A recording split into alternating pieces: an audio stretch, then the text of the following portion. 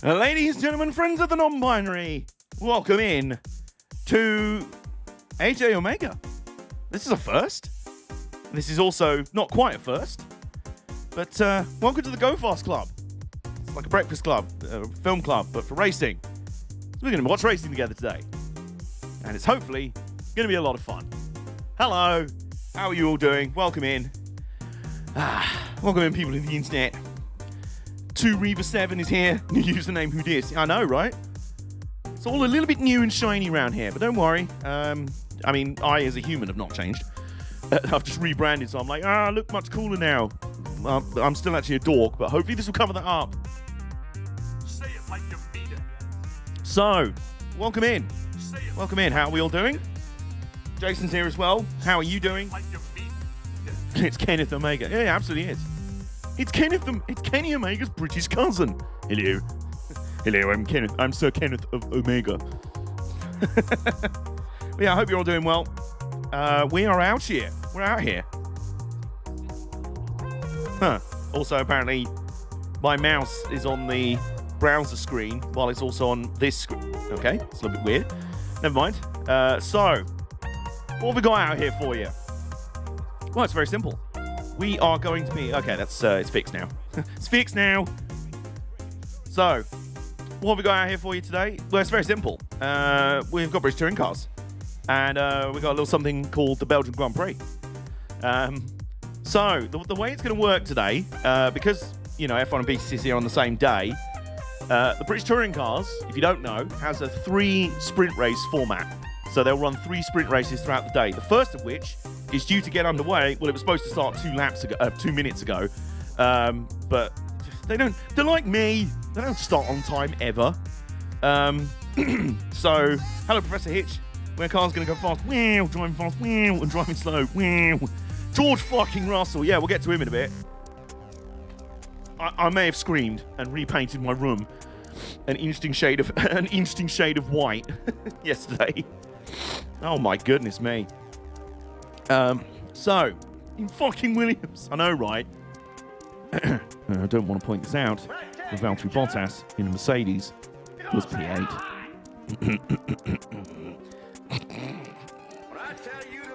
At this point, George would be like, no, you know what, Toto, I'm good. I'm going to just stay in Williams and make them a world champion again. Who needs to fuck around? Hello, Nick. How are you doing?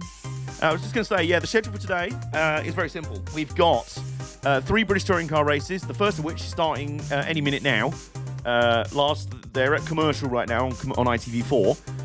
And they'll be going around to the grid very soon.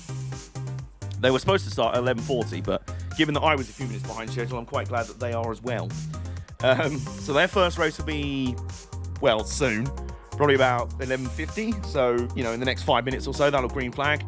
Second race will be 2:15, and then the third race will be around 4 or 5 o'clock. Now, of course, the Belgian Grand Prix green flag drops at 2 o'clock exactly. So we're going to have to pull some split-screen shenanigans here because the British touring car race will start and then end while the Belgian Grand Prix is still going on. Because it's such a short race. Well, it's a much shorter race than the Grand Prix. Oh, and for the bike fans of the UK, MotoGP's on ITV as well. Oh, my God. It's just everything's going on today. If anyone's watching those, or F2 and F3 and whatever's going on the support card for the F1, a W Series racing again today. Feel free to let us know in the chat if you've got them on in another tab as well. You know, we're going to be watching just F1 and the touring cars today, and maybe some of the stuff on the touring car sport bill, because they've got some good stuff. They've got some pretty boring stuff as well. Looking at you, Porsche Cayman Carrera Cayman Cups who go to the Cayman Islands series. I don't know. British F4 can be okay at times. Ginetta Juniors is the new era Clio Cup. Jack Doohan won again. Okay, I can't wait for IndyCar to come back. Me too. It's in a couple of weeks, isn't it? We've had Gateway. What have we got? What's next up? We're getting into the final few rounds of the season, I think. I want to say it's maybe Portland is next up in a week or two. But it was clean, at least. Yes. Yeah. I think, I'll be honest, I think we'll if we can avoid any more large crashes at Eau Rouge for the moment, I think we're good. I think we've had enough of that for the moment. Long Beach. Yeah, Long Beach was actually supposed to be earlier in the season. It's been pushed to the very end of the season. So I believe that's the end of September. IndyCar's own Monte Carlo, except it's better.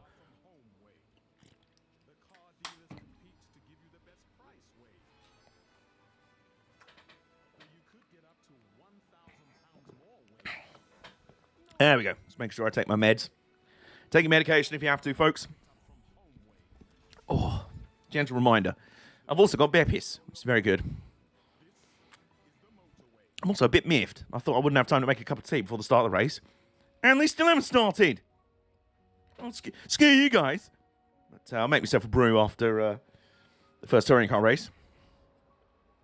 Now, obviously, I'm well aware that there's going to be a lot more folks who know about F1 in here than British touring cars. Don't hesitate to ask me any. There's no such thing as a stupid question. Hitch, I know, is also a big touring car fan in chat, so she'll help out as well. Next race for IndyCar, September 12th at Portland. There you go. I thought it might be Portland. We're at that time of the season. It's normally like the second or third last race of the season. Is Jason Potato in this race? Yes, the baked potato is in this. One of the oldest drivers on the grid. Made his debut in 1997. Though that wasn't quite as wild as Matt Neal, who I believe retired at the end of last year, although I heard somewhere that he might just be on sabbatical. Who has literally been racing, who had been racing in the British touring cars for as long as I've been alive. Yeah, he debuted in 1992. Jeez. Jesus. All right, so people are walking off the grid. Grid girls in like far too tight clothing are like, good, I can put a warm coat on now. Finale is September 26th in Laguna Seca. No, that can't be right. Long Beach is definitely the finale, I think. Unless they've just been like, nah, unless Corona's, there's too much Corona in California. They're like, no, we don't fancy it. Yeah, I'm pretty certain Long Beach is the season finale because they bumped it to the end of the season. Laguna Seca normally would be the finale. Only IndyCar, man. Like, I love Laguna Seca, but, man, why do they have to pick a hit and miss? Yeah, isn't that right? Maybe I missed it. Yeah, I'm pretty certain Long Beach is the season finale, unless it's been postponed. We'll see. Hope you guys like the new graphics and things. They're very much a work in progress. I made all of these overlays this morning. Leave it to the last minute. That's the best way to motivate me. But, okay, so where are we at? Window capture. Yep, there we go. There we go, I think. I honk. I thonk. Yeah, you know what? Close enough. Okay, well, that'll do. In fact, what I can do is put this window onto full screen like that. It fits a bit better in the... yeah, you see? There you go. Perfect. I just press F11 to make it go full screen in the browser. So there we go. So what we'll have on the screen here is the timing, which I've just realised might be ahead of the, TV pictures. Because is everyone going around on their formation lap? They've not moved off of the grid on my TV screen. This could be an issue. Hey, Rezi, hello. Squad. What's your name, Tony? How are you? Oh my god! Yeah, the timing screen is miles ahead of the TV feed. Holy shit! Oh, because the TV feed was way behind. Cheers, ITV. Thanks for that. Thanks for that. So yeah, we're underway in the British touring cars. Because the ITV feed decided to be about 20 minutes behind. I was like, why is the time... Okay, so there's a lot to process. Right, so we're underway. Thanks, ITV, for missing the start for us. But, good news. My boy, Josh Cook, is in the lead. Off the start. Oh, my homie say ITV. All right, so... Oh, my goodness, what was... Was that Jake Hill? Oh, Jake Hill making the pass back to second. That's how you do a clean first lap. Steady on Hitch. There's a long way to go in today's proceedings. All right, so the running order on the first lap. Josh Cook up to the lead from third on the starting grid. Dan Rowbottom, the RoboCop, he's had a stinker of a start. He's down to fourth. Roy Butcher's up there in fifth. Now, the people to pay attention to here is my boy, Josh Cook, the Ginger Prince, because he's very ginger. Oh my goodness, that was a hell of a send from Jake Hill around the outside into the final chicane. Oh my goodness me. Right, the main person to watch here is Ash Sutton, who's currently 7th, who, since about the start of last season, has been disgustingly OP in this championship. You're going to hear a lot of salt because I'm just getting fed up of him somehow being like half a second to a second lap quicker than everybody race after race. Like, he just has a habit of a bit of biff and barge between a BMW and a... trying to tell what car we're on board with. Yeah, his car is just disgracefully OP, and I have no idea how, because his teammates are just kind of average. He apparently is the only guy that can make that Infiniti Q50, like, God tier. So I'm just sort of fed up. So I'm kind of in an anyone but Sutton. Oh, my, that's a spin for Paul Rivette in one of the Ford Focuses near the back of the grid. What was this? This is a replay running wide out of, is that Church Corner? Thing is, in British touring cars, whoa! Speaking of Ash Sutton's mediocre teammates, there's one of them shoving Paul Rivette into a spin on the outside of Church Corner. What you have to know about Thruxton, by the way, is in a British touring car, almost all of it is flat out. You've got the first few corners, you've got Campbell Common Seagrave, which is like a... You come up over a right and left, I think they're called Allards. Oh, hang on, I know what we can do. Hang on. Where's tracking? Yes, there we go. That's even better. So watch competitors. Aha, there we go. Yes. So we've got a live map. So there you go. Oh, this is great. So hang on, someone's fallen on. Oh, okay. So the 23, I think, is Paul Rivette. The 28 is poor Nicholas Hamilton, who... Oh, dear. I love the guy. I love the fact he's able to compete in racing with cerebral... I believe he's got cerebral palsy.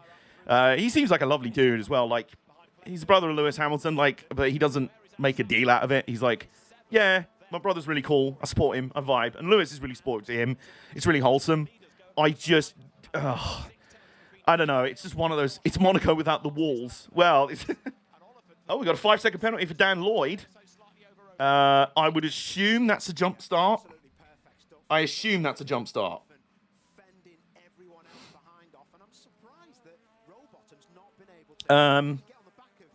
So yeah, that's generally what that is. That probably just rolled a little bit on the start, rolled the front wheels. Yeah, poor Nicholas Hamilton, man. He's just out of his depth in British touring cars. It's unfortunate, man. Like, he's clearly having a good time. Like, it means the world just to be here. You know, he's kind of the Eddie the Eagle of the British touring cars. Bless him. But you know, he's out there. He's vibing. How are my boys, the Halfords Hondas, doing? Well, one. Started on the pole and slipped to 4th off the start. That's Dan Rowbottom, the RoboCop.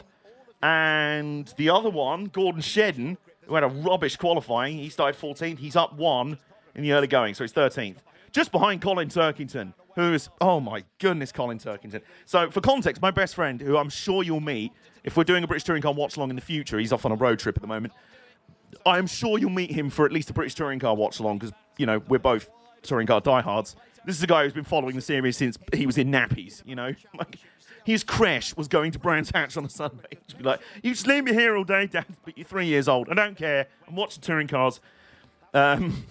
So, yeah, he's like the touring car, like, mastermind.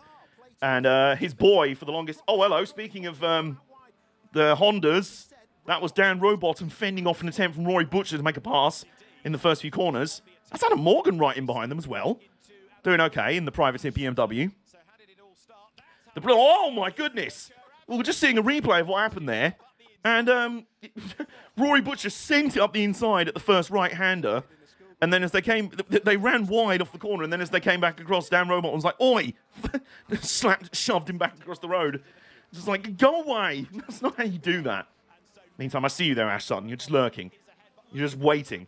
Waiting to just be like, lol, Sutton wins.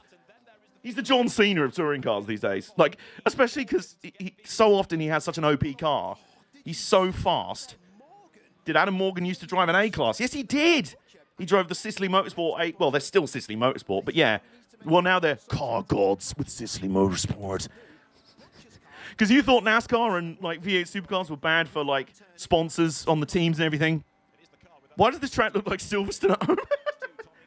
Well, you know, that's a good point, actually. It might have a similar... It kind of looks like old Silverstone at home. Oh, go away, Ash. Nobody likes you. We're enjoying just... Oh, go on. Oh, go on, Dan Lloyd. Go on. Oh, Dan. Go on there. Go on, though. Go on, though. We like to see this. We like to see this. Keep Super Sutton down. Provide a challenge to Super Sutton. In my mind, he's John Cena. He's like, oh, no, we've had a bit of a... He's basically a gammon John Cena. He's like, oh, you know, mate, well, we didn't have a good qualifying session, but I think we'll see if we can get some speed in the race. Qualifies 8th, wins the first race, wins the second race. Oh, you got maximum ballast for the second race, but that's late. Wins the second race. Oh, I can't believe it, mate, bruv. It's just great, bruv. We've got the fastest car out there, mate. It's great. I'm just like, I'm bored now. Just this random independent Infinity out of nowhere is just ridiculously OP. It must just be a case of him perfectly suiting the car. Because like I say, his two teammates, Aidan Moffat, who's pretty good, and Gammon John Cena. Does he support UKIP? Well, no. But I have it on fairly good authority that his dad kind of comes off very gammon. So, I don't know. Maybe his son's at least good enough, just smart. Maybe he doesn't follow the same beliefs as his father, or maybe he does, and he's just smart enough to keep his mouth shut and just race, which is for the best, really. You know, you can think what you want off the track, you can do what you want, but, you know. So, anyway. Well, there's the other...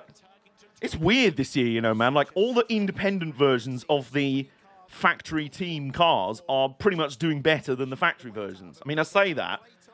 Yeah, so there's a, what's it called? BTC Racing independent Honda leading ahead of the... Well, it's not a factory Honda anymore, but basically is, in 4th. There's one of the factory BMWs 3rd, and then the next one is a privateer BMW, which is... the time screen's gone a bit weird. Oh, hang on, what's happened to the 20?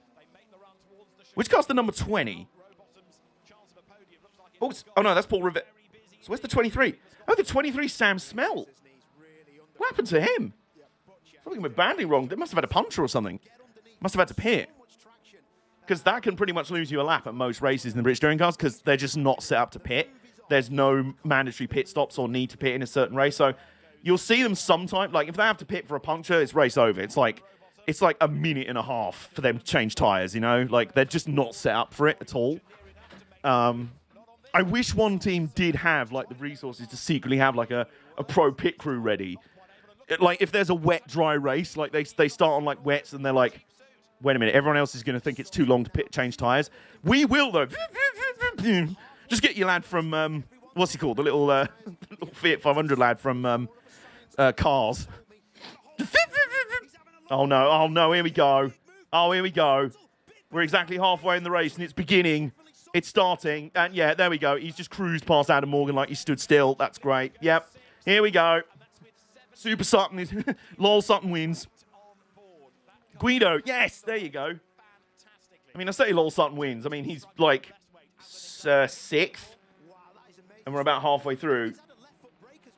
Yeah, he just like cruised. Like, very rarely, in such a very closely matched, like almost spec series, I've never seen one car just be like, yeah, I'm just going to corner better than you. I'm just going to accelerate out of every corner better than you. I'm just going to have better top speed. I'm like, how much ballast are you running? Maximum ballast, doesn't matter. It's like, what?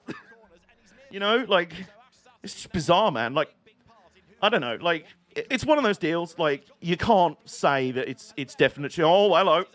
Roy Butcher going for the send at turn 1 again on Dan Robottom. He gets it done this time. Factory Toyota up to 4th. Ahead of the almost factory Honda. And, yeah, in about half a lap, Ash Sutton's caught up to Robottom. And he's going to pass him now. Yep, it's beginning, folks. Here we go. I'm just really hoping...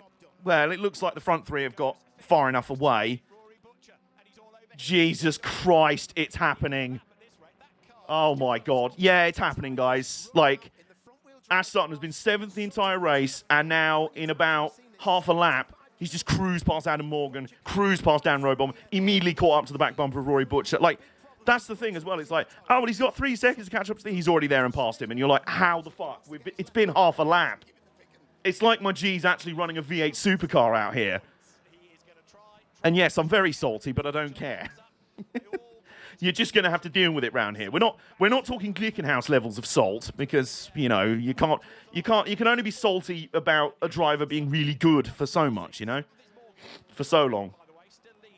Also, we got 10th through to 13th. There's a weird 10th through to, whoa! Oh no, that's, I'm very sorry. That's Nicholas Hamilton going off. Yeah, that's his one scheduled crash per race. But it looks like he just spun off. Looks like he's back on now. Yeah. Oh dear, Nick. Oh hello. Oh god, sorry. I looked on the track map and I saw a car, like a dot just ahead of the leader, and I'm like, oh no, wait a minute. That's the 23 of Sam Smelt who's being lapped. So I'm just watching the dots because I know it's a bit ahead of the ITV feed. Man, he's really not cut out for... No, he isn't. He was all right in Clio Cup. Like, he'd be okay at that kind of level, but, like, it's like CM Punk in the UFC. Like, if you're offered a deal like that, if you're CM Punk, you're not going to turn it down. But in reality, you're not at that level. You know what I mean? Like, you're not going to turn down an opportunity to compete at that level if it's given to you. But, you know, you're probably not actually... You know, if someone's going to pay you to drive their car, you're going to. But are you actually at that level or not? Oh, yeah. You know what I was saying about Ash Sutton's teammates being a bit crap? There's one of them right at the back with, like, the jobbers. What you have to know is, especially in the last few seasons, there's really been, like, two or three tiers in the British touring cars. There's Ash Sutton and everyone else. No. There's, like, the good cars, which is Ash Sutton and then everyone else trying to keep up with him. But there's, like, the top 10 or so who are, like, really good. There's a few more who are, like, midfield, kind of all right. Might be able to get a win here and there. Might slowly come good. And then there's, like, the back kind of 8 or so who are, I mean, pretty bad. I mean, you can see on the screen right now, you can see, like, the lead group down to about Ingram coming through the final turn now. There's your really good guys. Oh, Nick Hamilton's in the pits. There you go. Yeah, he's just pitting on the screen. Okay. And then you see at the back there where, like... Yeah, he just lost it on his own at Church. I mean, it's not exactly a hard thing to do. Church Corner's one of the fastest corners in the entire championship. Oh, dear. And now there's smoke, which I assume is overheating because he got a load of grass in his radiator. So there we go. But, yeah, there's some guys sort of at the back who are... I mean, I say all of that.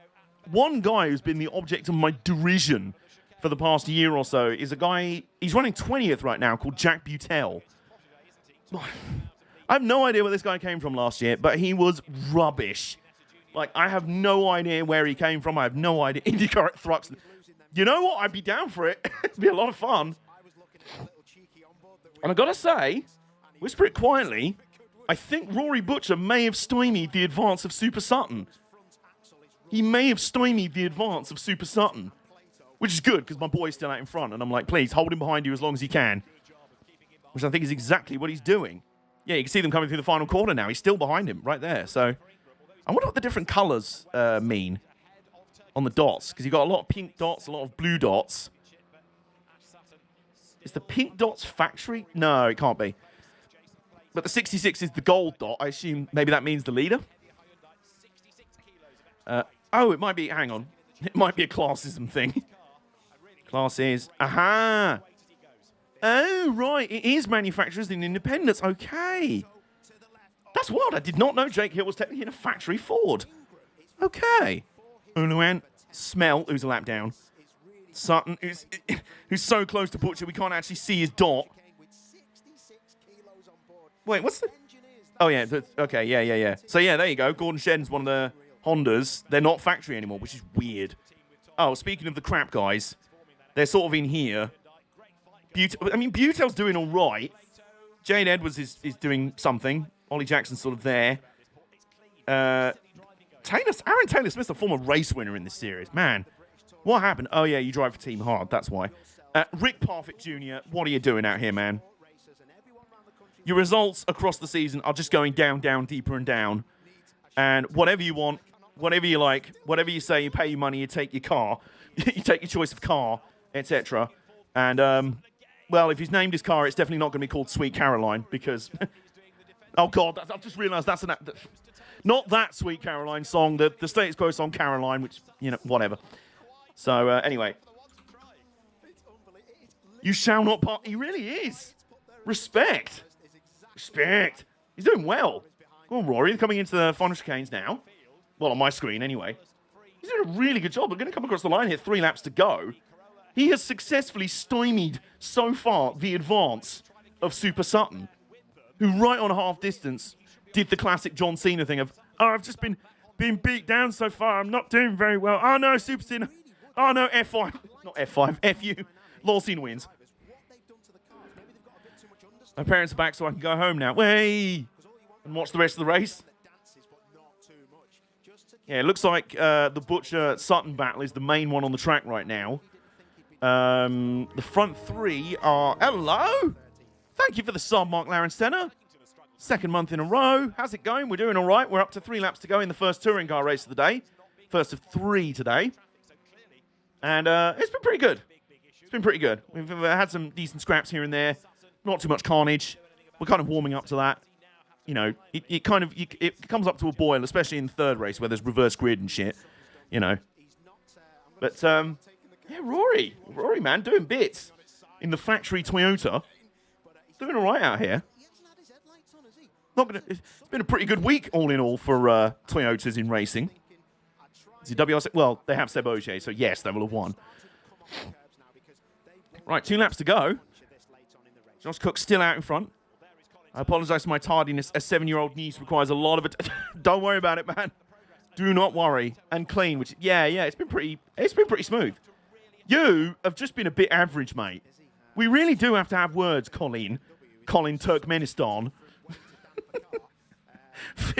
It's like me, Finland. I see your hypercar tweet. Quite which time? Which one's that? What, the one about the Toyota or the Moyoda? The official URD mod for the Toyota GR010, but it's just called the Moyoda because lol copyright. So we're still watching this battle here. I believe this is Adam Morgan and Daniel Lloyd for 7th. Oh no, it's Tom Ingram in 10th and Jason Plato in 11th. The baked potato is still out here. Oh, the Toyota one. Oh no! Oh my goodness! Whoop. Tom Ingram is weaving left and right like he's playing a game of Pong. Jason Plato is just like, excuse me, can I come by now? Excuse me. Tom's just like, no, you shall not pass. He's weaving. Oh, it's not going to stop him though. Jason, the baked potato, going to the outside into the final corner. If he can stay on the inside for the inside bike, got it. Whoa. Hip and shoulder. Oh, he shoves Ingram straight across the apex. That was and Turkington's coming through on both of them. Oh my goodness, that was Jason Plato being like, son, are you aware of who you're trying to step to? The most grizzled greybeard in the entire series right now. Do not step to me, young whippersnapper. Oh, Turkington's still trying to bounce. Tom Ingram's now just being like, no, I'm not losing 2 positions in a go. He is just getting absolutely like rousted at the moment by the L lads are just schooling Tommy. I mean, I don't know how old Tom Ingram is. He's been in the championship for quite a while now, but he's just perpetually like baby. He's the ultimate baby face. I have to ask, what inspired the Omega rebranding? I will explain at the end of this race. A couple of factors. Now, meantime, oh my goodness, Jack Butel's just made up position to 19th. Meantime, at the front, fastest lap. It is going to be the perfect race. Hopefully, he's got a few more corners to go. Well, actually, on the line, he's crossed the finish line already. Okay, come on, here we go. And across the line. Oh, yeah. Oh, yeah. Well, today has started off pretty damn well. My boy Josh Cook, the Ginger Prince, has done the business. He wins race 1 from 3rd place on the starting grid. Oh, yeah. Very nice. That'll be Jake Hill in 2nd. Good run for him. He qualified 2nd, I think, fell back at the start. Got back ahead. Oliphant in 3rd. The top factory BMW there. Rory Butcher in the Toyota. Holds off Ashley Sutton. He held off Super Cena. He held off Super Cena to a time limit draw. That is incredible. That is incredible. Daniel Rowbottom, Robocop. I don't know what the asterisk is alongside some of these names here, by the way. Rowbottom Yeah, from the pole back to 6th. Not so good. No, not so good. He was still a top 10, doing all right. Adam Morgan, 7th in the independent BMW. For car gods with Sicily Motorsport. And Senna Proctor, who's actually Josh Cook's teammate, in 8th. Baked Potato in 9th place. Tom Ingram, 10th. Turkington, 12th. Because Dan Lloyd finished 9th on the road, but he had that penalty, so that bumps him behind Plato and Ingram, but not behind Turkington. That's annoying for Turkington. Gordon Shen, 13th. Tom Chilton, 14th. And rounding out the points, because the top 15 get points in every British Touring Car race, that'd be Stephen Jelly. Speeve Jelly in 15th. There you go. So, and then, well, you know what I was saying earlier? You know, not to ram the point home too much, but you know me. You know I like roasting mediocre teammates to good drivers. Valtteri Bottas has left the chat. So here's Ash Sutton, right? Reigning champion. Points leader. He's up there. One of the fastest cars out there. There he is. Where's his nearest teammate? That'd be Aidan Moffat, 16th. Out of the points. And then the other Really? Really now? Really? This guy can make the Infiniti Q50 the most OP car since the flipping 2001 Vauxhall Astra. But y'all are just... What are you even doing out here, lads? So, and then down here are the people that had a big sad. Well, Rick Parfitt did, and he was just slow. He was just slow as absolute chunk. Wait a minute. Are you telling me that Boardley and Parfitt were having like a wooden spoon battle out on the track there? Carl Boardley, you absolute plank. They may as well just put like a brick in the driver's seat and do better in that car of all things. Anyway, yes. So there you go. That'll be the first race. Your NASCAR 0607 playthrough on Bomber Sports Plays made me hate Tom Ingram. Really? How would a NASCAR plays have made you hate Tom Ingram? How's that happened? He's basically the Lando of British touring cars, but just a bit older. Who's that? Is that Tom Ingram? Yeah, the ultimate like baby-faced assassin. He's always like charming and like lovely. He's just like, oh, you know, it's pretty good. Yeah, I'm quite happy. Yeah, it's really good. It's really good. Like even if he has beef with people before, it's just like, you know, he can't drive. Lol. Just banter, but not that kind of banter. But not gammon banter. The plank. Hey, Black and Mild here, scored up with all the Corvettes. Well, not quite all of them, but you know. Yeah. Tom, that's a good analogy, actually. Tom Ingram being the Lando Norris of British touring cars. So what does that do for the championship? That puts more points between Ash Sutton and Tom Ingram. God damn it. But Josh Cook, my boy, is sneaking up there. He's up to 3rd. Tied on points with Jake Hill, who's 4th. Colin Turkins is just fading bad. It's just not happening. It is just not happening. Meantime, Stephen Jelly's down in 10th. A rather nice amount of points behind Ash Sutton. So there we go. Man, this weekend's been going deceptively well. I'm scared. I'm very scared. Things have gone too well so far this weekend. So for context, on Friday night, Pro Wrestling Eve. Hey, really make a cup of tea. I will in a minute, Hitch. Pro Wrestling Eve, one of my favorite independent wrestling promotions, came back. They had their first show back after the pandemic. Now, I've said before, I'm out of wrestling now. I'm not going to shows as much anymore. And one of the big reasons was because one of my favorite wrestlers in the world, the fearless Charlie Morgan, had to retire from a career-ending injury in May or June 2019.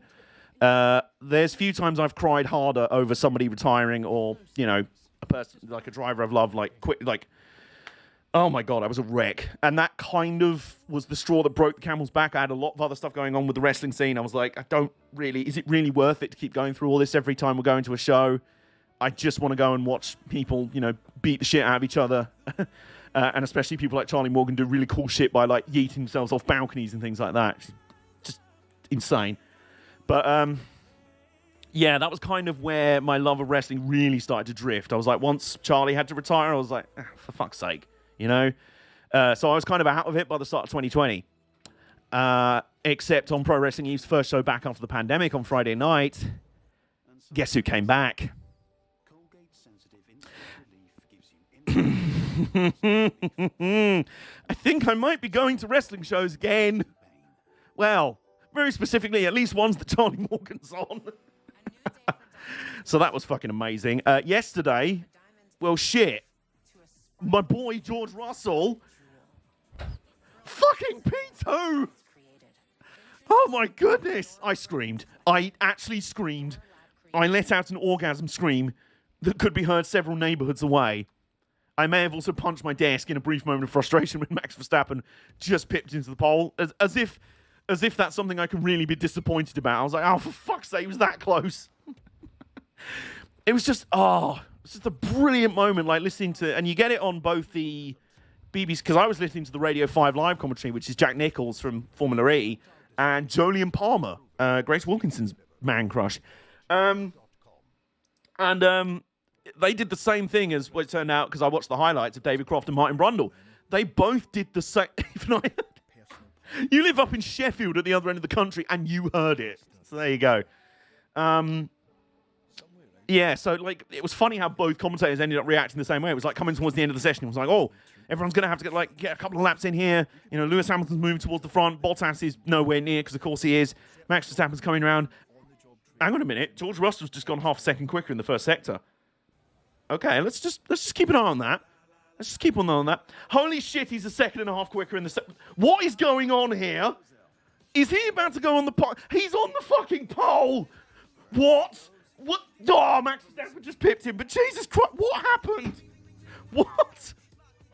Holy fuck. He outqualified Lewis Hamilton in a Mercedes on pace alone. And don't even speak to me about Valtteri Bottas. He's not even fit to shine George Russell's boots. Oh, my goodness. Oh, my word. The only downer is, of course, my other boy, Lando Norris, was fastest in the first two sessions. He was kind of sacrificed because Michael Masi was like, right, okay, Q3 starting. It started pissing down with rain again. At a track with a corner on it that has actually claimed lives in recent memory. Okay, so everyone's on their outlap. Vettel's saying we should red flag because there's massive aquaplaning.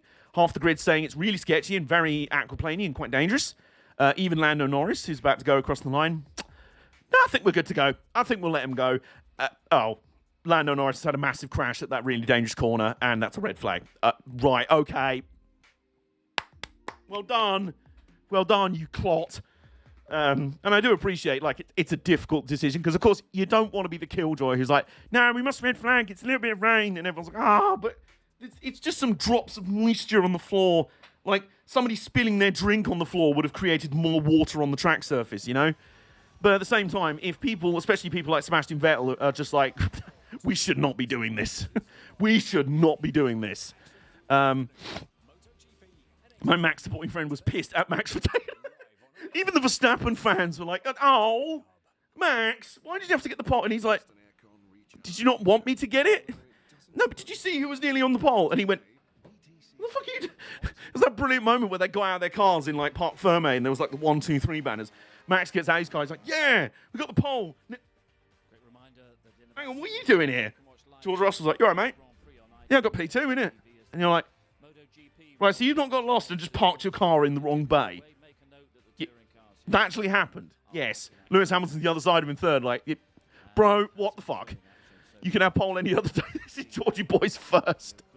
Well, with any luck, if there's any justice, George will have many more chances to get that first pole and then his first win, hopefully.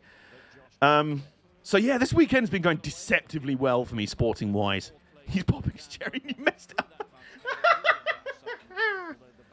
Josh Cook helmet. Oh my god. Hit him.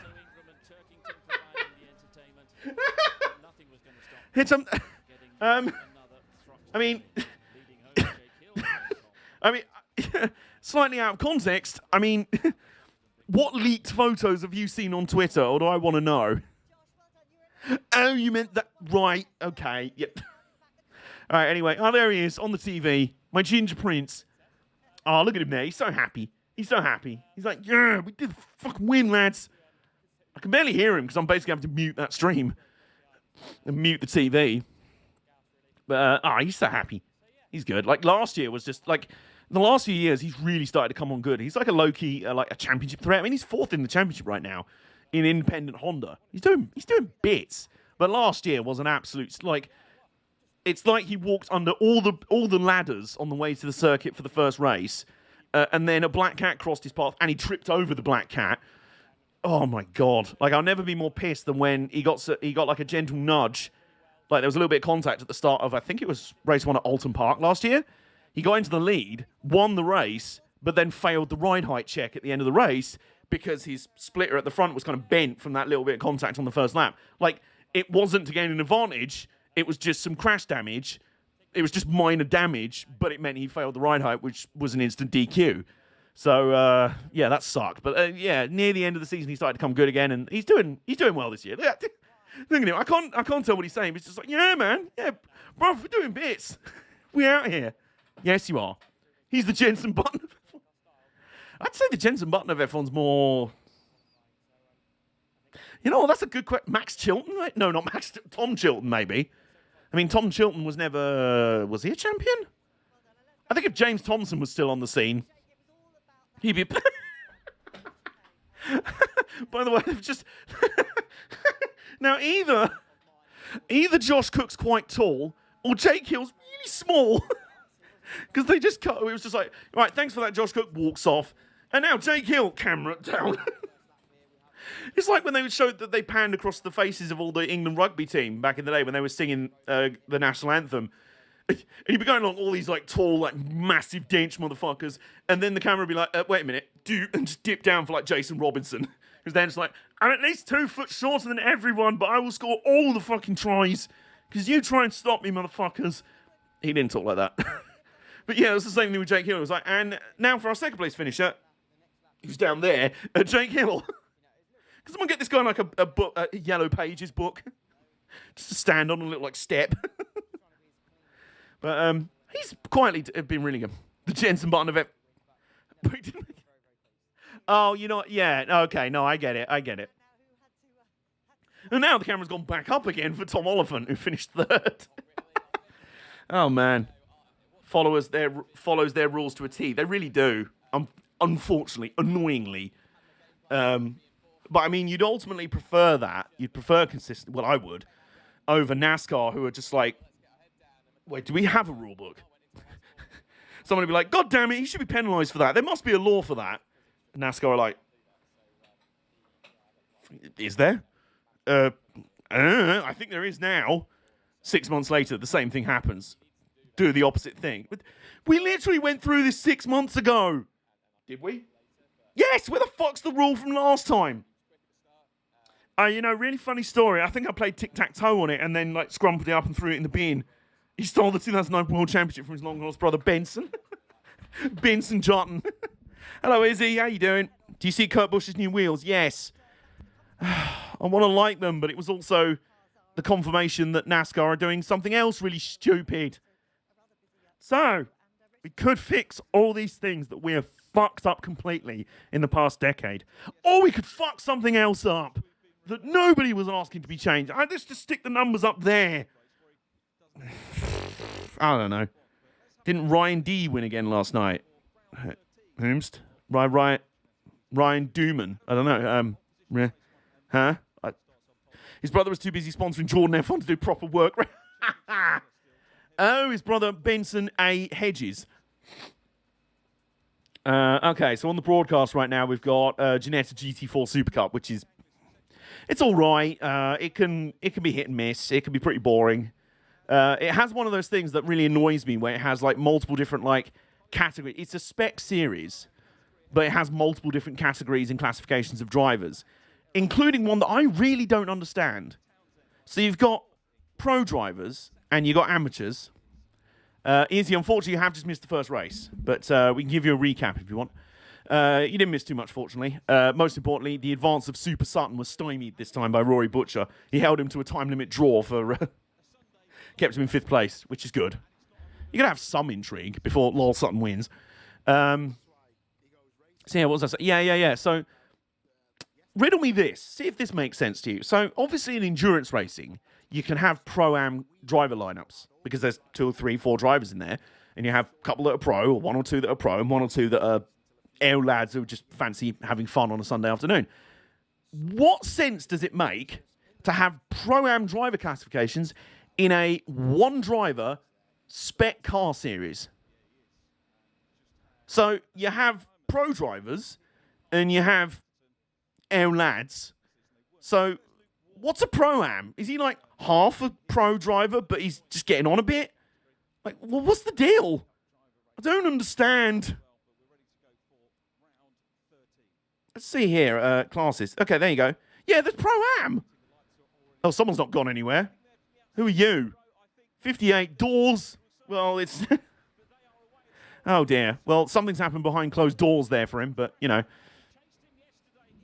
So I'm just going to use this to try and reload and resync the broadcast. But I think it's... The unfortunate thing is, BBC is the worst for this. It's like a minute behind the live TV broadcast. Most of the time, it's like 30 seconds behind. Like ITV is about 30 seconds back. So what you're seeing on the timing screen right now is a little bit ahead of the live broadcast.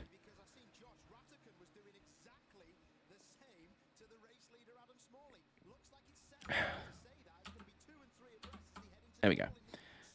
Lads using a car from a... I don't know. They're spec cars. There's not that much difference. Well, hello, the 78 of Colin White, who I swear to God has been racing since internal combustion engines were invented. For context, I was watching him drive in the ASCAR Days of Thunder series, which was Britain's very short-lived attempt at their own NASCAR series using old... I want to say it was ASA, like, late model type cars at Rockingham Speedway and Lausitz, the Speedway Lausitz. Pretty fun. I really enjoyed it. In 2002, I think I went to a lot of the races with my dad. It was really good fun. He still has a really fond memory of the first time we were there. They were about to go green for the first race because they had like 2 60-lap races. And the noise, there was like 20 cars, but it was the rumble. It was so loud. It was a proper like amphitheater experience. I was like, I may never go to a NASCAR race in America in my life. I may never have the chance to. But I am right here. I am 10 years old, and there is NASCAR happening, and I'm so fucking excited. I think I'm going to piss myself. My dad remembers just looking over at me in the grandstand seat, and I'm like, I was just like marking out. And in 2002, they actually had a sick driver roster. They had an amazing driver roster. Jason Plato was in it. He took a sabbatical from British Touring Cars because he figured he might want to try and pursue a NASCAR career. Never really went anywhere, but he was pretty good. Ben Collins... The Stig was in that series. Le Mans winner Nicolas Manassian, a Frenchman. Former British touring car driver Kelvin Burt, he was in it. Oh shit, who else was there? Oh, and a cameo for one round or two, for one weekend, a one-off drive for Colin McRae. Fucking Colin McRae was in the championship out of nowhere, just like, this looks like fun, let's do this. I think, hilariously, Matt Neal also cameoed in a few races, which is amazing given that Jason Plato was full-time. And, like, the 2000s was the peak of their beef. It would simmer for a few more years before fully, like, combusting. But, just imagine Jason Plato, like, well, at least I won't have to deal with that toolbox Matt Neal. What are you doing here? Matt Neal just walks over, like, you're right. What are you doing here? No, what are you I left touring cars to get away from you. Them cars surely didn't go sideways enough for McRae to enjoy. Yeah, if there had been a UK sprint car series, he'd have loved that. If it had been dirt racing, he'd have loved that. He'd been like, oh my God, can you... Oh, I'm sad. I am now sad that we never got to see Colin McRae in a World of Outlaws race. He would have loved it. He would have so fucking loved it. Oh, man. But yeah, no, it was really good fun. And Colin... what am I trying to say? Colin White, who's in this race, was in that championship. And he's just forever driven the same 78 car in almost every series he's ever run. I think he just runs his own business and he just races off the back of that. The last British person I can think of in NASCAR was pickup truck racing legend Paul Poulter, who didn't do too well, ran out of fuel on debut at Milwaukee. And it happened at Rockingham. What, Colin McRae's cameo? Yeah, it did. Shit, man. Like, it was a legit series. Unfortunately, I think it really tried to run before it could walk. Because... let's have a look here. It also had an unfortunate name. It was ASCAR, just taking the N off of NASCAR. But then everyone just went, lol, it's ASCAR. It's ASCAR. And then it went through about 20 different... You'd come back every season and was like, ASCAR is dead. Now it's the Days of Thunder Racing Series. Next season. Now it's the Stock Car Speed... For fuck's sake, yeah. Yeah, but it was fun. There you go. There's Ben Collins' car, the Territorial Army car, which is badass. So, yeah, 2002. Let's have a look at this lineup of drivers. You've got a lot of lads who are kind of stalwarts of the British club racing scene. ASCAR, exactly, yeah, right. Like, Come on, man. But, yeah, there you go. Ben Collins, the Stig. Paula Cook, who at one time was an independent British touring car driver. She cameoed for a race. Mark Proctor, who's been around. I believe Senna Proctor is his son. So there you go. John Mickle, who's been about the place for a while. He was kind of the closest we had to a British NASCAR racing hope for a while. Brandon Witt, he of, occasionally showing up in like trucks for Xfinity. Darren Manning, champ car driver. There you go. Colin McRae, yes, there you go. He cameoed for one race. There he is. Matt Neal. Matt Neal and Jace Blair were on the same team. My God. And, there you go. Oh, Darren Turner. Fuck me. Aston Martin Racing, factory driver. Darren Turner was in the series as well. Holy crap. Yeah, it was a really good series. Oh my God, that's really funny. I've just realised that Nicola Manassian completely Matt Kenseth the championship that year. He won one race. Kelvin Burt won a bunch of races. Darren Turner won a bunch of races. I must be getting my timelines mixed up here. Was Ben Collins in it this? Oh, he only ran the one race. Okay, he was full-time in 2003. Right, okay. Steve Grissom, he was out here. Yeah, he had some good driving. Max Papis. Max Papis cameoed for a race. Oh, that's amazing. And maybe my favourite... Well, this is one of my favourite things as well. I never knew this at the time, that it was a pseudonym. There was a driver in it called Skid Carrera, which is the greatest thing ever. I don't care what you say. It is the greatest thing ever. Now, the one other thing I have to show you this. Oh, shoot. Another British touring car alum, Hunter Abbott, Rob Austin's teammate for a few years. So, here's one of the greatest things about the entire series. There was a car sponsored by the rock band The Darkness. This is the coolest thing. This is the absolute... Look, it's got flames on it and everything. Look, there's Justin Hawkins and... bass player, Frankie, the bass player, is just like, dude, this is really... I don't even know. Suffolk Rockers, The Darkness. Oh, my God. Yeah, I'm sorry. That is the coolest thing about the series. And look, it's got flames on it and the Darkness logo and everything. That's so sick. That was so cool. I did enjoy the series. It was just unfortunate. It never really got the kind of size of audience that it needed to survive. But sounds like the name of an NFS person, Grip King. CEV NASCAR 3. A1GP alum Darren Manning. There you go. Toby Schechter. Oh, yeah, probably. Yeah. NASCAR 2, NASCAR 3, and CEV NASCAR. Oh, man. Yeah, it's unfortunate because, obviously Euro NASCAR, the NASCAR Euro Series is a thing now. It's a formal NASCAR touring series.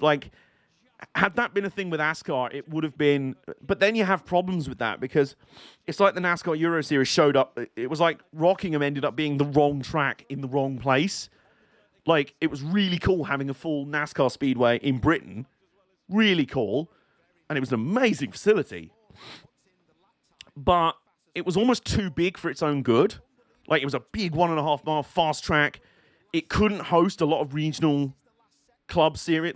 NASCAR Touring Series can't race on tracks over a mile because a lot of the time you're talking about really inexperienced guys who you can't trust to go 200 miles an hour on a big oval. And Rockingham was a massive oval. So by the time of the mid-2010s, Euro NASCAR couldn't race there because it was too big. By that point, they needed far too many safety. They needed to install safer barriers and everything, and there was no way they could justify that if they couldn't get one of the big American series. They got Champ Car for a few years, but then they went away. They never got IndyCar, and they never got a proper top 3 NASCAR divisional series race. Never got it. So without that, there was always going to be a limited shelf life. Plus, of course, you're talking about an oval in Britain. You can't race on an oval in the rain. It can rain almost all year round in Britain. That's a slight issue.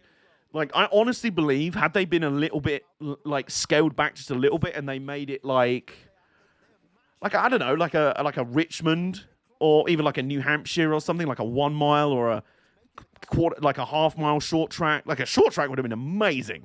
Having Britain's own version of Bristol, that would have been fucking great. That would have been amazing. But then, if you want to get IndyCar in, what do you do then? So, it was just a tough situation. I'm just grateful I got to go. I'm just grateful I got to experience it. It was a lot of fun, Tony Kanaan has the lap record for Rockingham. There you go. I even saw, funny enough, speaking about racing in the rain, I saw the British Pickup Truck Racing Championship, which unfortunately is not like the NASCAR Truck Series. It's smaller, like, I think they're like 2-litre Ford Z-Tech engines. And they've got like body shells of like nice Isuzus and Fords and stuff. Kept Rockingham alive for... British Touring Cars probably did keep Rockingham alive. It was their marquee event. But of course, even then, the majority of the big events that happened at Rockingham didn't use the oval. I thought it would have been badass if they had even like an exhibition race in the British Touring Cars on the oval. That would have been baller. It's either Ford Duratec or Vauxhall engines. I think it's Ford Duratec engines, you're right, yeah, but they were really good fun. And I remember doing a commentary gig for Downforce Radio at Rockingham where they were racing. They did about 3 races. It was pissing down the entire day, and they raced. They went racing. Now, for context, their top speed was about 130, 140 miles an hour. So they could, they weren't going as fast or they were nowhere near as heavy as a stock car. But it was really cool to see on a big oval, cars going around in the wet. They had wipers and everything. They were good to go. So, just a shame. Rockingham was kind of the wrong track in the wrong place at kind of the right time. I mean, NASCAR was in its biggest boom period at the time. If there was a time to strike to see if they'd be down to do international races, that was it. Because they ain't going to do it now because they can't even fucking sell out in their own backyard. Is that series still going? What, the pickup trucks? Yeah, it is. It is.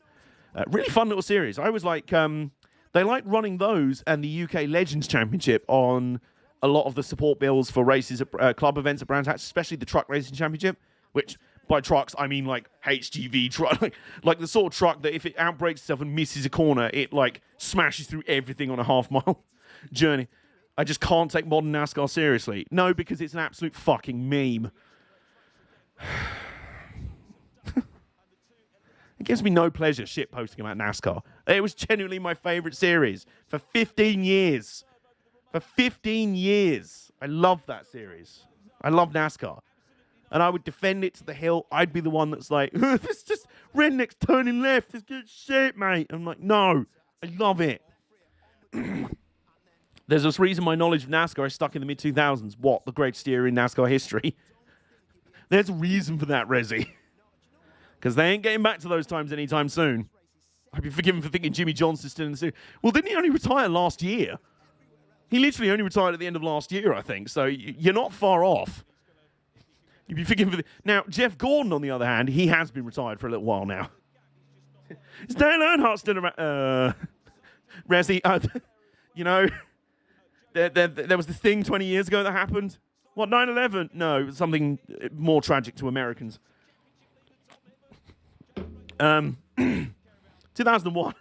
2001, a bad year for America. For the Pinty Series, Weeklies, Wheeling Euro, yeah.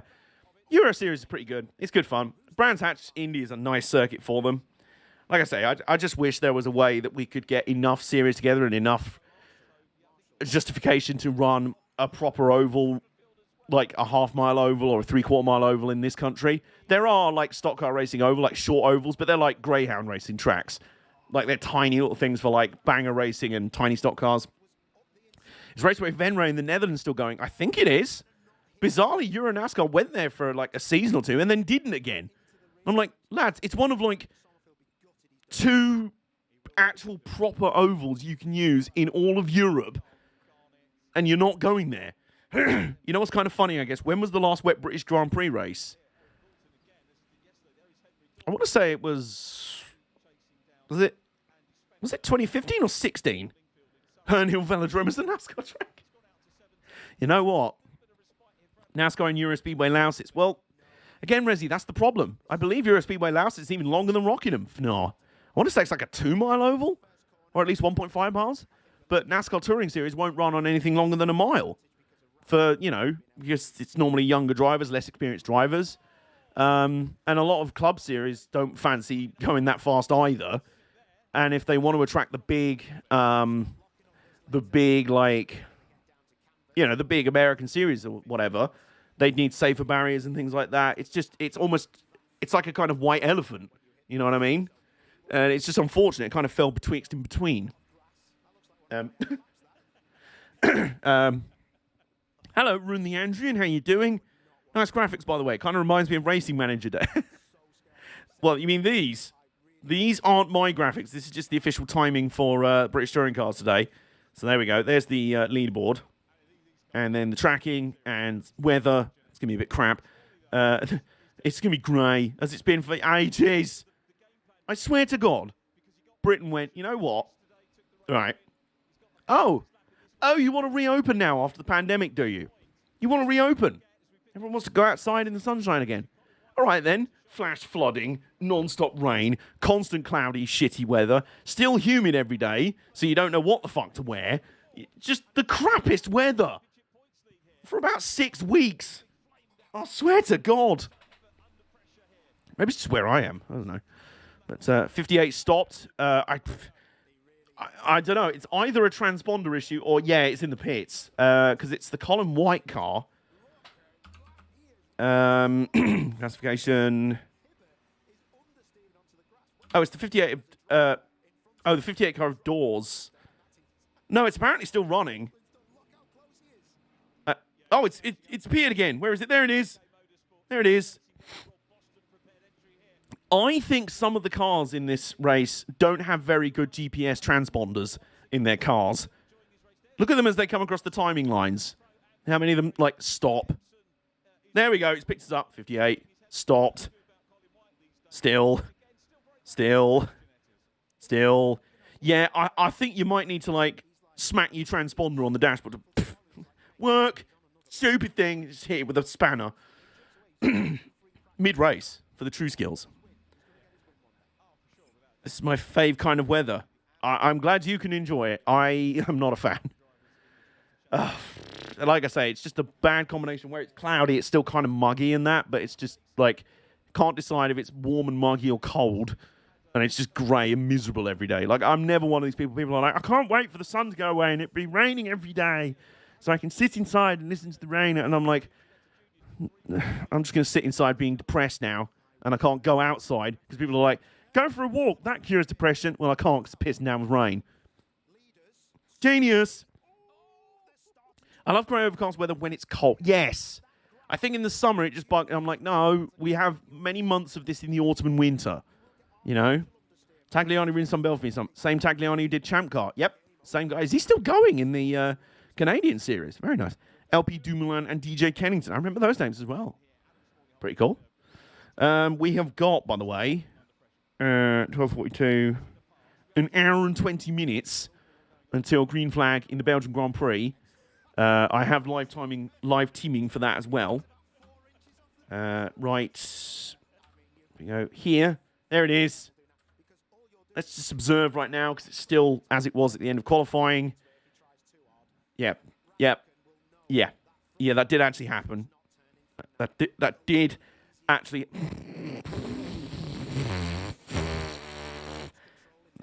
F.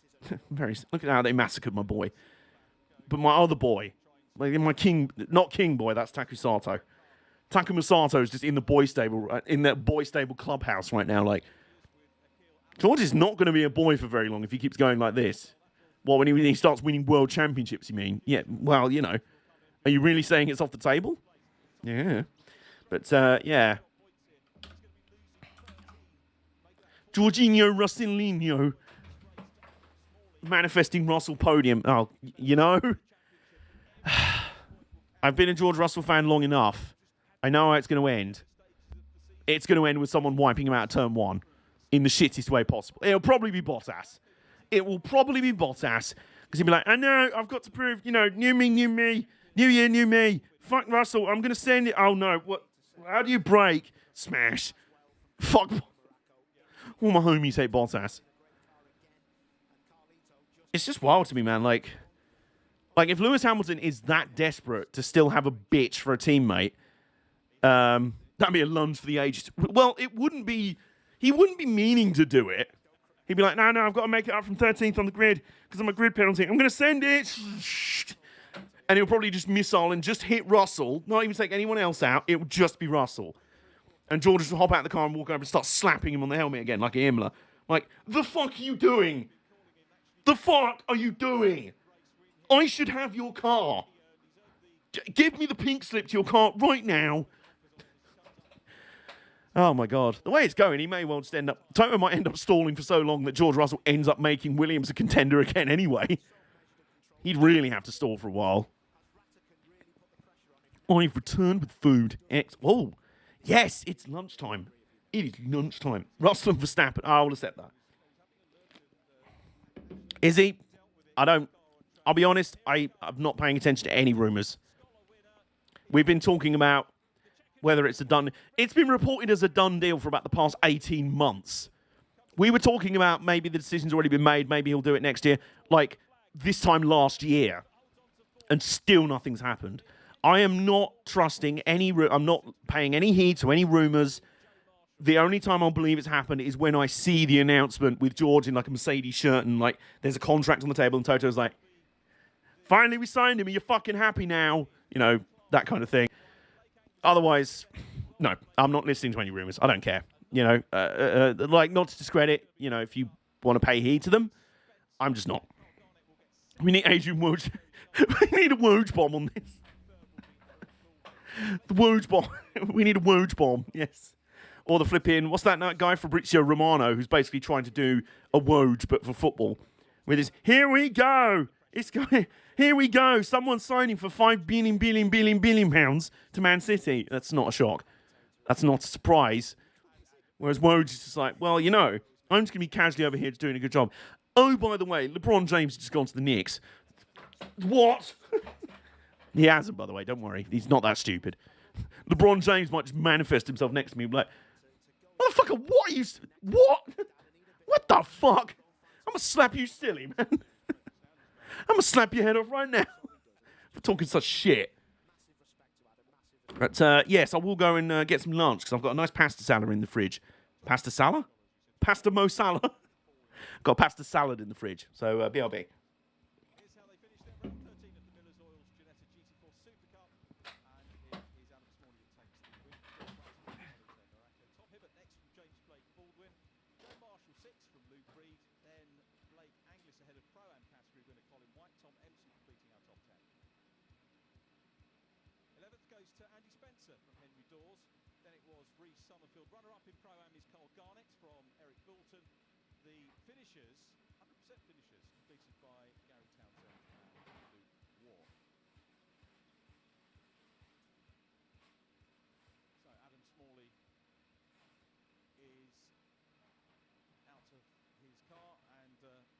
Enjoyed his race with Josh Rattigan. Absolutely superb to see the pair of them having that handshake, and they know they've been in a terrific game of cat and mouse there. So well done to them. Adam greeted by his dad, always first there. And the championship standings as we head to the reverse grid race here at Thruxton. Tom Hibbert. Now the championship lead is down to 5 points. It's been cut down more than I thought, to be honest. Josh Rattigan. And we're back. W for the size of this dog boss man. I still can't get over Williams, like, regardless of what happens this weekend. Yeah, he's won this weekend already. Like I said, like, especially now with my boy Josh Cook winning the first touring car race today, I'm like, this weekend's going far too well. This weekend is going far too well. I am bracing for disappointment at some point. And, you know, I hope I'm wrong. Like, it's weird. People don't like being proven wrong or made to look because they think it makes them look stupid, but I don't mind being proven wrong. I'll eat humble pie if something turns out to be true. That there are certain things. I mean, obviously, you know, if it's me being cynical about, like, no, George Russell will probably get wrecked on the first corner or something. W for Wombo. What's Wombo? Is that like a remix of that team, of that, oh, M for Mini?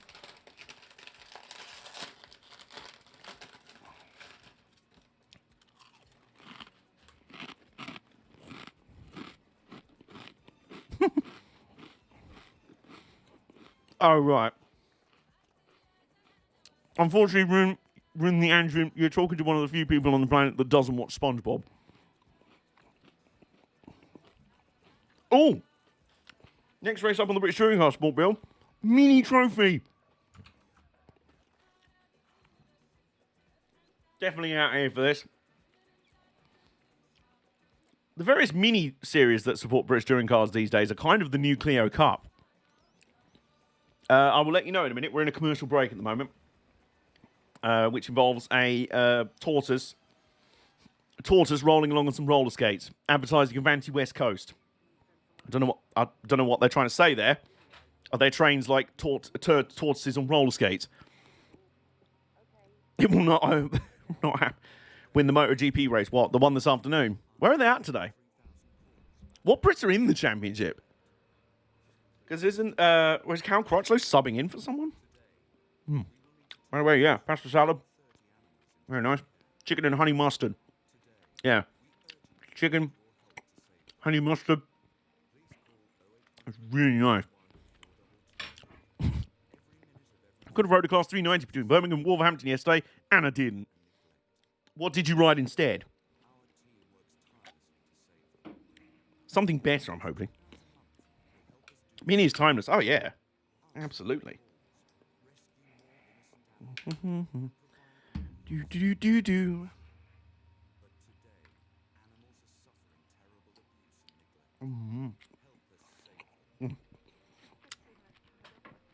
You're absolutely not missing anything on the broadcast, by the way. One particularly annoying thing about ITV. A TSW Class 158 with Perkins. Ooh, nice. Okay. Yeah, you're not missing anything on the ITV broadcast. ITV4 is one of those British channels where clearly charities can just like buy up all the ad space because you have like normal length adverts, which are 30 seconds or something. And then you have a 5-minute advert showing like starving donkeys in Ghana and or like abandoned cats in Rotherham or like African children with worm infections in their eyes. And it's all the real like, this is the saddest thing ever, give us cash. Real like I think Mark Kermode coined the phrase. It was like tragedy porn or something. Like really, just like really kind of gratuitous. And it's not that I don't feel for these people and these animals that are in such a bad state, but it's like, it's so it's every ad break and the ads are so long and they really pile on the guilt on you. And it's one of those deals where I'm like, so hang on. I know that commercials, like advertising space, is not cheap. It costs a lot to even get a 30-second advert on national TV. And yet your adverts are like 4 times the length of a normal advert. So where are you getting the money to do that? Where's the money that I'm giving to you to support the starving donkeys of Ghana? Where, you know, I'd like to see a breakdown of the figures here, you know?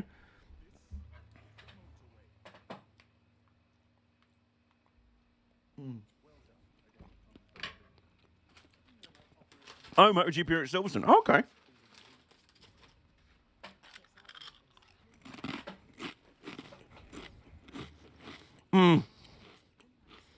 Yep.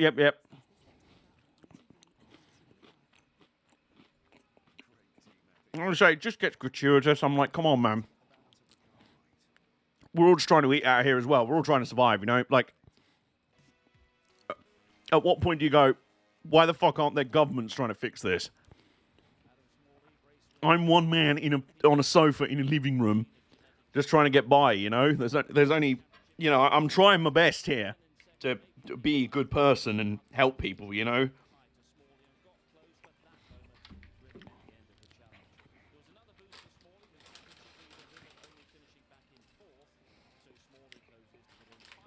Silverstone has a big Rossi banner. So does everywhere.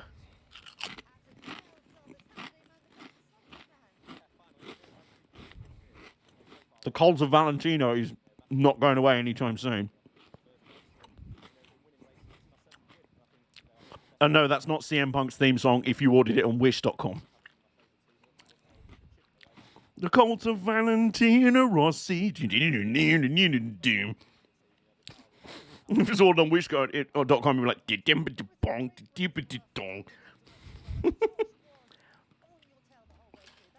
if you really want to monster the doctor, Steady on, Nick.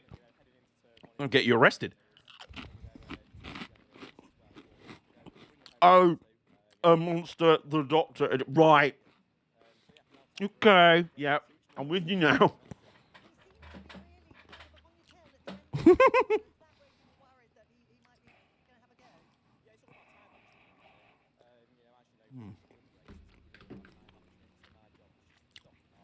Oh, shoot. You know what? You know what I've also got? This might be either a mid-Grand Prix or post-Grand Prix before the final touring car race. Snack. I have 4 slices of cold pizza. Oh, yeah. And yes, I'm in the cold too. I swear everyone is. You can't help it. Pog. Hell yeah. Hell yeah.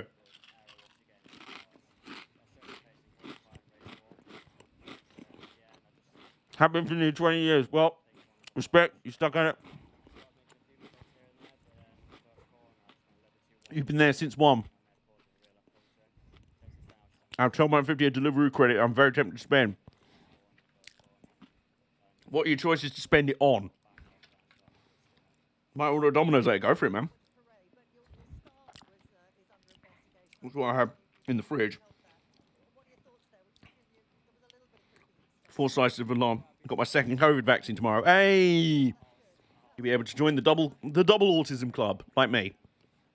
Well, technically, because I was already autistic before the vaccines, I'm now triple autistic. Unlimited power.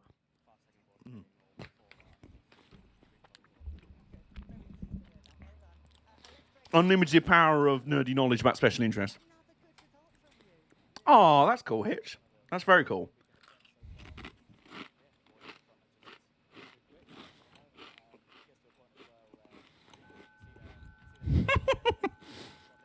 I get a flu vaccine every year. I must be like 12 times. Oh my god.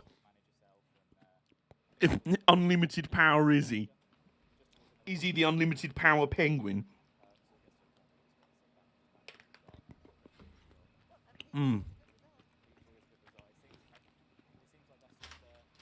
Okay, well, depending on when the minis start.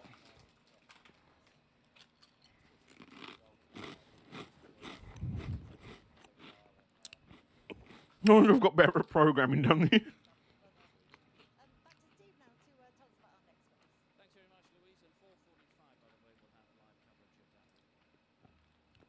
So, I was going to say we should hopefully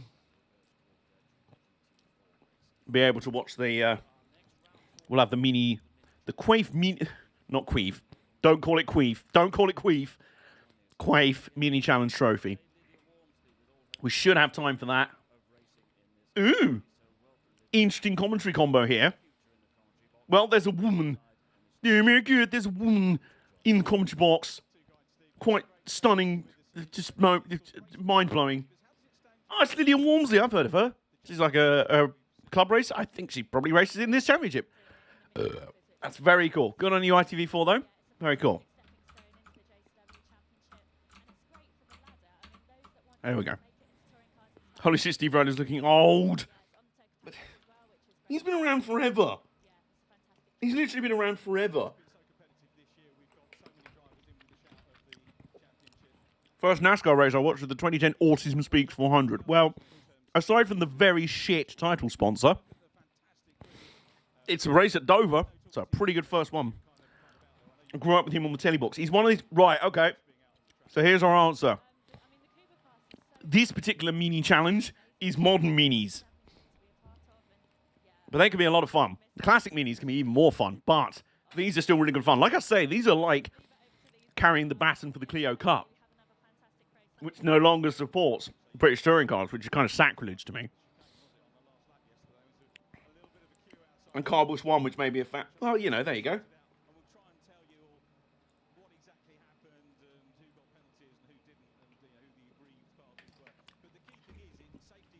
These ones probably weigh the same as a classic mini with weight strip. Yeah.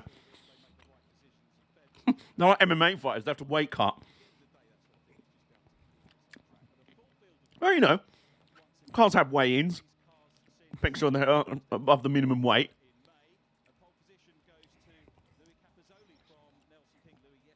Here's a question. Will the... Huh. Is it? Is this timing not fired up yet? Huh, apparently not. Okay. We'll see. How much does this guy weigh? Look, Art Donovan's just very curious to know. How much does this guy weigh?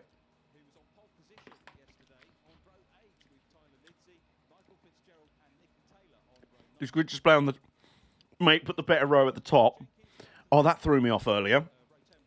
Same thing on the actual timing site as well. Hang on. Right. Yeah, okay, we're just on this screen. So, like... Yeah, earlier on the timing site, I found the results of British Touring Car qualifying. And on the first row, on the pole for on the first row, on the left, in what looked like pole position, was Nicholas Hamilton. I'm like, what the fuck? Oh, you're doing it in descending order. Ascending order, descending order. Yeah, very weird. You have to scroll all the way to the bottom to actually see the pole sitter.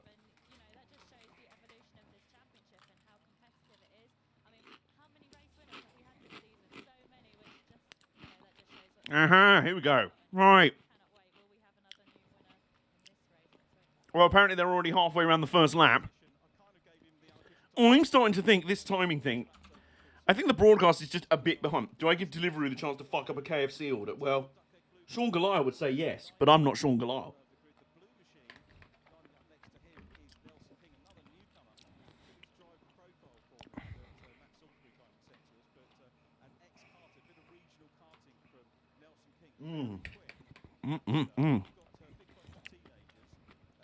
Because KFC themselves will fuck it up. MotoGP starts on the old start-finish line. Excellent. Well, all the races should start at Silverstone. Because the new start-finish straight was pointless and stupid. Alright, anyway. Meetings are underway on my screen. Oh god, and one person's just stuck it in reverse off the start line. Which, fortunately, everyone else has avoided. Well done. Oh, look at this absolute swarm of memes. How many are there in this race? There's about 200 by the look of it. Okay, 29, but it looks like more. Yeah, it looks like more. 200.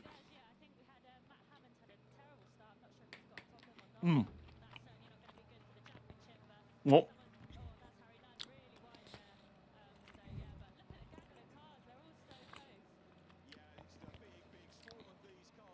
Right, so this is a 20-minute timed race. Oh. And there's one car that's pulled off at the side.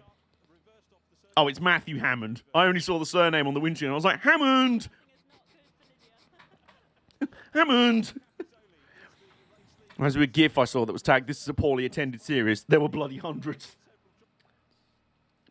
I hate those kind of snobs who are like, well, as you can see, clearly there's no one here. You're like, shut up. Yeah, just take a picture of two people stood by a bin. Hammond's, you moron. Mark has crashed. Oh, shit. What, Marquez? When's the MotoGP race starting, by the way? Oh. 100 car. Yeah, same thing. I'm like, Hammond. I got everyone in my chat now is just going, Hammond.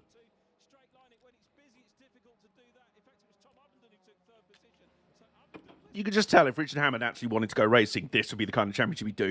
It would probably be in the Classic Mini, but he would do it. Right now. Oh, shit. Okay. Well, if anyone, Hitch, or anyone else wants to keep us updated on what's going on in the MotoGP, you can. We are sticking with the mini challenge on the support card for the British Touring Cars. And we're about an hour away from green flag at the Belgian Grand Prix. And we will try and balance the two because the second British Touring Car race is 2:15. Scheduled to start 15 minutes after the F1 does. But it will also finish, hopefully, a lot before the F1 does. So, yeah, we'll have to do some split-screen shenanigans.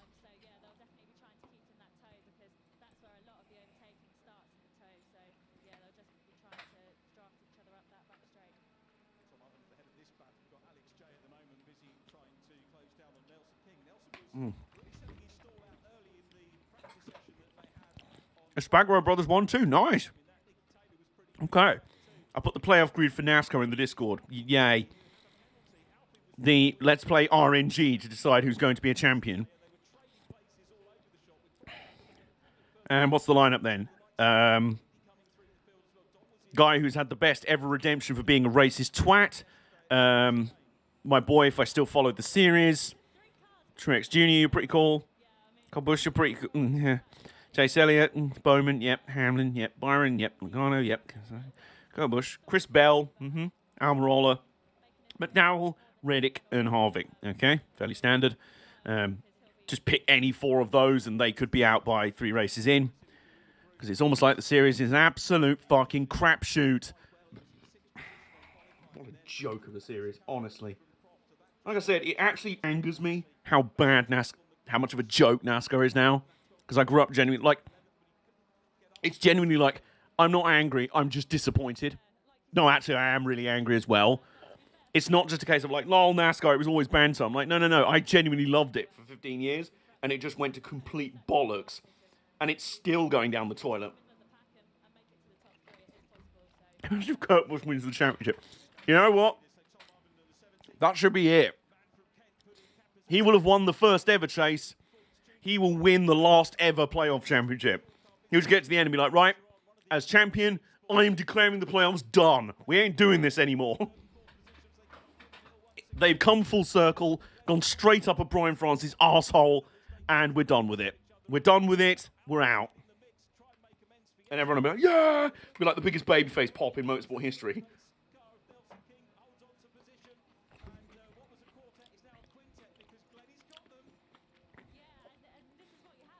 Well, NASCAR, I don't even know who it is. NASCAR leadership like, well, no, you can't do that as champion. And Kurt Busch will be like, did I fucking stutter? That'd be the greatest face turn in the history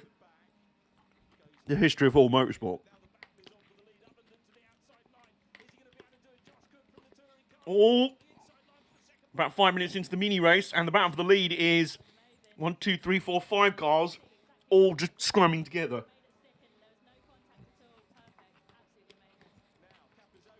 Sometimes maybe British touring cars can be boring, but at least the Championship Series are in good as hell. I think it's pretty good. You know? I think British touring cars is in a really nice period right now. I think it peaked a few seasons ago, but it's still in a very good spot right now. It's very healthy. Car counts are great. A lot of fans watching. The series itself has a good, solid format. I would like to see them change up maybe a little bit, or like have like the odd race that has a race weekend that has a different format. There's only so much they can do because it's just such a sprint race based championship. But even if they did like an all-star weekend or an exhibition weekend where they did like, you know, like an SRX format or something, like having heats and finals and stuff like that, that'd be a lot of fun. Yeah, I think British Touring Cars doing really well. Hybrid next year, really looking forward to that. It'd be very cool. And yeah, it knows what it has and it's happy to roll with it. NASCAR just kept like botching attempts to like be like, yeah, we're going to be capitalized because everyone on the West Coast, all the cool kids on the West Coast like us. So we're going to fuck over the Southern... Oh, they've gone. What? The West Coast fans? No, all the fans. Well, even the Southerners. Yeah. So I had to pay 10p for a 4-piece boneless meat and some chicken bites. Bargain. No, boneless meat. Yeah. Boneless... So I'm just doing my flipping impression of Jimmy from South Park. So I just paid 10p for a 4-piece boneless mimi. Boneless mimi. Me.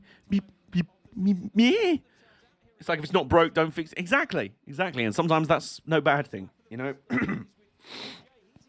Oh, meal. Right, okay, gotcha. Bargain. Well, was that you basically paid 10p and then the rest was your discount? Was your, like, voucher code or whatever it was? Oh my god, the lead battling mini... Well, the second place car is just shoving the leader on down the back straight here. It's like flipping Talladega 2011 up in here. This is a great thing you get with low-powered cars at Thruxton, because so much of the track is basically full throttle. You get like tandem drafting and pack racing and shit like that. It's great. Oh, that's good, Izzy. Enjoy your 10p KFC. KFP. I don't know. Sean Galal approved. Podium at Le Mans approved by Sean Galal. Low power racing is great. Well, you know, earlier I mentioned the Legends Championship. I remember saying more than once when I was working for Downforce Radio when we covered their races, pound for pound, they're the most exciting racing I have ever seen. There is nothing better than Legends because they're powered by these tiny motorbike engines. They're pretty small little cars. They look cool. They've got front and rear bumper bars, so they can nudge each other front to back, and not. So you just go down the straight and you're like boop, and you just push on a flat back. AJ watches VTuber Takanashi Kiara. I have no idea who that is. Oh, hello. Hosso312 is now following. Hello. Unless you're a bot, in which case, fuck off. I'm follow bot. Nick's calling it as a bot. Okay. Right, so what was the username that just came in? Unless you're a bot, in which case, it's a bot. Okay, fuck off. All right, hang on then. Hang on a minute. You have to go through a convoluted process where I have to go over here, and then here. I have to go to see the insights, right?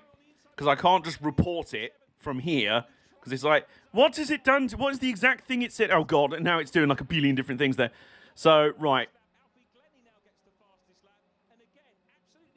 I have to copy the username here, and then ban. There we go. And they're banned. Bye. See you later. Bye, Felicia. One of the hate raid scouts. Oh, great. Oh, you don't think it has anything to do with the fact that I have both autistic and LGBTQIA+ in the tags for this stream, do you? Not at all. Not at all. All right, anyway. Back to minis. They're not interested in hate raiding anyone because they're not miserable fucks. They're just here to have a good time and band and vibe, really. With hecking exciting racing.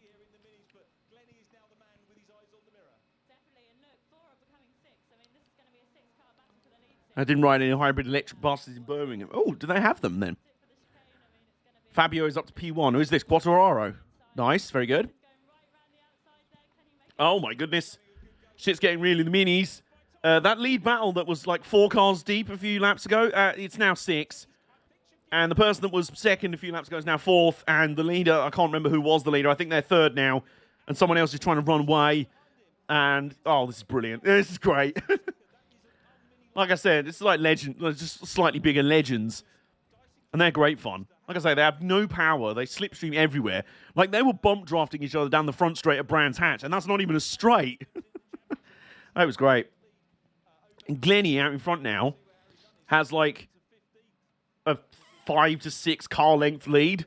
And that's massive in this series. But the timing screen has just told us that the lead's changed again. So we're gonna have to see how that happened. Oh my God, they're shoving each other. It's just one long slipstream train. It's amazing. This is great.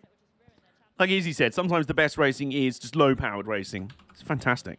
Except for NASCAR. Cutting power in NASCAR just makes things worse, which is why NASCAR keep doing it.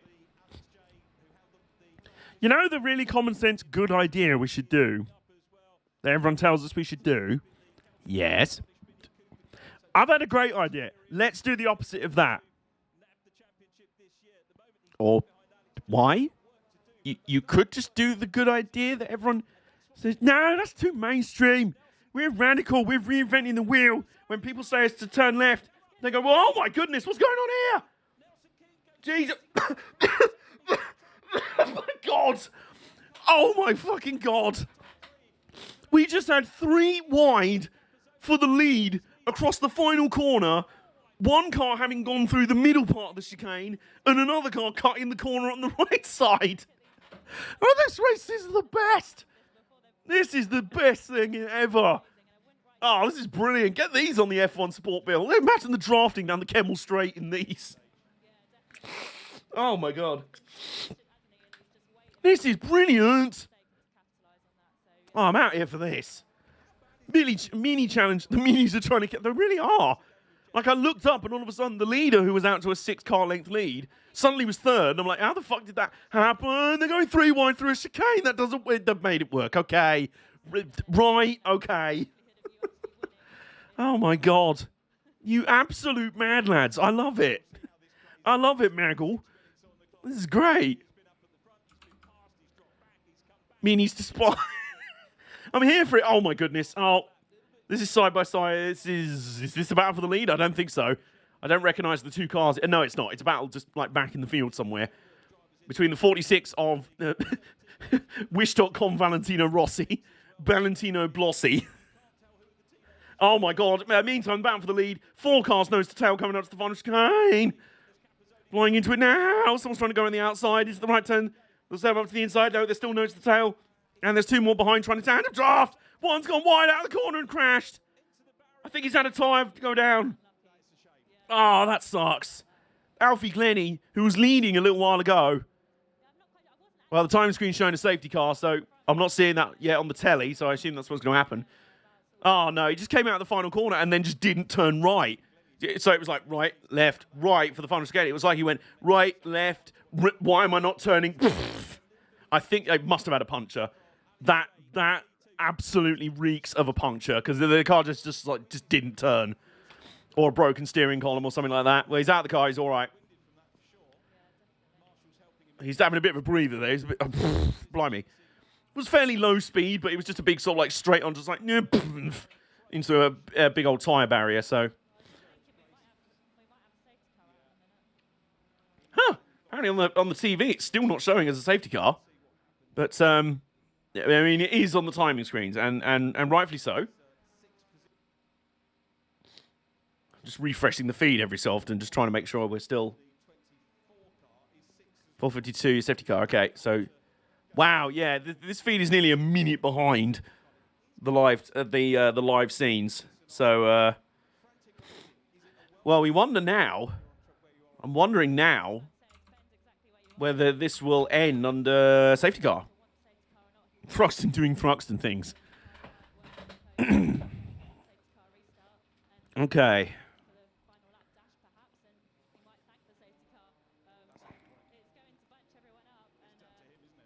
I like the fact I've just shown the events thing again. It's like, Hozzo 312. No, he hasn't. No, it hasn't. Oh, okay. So apparently, there was another one that followed us at the top of the stream. But it was Hosso312_. The user you're trying to ban doesn't exist? Well, good. Apparently, that account must have already been deleted. Good. And nothing of value was lost. And the Rossi banner is on the corner where Lewis and Max crashed. Oh, Christ. You have the same one. Fucking hell. So there's now hate raid bots just automatically following people, not even just streamers, tagged with, like, such offensive, disgusting, horrible terms as being gay or being autistic. But now even people in the chat for those. Fuck off. Fuck right off. Jesus Christ. And fuck Twitch for being like, it's not our problem. Yes, it is. How is it our problem, though? Everyone's just out here to have smiles and rainbow. I mean, you just keep moaning. We banned simps. We banned the word simp. I mean, I don't know what else you want us to do. Maybe fucking moderate your channel so people aren't bullied off the platform and doxed on it. You know, just trying to earn money and do fun streams on here. And because, checks notes, people are gay, they deserve to be slandered and bitched off and harassed off the site. We're not saying yes, but I'm not with that. Well, Twitch, all you had to do was say harassment is bad. We're going to fix it. Just look at this camera and say the following words: harassment is bad. We're going to fix it. Well, harassment most of the time is bad, but sometimes you got to be careful with it, and we're not sure how we can fix.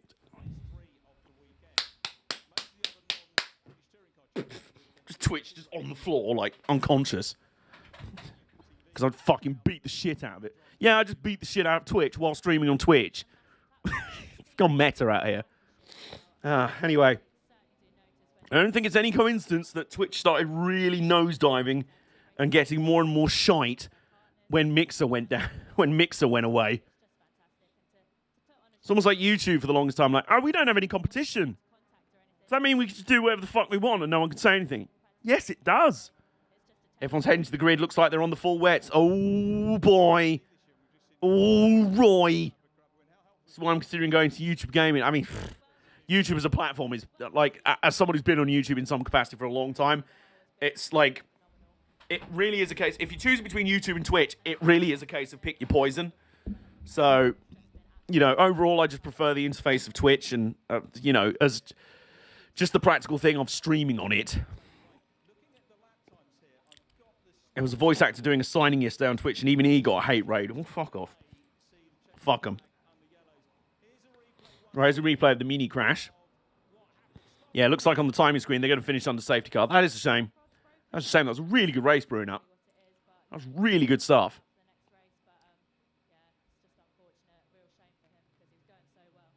Yeah, it looks like it's going to finish under safety car. That's unfortunate. That's unfortunate. But still, mini challenge. You had a lot of... You've stolen our hearts out here today. I hope they have another race today. I will not begrudge them having another race out here today. So I think now it's about time. Well, given that the cars have gone out to the grid on full wets hitch, I would assume, yes, it is raining. Right. So now we do the switcheroo. It is time for our middle of the show main event. The main event in the middle of the show. Appearance coming out of his Alpine garage, Esteban Ocon, the man who started 8th in Hungary and went on to win the race. The same for the second race running in very different conditions. Just look at it out there as we see the pit lane spray already coming. Oh my goodness, yeah, that is miserable. That is miserable weather out there. My goodness me. Shit's going to get spicy. Shit is going to get very spicy out here.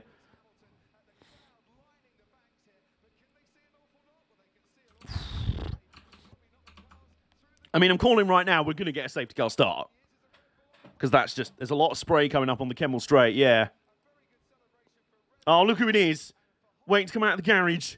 He's ready. He's focused. Front row George. Front row George.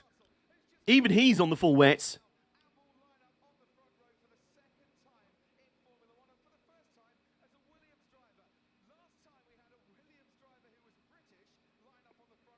Down to Eau Rouge is absolutely grim. Well, yeah, that's the most dangerous part of the track as well. So, yeah, probably not a good idea. Yeah, this is Spa 98 levels. And we know how well that went. First lap, everyone explodes. First lap, everybody explodes.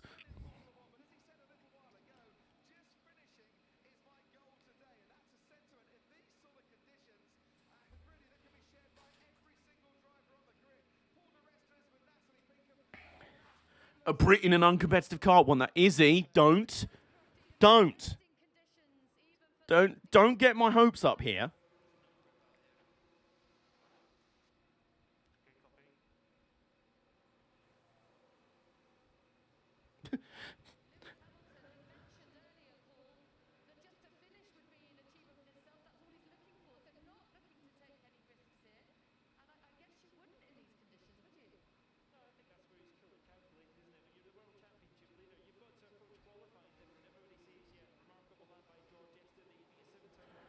So hang on, Hamilton's been out, and then I thought they were going round to the grid. But he's just gone straight back in the pits. He's like, oh, do you know what, bollocks of this. But Lando showing 10th. Didn't he take a penalty for a gearbox swap? This is still on the Q3 time, so this isn't the actual starting grid. You can see that by Bottas is still shown 8th, which is crap in and of itself. But yeah, no, he hasn't. This is still the Q3 times. Rins is on the move up to P2. Oh, with the MotoGP. Yeah, excellent.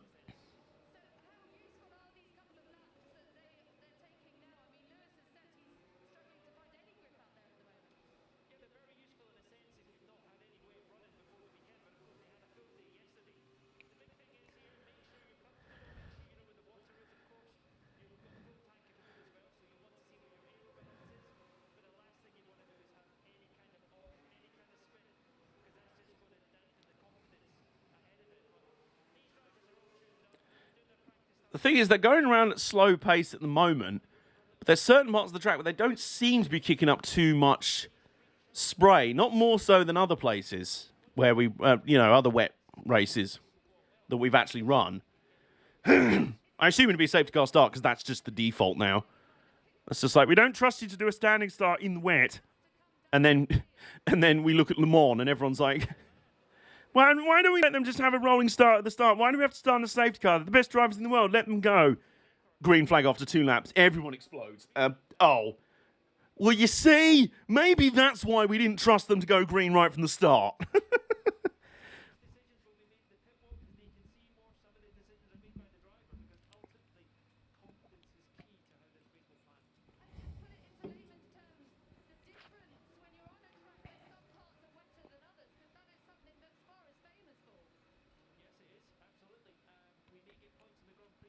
And then the fans will moan about it. Yeah, exactly. So they're the sort of fans that you really don't want to be listening to the opinions of because you're never going to please them anyway. So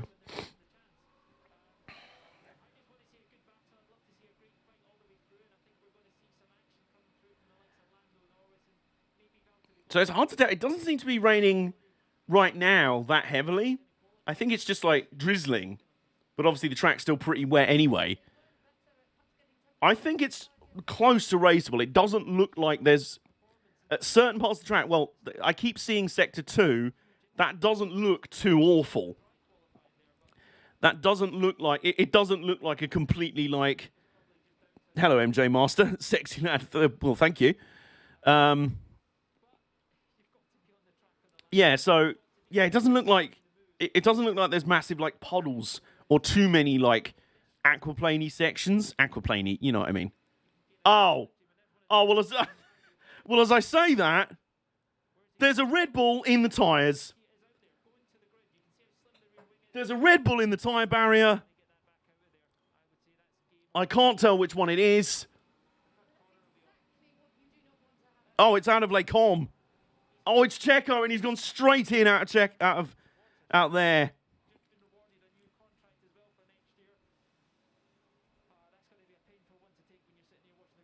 Oh God, reminds me of didn't that happen to Romain Grosjean in Brazil, 2016? Similar sort of deal.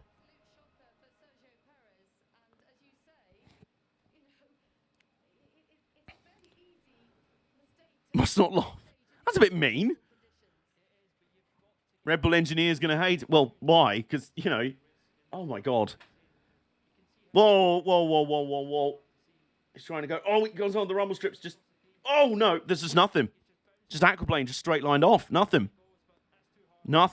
So it seems at the top of the track, at the top of the hill, around the Kemmel Straight and everything, that's where it's the worst.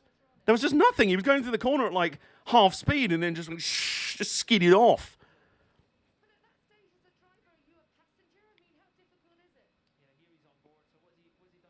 Oh, it just doesn't turn in. Comes across the rumble strip. There's nothing there. Oh, it's the F1 2021. It's the F1 2021 thing. Just touched the curb and it spat him off into the tyres. Except that in this case, F1 2021 video game, this was happening in the pouring rain. Not every single time you even look at a corner, even in the bone dry.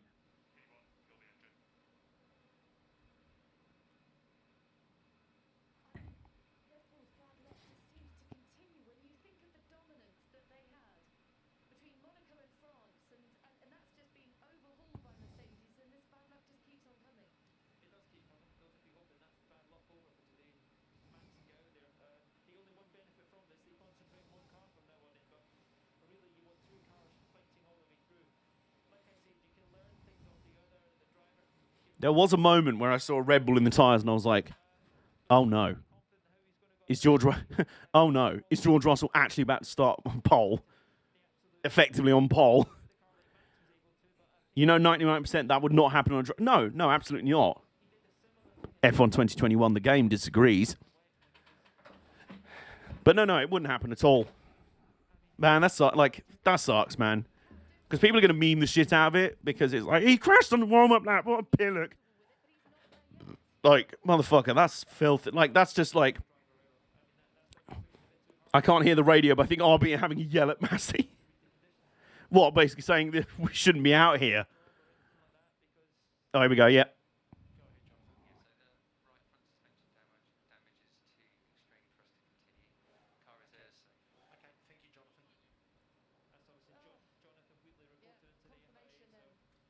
No, well, it didn't, no, the radio was just Jonathan, someone from Red Bull, being like, oh, yeah, right front suspension's broke. It's balked. We need to retrieve the car. And Michael Masi was like, all right then, mate. All right, bro. That's Lewis Hamilton coming over the top of her route. Look at the car bouncing up and down. The problem is, like, it's wetter in certain parts of the track than others. And the parts of the track where it's the most wet are the most dangerous parts. I.e., the entire run down through Eau Rouge, up through Radion, along the Kemmel and Les Combes. It's all at the top of the hill is the worst bit. And that's also the most dangerous high-speed parts of the track. The rest of it looks, I mean, not good, but slightly better. Are we going to see Hungary 2020 again? I don't know, what? They get the Red Bull car back and, like, start him from the pits or something. I'll fix the suspension in like 20 minutes. They might do. They've got 29 minutes. They've got 29 minutes to go. And if they have a safety car or delay the start, you know, shit could happen. There's Seb on the grid. Well, he's putting his mask back on. Well, there's some cars on the grid. There's guys getting out of their cars now.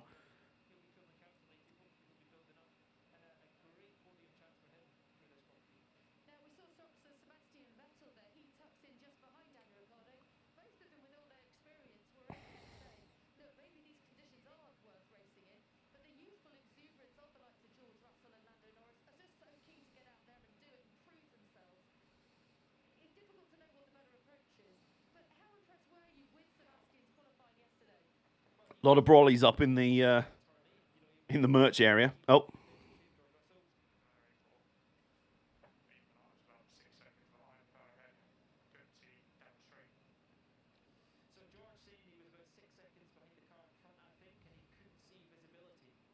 Wow. Wow. George just said he was out on the lap around to the grid. Yeah, I called it. Izzy, I called it. It's going to be any wet start is a safety car start these days. And sometimes it's not justified. In this case, it is. It absolutely is. George just said on his run round lap to the grid, he was about 6 seconds behind the car in front, and he couldn't see shit down the Kemmel Straight. He couldn't see shit from 6 seconds back. That's how much spray there was. It seems like it's really fine rain and like moisture. Like there's like it's really like fine spray, you know.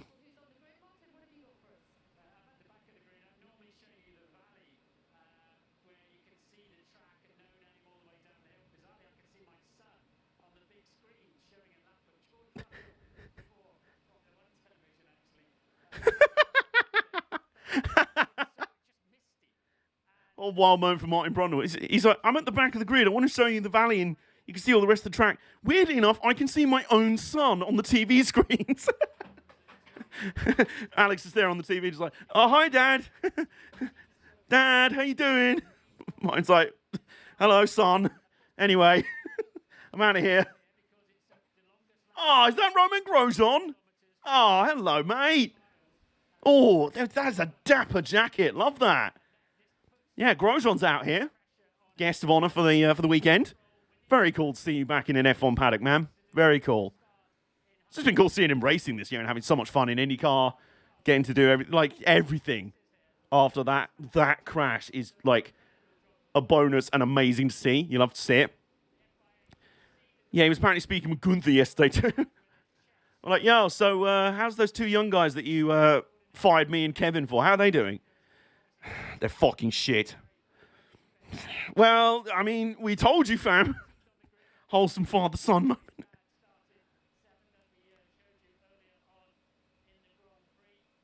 So yeah, I definitely believe. Okay, so hang on.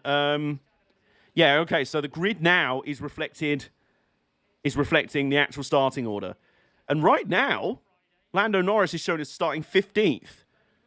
So what would that be? Obviously, qualified 10th, basically, and then a 5-place grid penalty for swapping parts. A lot of it is how much of a barge that Haas is. Oh, yeah, of course. There really ain't much. I mean, I'm sorry, I did accidentally dismix the Holy One's son there. 5-place penalty for gearbox swap. Yeah, okay. It's like the thing the other day where it was like, yeah, Red Bull were going to have to take penalties for Verstappen because everything in Verstappen's car was broken after Hamilton's crashed them off. And I'm like, is Lewis Hamilton going to basically win the championship off the back of crashing Verstappen out of one race? It was like, yep, crashed out of that race. Goes on to win the race because no one else can touch Mercedes or Red Bull.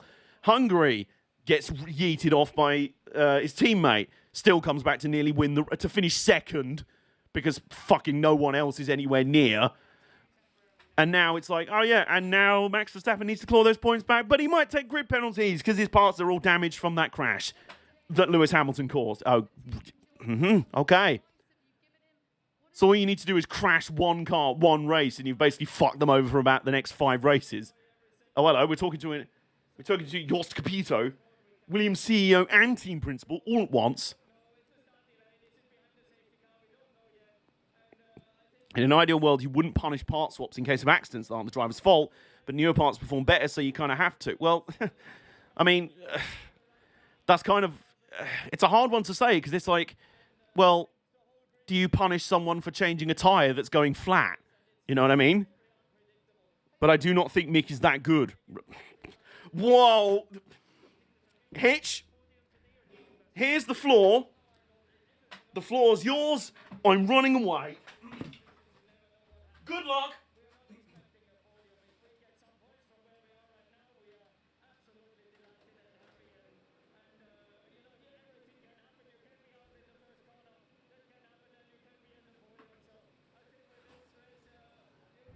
Guys, I think we got away with it. I think we got away with Professor Hitch dropping maybe the oh, here we go. I don't think Bottas deserves a Mercedes seat. Yeah, here we are. That ain't a hot take at this point. That's just a fact. That's just truth you speak.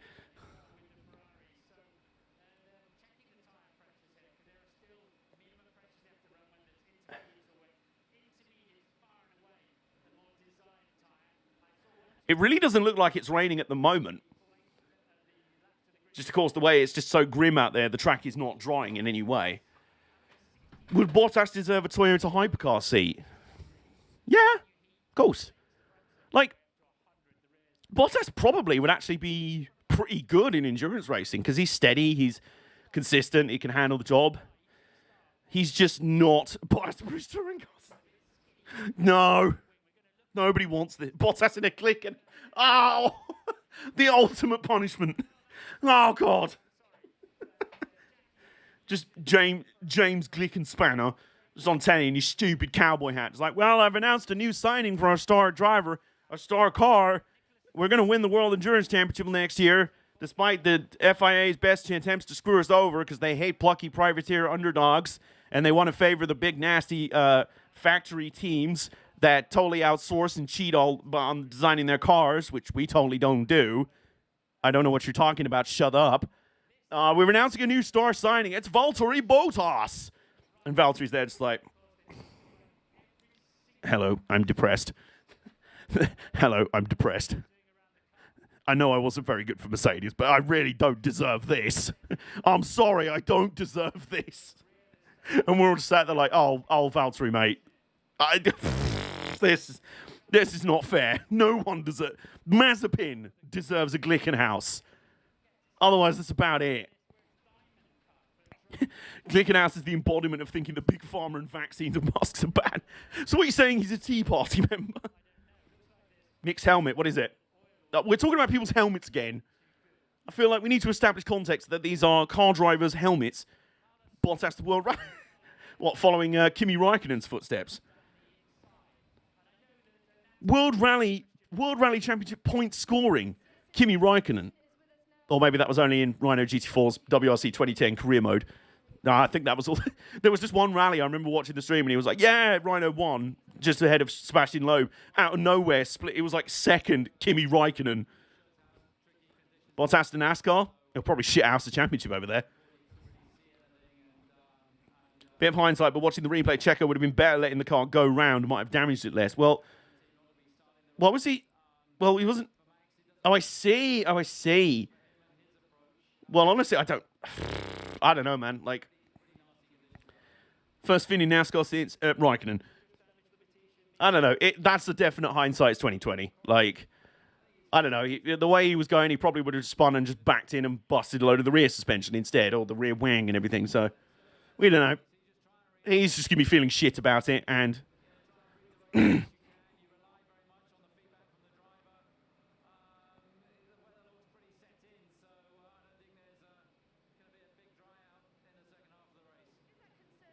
aha, it is now. It's definitely now raining again on the screen.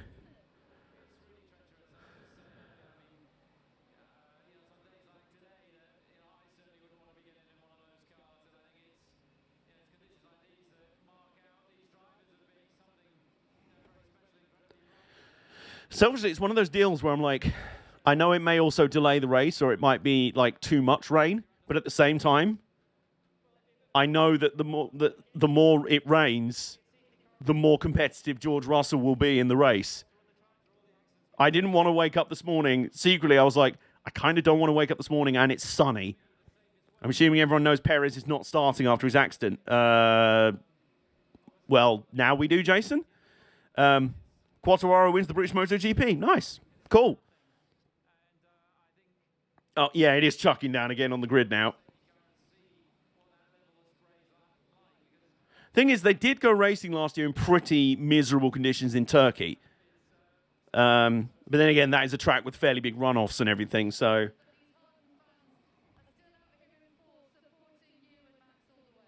Meantime, there's someone scootering down the pit lane. Is that Toto or is that Lewis? Someone just scootering down the pit lane. It's like, now, do you know what? This is the race today. I'll just drag race you on scooters. Let me see how that went, slipping and sliding everywhere. Well, I mean, the bad thing with Turkey was... The thing was, my point was, they got the race in Turkey. And that what didn't help there was Turkey's weird, like, ice surface that they had. Like, they went out on the dry and were like, whoa, why is there no grip? It's a dry tarmac circuit. What the fuck's going on?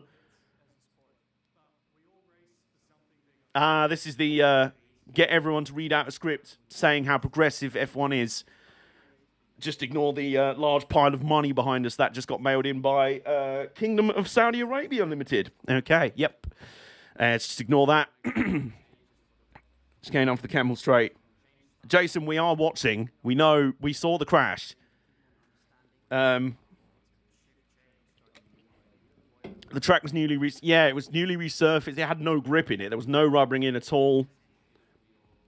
It kind of, this message this does make me sad because I know there are people in it that do believe what they're saying. We know Lewis Hamilton believes what they're saying. Vettel definitely does. There are other people with very good hearts. There are some that we know don't. And we know that all of them... Yeah, we also just said that as well, Jason. A lot of the drivers taking a knee there. Very nice. Is that Latifi at the front there taking the knee? One of the Williams drivers. A lot of them doing so. Good, good. I mean, there's certain drivers who we know just won't at this point. Max.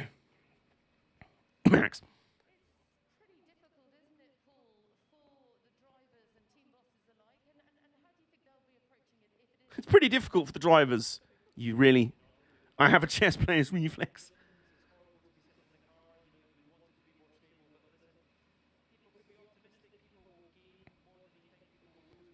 I feel like that the way the track is, I think if there are tracks, this feels like right now the level of rain that I think we've driven. F1 has gone racing in conditions like this before. So I think a safety car start will happen, and that'll be used to kind of gauge where we're at with it all. Shout out to... It's right on the edge of drivability in these. Yeah, I think so. I think it's close, but I think we can go racing, but it's just going to have to be careful. No fucking around at... Honestly, no fucking around at Eau Rouge. Don't bother. Don't bother. Just try and be smart as best you can. And obviously those early safety car laps will be a good indicator. Shout out to the singer singing the anthem out in the more miserable conditions out there. All the drivers have got brawlies and she's just there like, I'm singing away. I am soaked to the skin. Y'all ain't paying me. And I don't know why she's like a hardcore metal singer. Like, oh, this is the national anthem of Belgium, motherfucker. Open this pit up. She was belting it out. Really? Yeah. The most likely scenario currently is a rolling start. Yes, Jason. Yes.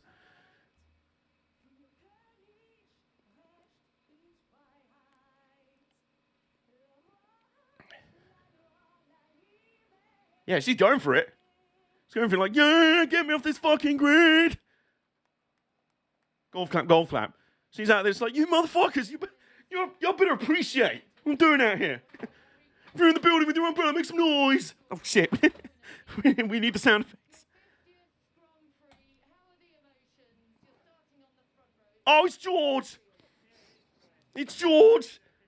The most... Look at this man. Look at this man. I adopted him as a boy at the start of 2020. Back when it was still cool to be like, well, he hasn't scored any points for Williams. He can't be that good, can he? Oh, you got to drive him. Oh, he's actually quite... You know, he might be quite good. Still a bit overrated, though. He can't be... He's just scored points. Okay, he was faster... Right. Now he's front row. Okay, it might be that he's quite good after all. It might be that sometimes drivers get hyped because they are actually worthy of said hype.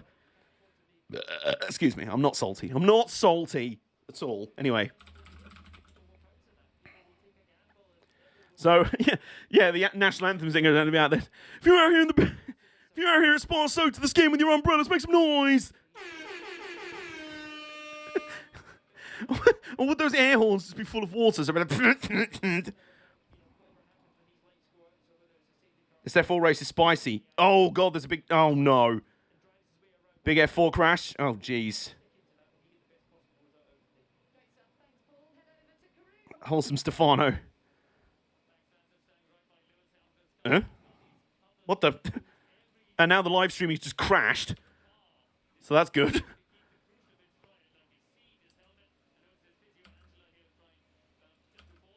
There we go. Car just rolled. Oh, shit. Do they have halos in F4? Driver's okay. Okay, that's good. Who was it? Ooh, gee. Okay, well, it's good to... Yeah, okay, that's good. That's good. Oh, my God. That's just a weird sight. They're looking at George Russell's Williams, and they pan to the front, and there's a Red Bull next to him, and then nothing. I'm used to looking up, and it's like, it's the entire top 10. It's like 12, 13 cars. My God. My God. Countdown to the Belgian Grand Prix. 12 minutes, 15 seconds.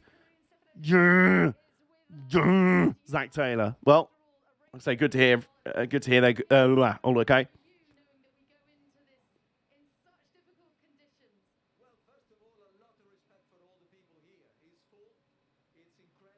Stefano Domenicali, the head of the CEO of Formula One. To him, yes. What do you mean there's nobody out there? I don't know. He's holding his head like he might have hurt his neck a bit, though. He'll get checked over. He might be a little bit sore. Pizza is almost here. Well, you got about 12 minutes until green flag in the Grand Prix. Will the pizza make it here in time?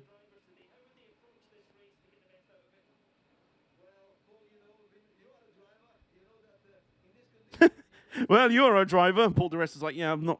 Well, I was only an F1 driver for like 3 years, so... Meantime, Pierre Gasly's doing like a reactions warm-up thing with some tennis balls. This guy's just like, and drop, and he's just like... He's testing his reactions on how quickly he can grab balls. He can grab dropping balls. All right, Nick. You're right there. What did Paul di Resta say to you? What did Paul di Resta do to you? He called my nana scared. Oh, fair. Oh, dear. Well, there's Nicky Latifi, the other Williams driver. What did he do to say? Called his nana scared, I think. I'm sure British F4 will have the halo next. Yeah, I think it will. I think going to be kind of a Halo or Aeroscreen, either one. It'll be a mandatory thing on open wheel cars going forward. Doesn't the oh, blimey, fucking the Paul di Resta anti-fan club out here. We've been hate rated. We've been hate rated by Paul di Resta is being hate rated via us right now. Has the same opinions on F1 as Jeremy Prehistoric Dinosaur Club. Does he? Nah, he's just all there. All I know Paul di Resta for is that in DTM a few years ago, I was watching him at Brands Hatch. He was actually doing all right in the shit Aston Martin DTM, and then came into the pits at the wrong time. The radio fucked up, and then he just absolutely blew a gasket in the pits. Oh, and it's more his comments the past 2 days. What's that? Real drivers should be able to race in the snow. Oh, there should be the best drivers in the world should be allowed to race in mud and snow and on the moon in low gravity with plastic cars that explode as someone touches them. That's real balls. Fuck off. F1 will start under safety car. Yeah. We knew it. I called it half an hour out.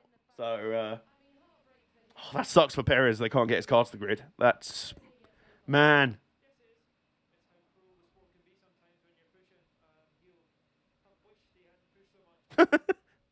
Unfortunate choice of words there from Paul, though. It was like, yeah. It's really unfortunate. It's the unfortunate things that can happen when you're pushing. Paul, he was literally on a warm-up lap out to the starting grid. He wouldn't have been pushing. he wouldn't have been pushing. But I get your point. You know, I was out here saying we shouldn't shit on Sergio Perez for that. And we shouldn't, you know. 8 minutes 30. Question is now, will Nick's Pizza arrive before green flag? And what I think I'm going to do, I've got water, I've still got my Bepies. I just feel sad for Checo. Yeah, same. Same, really. What I'm going to do now, oh, look at those handsome eyes. The director zoomed into like George Russell in his helmet. It's just these he's so dreamy. Look, oh. Stop it. Right. Stop now. Your cousin had a career-ending crash, grow a fucking spine, and get your self-centered arse. Who the fuck was that? Was that di Resta? Who is his cousin? I think I've missed a memo on like the Paul di Resta hate train. I missed the memo that dropped on my desk a few weeks ago saying Paul di Resta is cancelled. Oh, fuck, his cousin's Dario Franchitti. Oh, no. Both in that, yes, he was a far better driver than Paul di Resta, and yeah. He literally had his career ended by, was it a concussion? Really bad concussion. In a crash that I've never actually seen. Didn't see the race live. Never really wanted to look back on it. I guess I'm just not keen on watching crashes into metal fences that involve drivers coming to harm. After watching the Dan Weldon fatal crash live. I never want to see that again.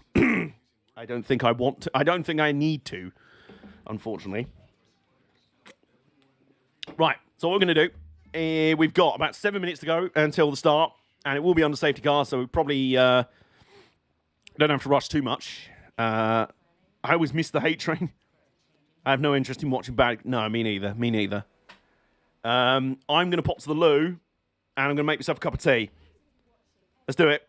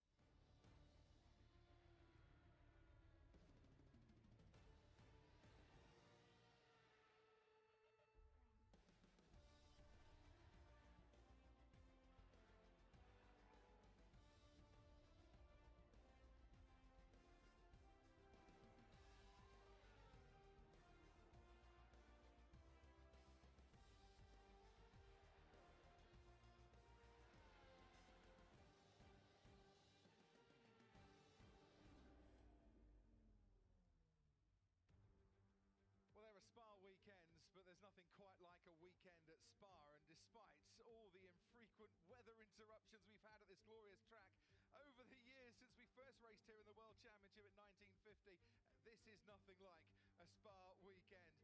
The circuit of Spa-Francorchamps, the longest circuit in Formula One. It's got the largest elevation change of any circuit on the calendar, and it's probably got more water on this track than we've ever seen at a circuit on the Formula One calendar as well. It has not stopped raining from overnight through the morning to the afternoon as well. And one of the founding circuits of the Formula One World Championship.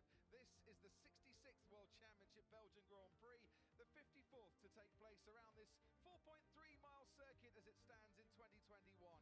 Top speed of 223 miles an hour. They won't be getting up to that today. They might not be using the DRS as well because it is very wet conditions. 19 corners, 10 to the left and 9 to the right. Eau Rouge, one of the most famous, and up the hill to Radion, and you can get past if you're brave enough. Sergio Perez won't be racing this afternoon. Last year he got overtaken there by Pierre Gasly.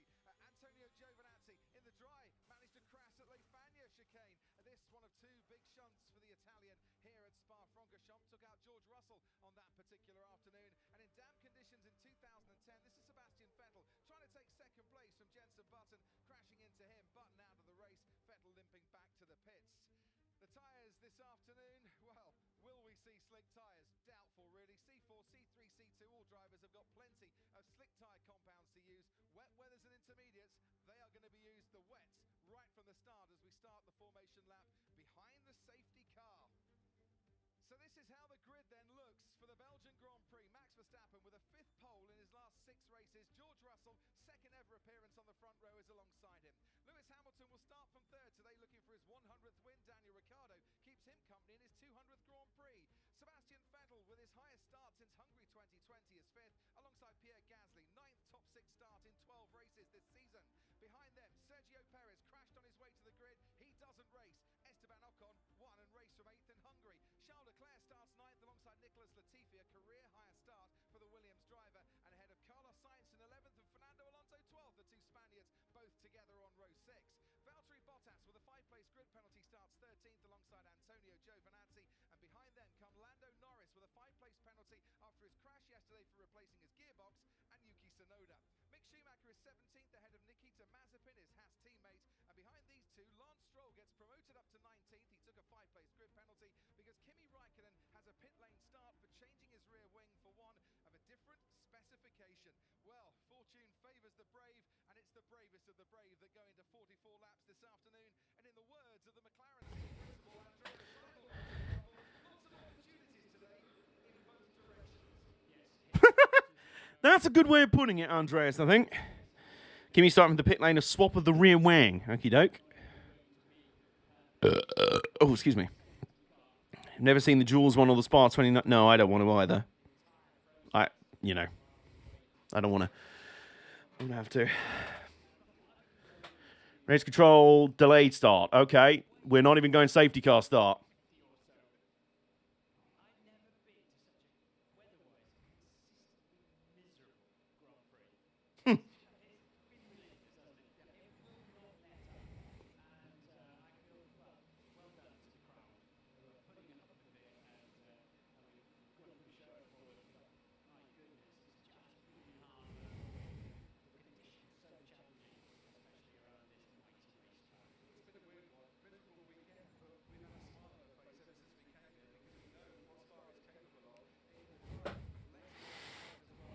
Ten-minute delay, righto. Well, still waiting for pizza. Well, clearly, that's the real reason the start's been delayed. It's for Nick's Pizza.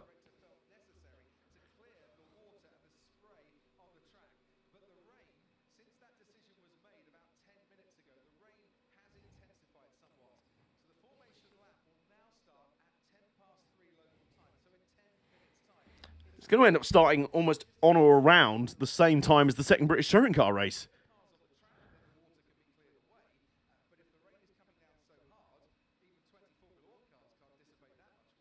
No, that's fair.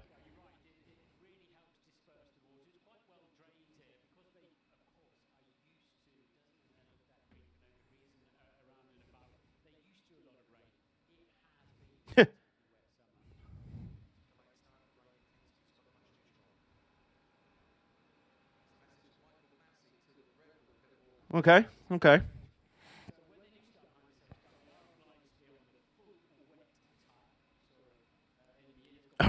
I really, I'll be honest. It's like if they start on the safety car, everyone has to be on the wet tire. I don't think anyone.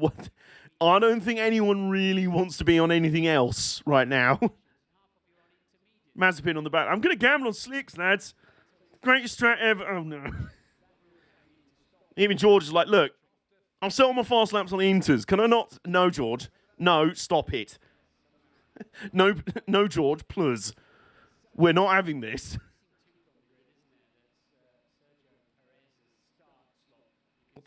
What the?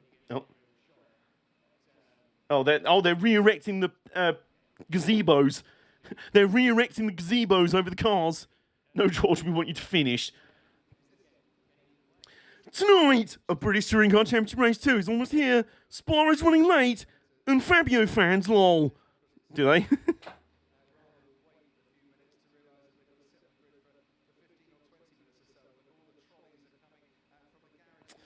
So do we know what the weather is actually doing right now? Hang on.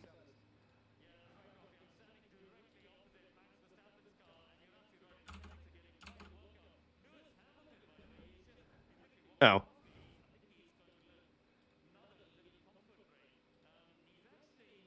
Lewis Hamilton's off for a slash. Right, I'm off for a slash.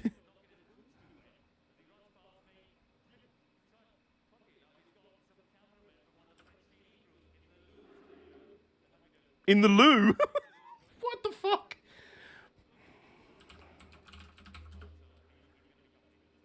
Right. Well, yeah, it's wet. Okay.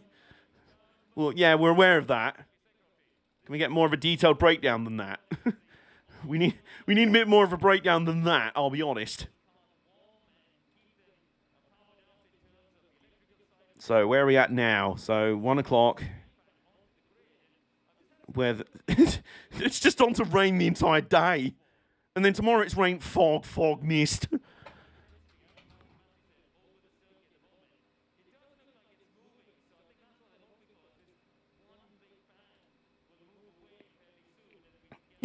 Yeah, it's literally forecast to rain for the entire rest of the day.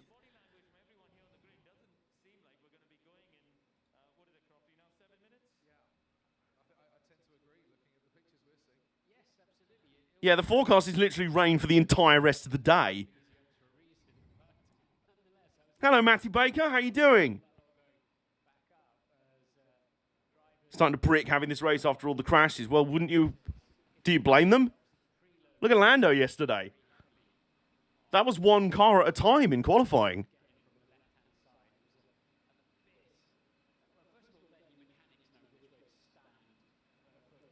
So yeah, this is literally the forecast for the rest of the day.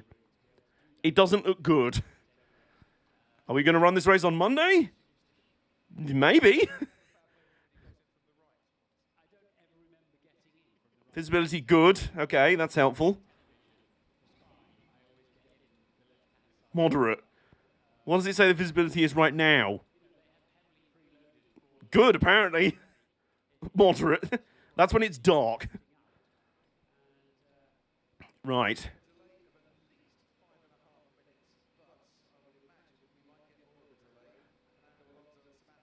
Well, let's have the timing up for British Touring Car Championship Race 2, where it isn't raining. Moderate, but not a... Looks like they're a bit terrified now. You know, are we going to have a Canada 2011? We might do. How did that race go in the end? Was it one where they just had like a 3-hour red flag in the middle of it? I'm thinking we might have a Brazil 2016 on our hands, where we red flag it for like 2 hours, and then we're like, right, we have to try and get this race in. Try and race in it, and everyone's going around like 30 miles an hour. Delayed start. Yeah, we've kind of established that. We have kind of established that now, race control. Have you got any more updates for us? Button fought from dead last to win it. Yeah, oh no, I remember that bit. 14-13, 10 minutes time. Yeah. I guess they're just trying to wait for this recent rain shower to pass through so that at least they can get going and it's dry. Well, it ain't raining, and then they, you know, because if they just formation lap now, it's just still raining, so the track's not getting any better.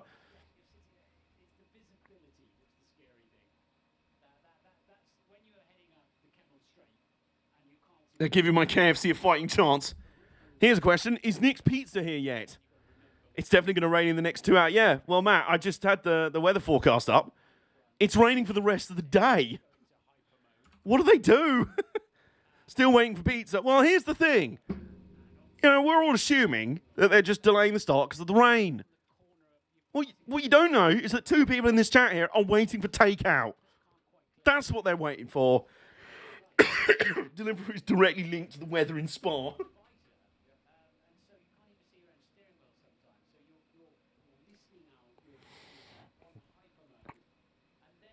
And calls what's next week? Maxtown. Well, this is Maxtown as well.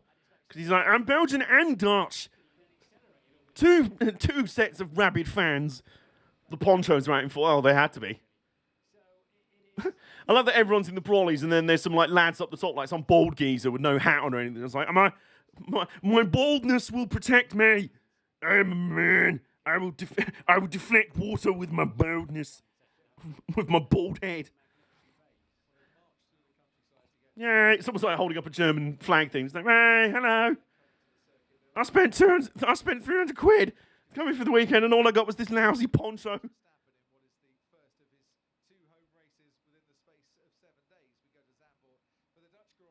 Huh, is that how they're getting around the needing more pink back on the Aston Martin? Having a pink brolly shining like pink light onto the car. I'm okay with it. Maybe they don't change the paint scheme, they just put pink neons under the car. We had a rain delay at the 100 at Trent Bridge a few weeks ago. Bald guy in front of us didn't seem to... Well, of course he didn't. He was using it to check the weather. He's like, oh no, the weather's just changed direction. Yep, no, the rain's a little bit lighter now. It should be easing off now. I think we're good. Okay. Weatherman Barry.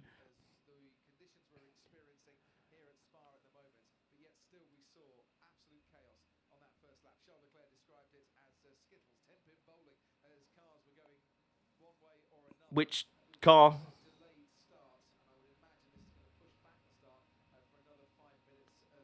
Weatherman Baz.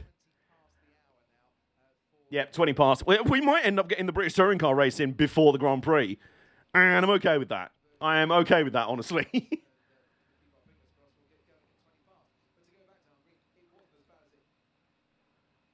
Oh, it was Hungary, right? Bought no coat and wore shorts. Oh, God. Is my guy not aware of what British summer is? The Brexit equivalent of the Weatherstone. All right, anyway, where's the ITV feed? Here we are. Oh, it's still paused on the mini challenge race. Shush. Silence. So am I still waiting for this pizza to stop cooking? That's the real... They've just delayed the start another 5 minutes because Nick's pizza's still in the oven. That's what it is. Deliverer like, shit, we've got delay. Fuck. What did you want it in time for? Start the Belgian Grand Prix. Shit, when's that supposed to start? 2 o'clock. Quickly, make it rain. It's raining more. They've delayed the start by another 5 minutes. Come on, hurry up. How long does it take to cook one pizza, goddammit?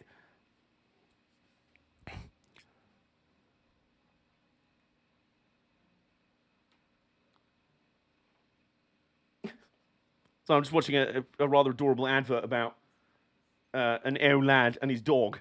And his dog seems to be obsessed with this one pair of his owner's pants.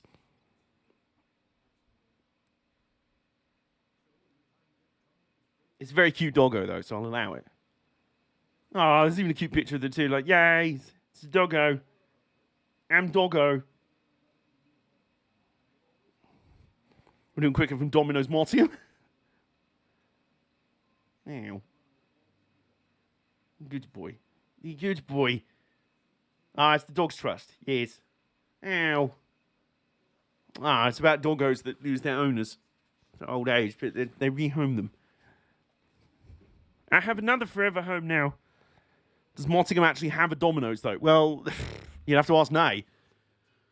I do not venture into the dark, unknown wilderness known as Mottingham. Nobody does. Nobody should want to, willingly.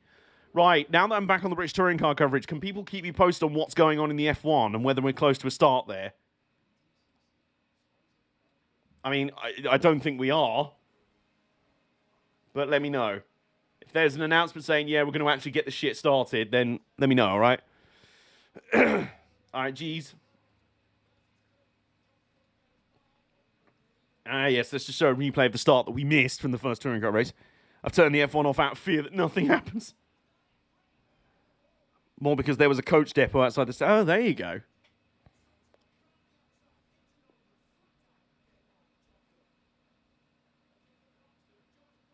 Oh, hang on. Is that David Addison and Paul O'Neill on commentary? Oh, my God. The sun is actually out at Thruxton. The sun is out at Thruxton. It's like he's just taking the piss out of Belgium right now. Hey, what's that? What's that? Rain delayed start? It's raining too much, is it? Well, let's just bask in our August bank holiday sunshine. Fuck all of you. The fuck is Plato doing still racing? Well, he's... Gee, all right. Jeez, my chat today, like, woken up on the wrong side of the bed. What's going on? He's just all right. He finished top 10 in the previous race. He's not shit. The sun in England, no. Putting people off at a ripe old age. Oh, I got pizza. Oh, shit, the Grand Prix is going to start now. Shit, the Grand Prix is going to start. Nick's got his pizza. Punting people off at a ripe old age. He's about 153 years old. Yeah. Well, you're being ageist out here, is he? Oh, lads can still race. It's not like he's shit. Yet. Meantime, Big Dave Addison. No, it won't. We're still waiting for Izzy's KFC. Correct, actually. Right, Joshua Cook on the front row. Can he go 2 from 2?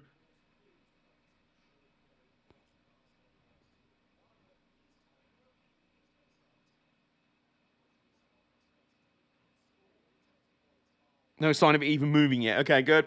What, your KFC or the race? Yes. Look at this sunshine. I can't believe this. There's a bit of sun here. It's like that sort of... there's a little bit of sun for 5 minutes and then clouds. But also, yes, I've got a fish curry. A fish curry. I don't know how I feel about this, really. I need a sip of tea to contemplate it. Oh. You just wait for the perfect temperature where it's hot, but it doesn't burn everything in your mouth. Perfect. Lovely. I just never heard of fish curry as a thing. Oh. Weather in Stafford is doing all right. We can host the F1 on the A34. Fuck it, shut the N25 around London. We'll do it. Bring it to Brands Hatch. That'll be fine. Just bring the F1 down to Brands Hatch. You'll be fine. Be like the 1986 European Grand Prix again. You'll be good.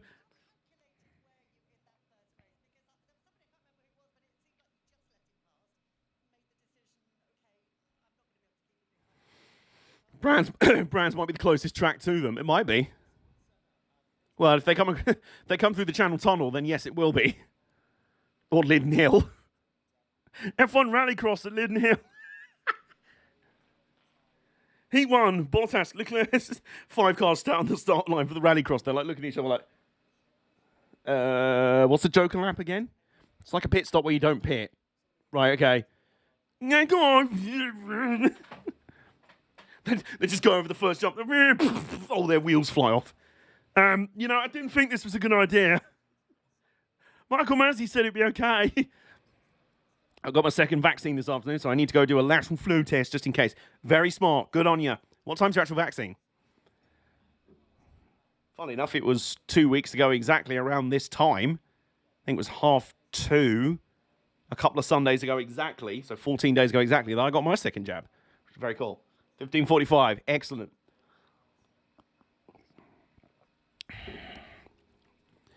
We are a stream that encourages vaccinations for all.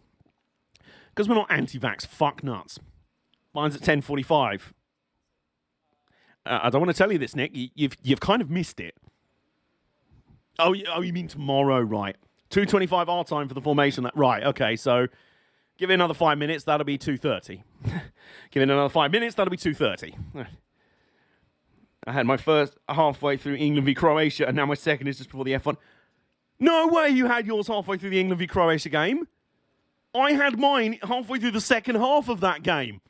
I was literally sat in the outpatient room, and they're like, just sit in there for 10 to 15 minutes, just make sure you don't start chundering or faint from the vaccine or whatever. or the nano machine suddenly explode out of your arm and start like crawling all over your skin. I had it on my phone and missed the goal. Well, I was just sat in there and I had it on my phone, and there was one of the assistants was like, "Yeah, I know it's quite boring in here." I'm like, "I'm all right. I've just got the end of the football on." And everyone was like, "Oh, what's it going?" I'm like, "Still 1-0. Still 1-0. And then after injury time, I just looked up and went, "Yeah, it's game over. We won." Hey! Everyone in there was like, "Hey!" Oh God, the gammon's on. The gammon Cena is on my TV screen. God, his hair seems to get more shit with every race. Is he sacrificing his hair for his talents? Is that what it is? Like, the more hair he loses, the more it just goes into his car. I had it on my phone and still missed the goal. Whoops. Yeah, I don't think we're going racing in Spa anytime soon. The F1 might end up being the main event of today's stream, even after the third touring car race.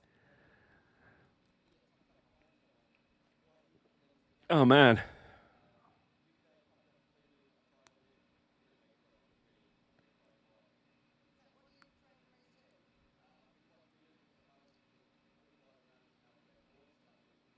I just want my chicken. Well, that's what Lewis did. What did he do? Get a vaccination during a football match. Canada 2011, the sequel, yeah. Brazil 2016 Redux.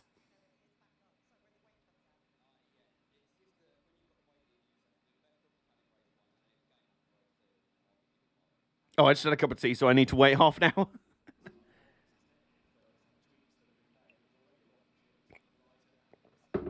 Oh, God, yeah. Yeah, Ash Sutton just said in that interview, "Oh, yeah, we've made some tweaks for race 2. It should be even quicker." Yep, here we go. God mode is about... Lol Sutton wins is about to happen. He's starting 5th in this race. He's going to win. You know. Well, Canada actually started on time. Yeah, because didn't it start in, like, the dry? But then it just started, like... It was just, like, underwater after half an hour. And they were like, I'm not sure we can keep racing in this. Never mind, we'll just wait for it to blow over. 3 hours later. It's actually still raining. 6 hours later, or whatever it was. 6.5 hours later. I think it stopped raining now. Go! And Jenson Button, after 7 hours of delays, 25 pit stops. Oh, that's nice. Okay, we got weight loss adverts on the telly. To be honest, give me back the starving donkeys in Africa. I'd prefer that. I just love the combination of ads that YouTube loves spamming me with on my phone these days, which is some combination of, what's it called? Oh, it's Bolt, which is like Uber, but not. It's just like, so go around, have someone drive you around, and then I just get spammed incessantly with Deliveroo adverts. And it's like, eat lovely KFC chicken and take out in Deliveroo. It's really delicious. Very next advert. Download a free audiobook on Audible. It's a weight loss book.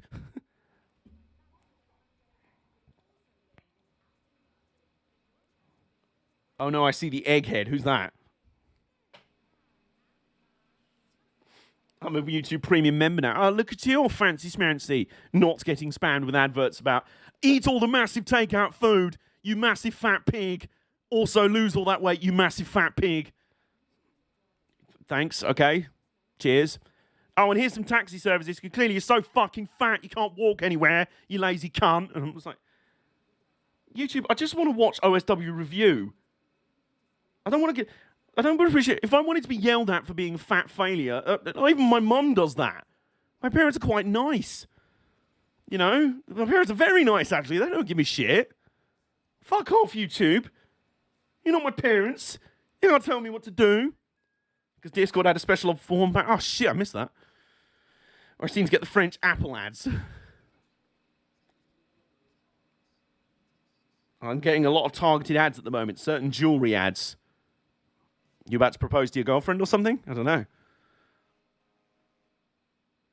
My mum teases me for my big ass every so often. I tease her back saying my girlfriend likes it. Wait a minute. Don't you often joke about being single, Mark? Wait a minute. Wait, is that a funny meta joke? Or is there a hitherto unrevealed? Oh my god. Aha. I see. So Matt thinking to himself, I should propose to my girlfriend. The Google sensors cookies in his brain are like, let us spam him with jewelry adverts.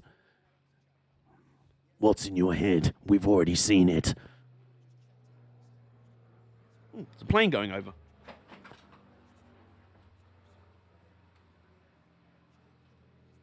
Ooh.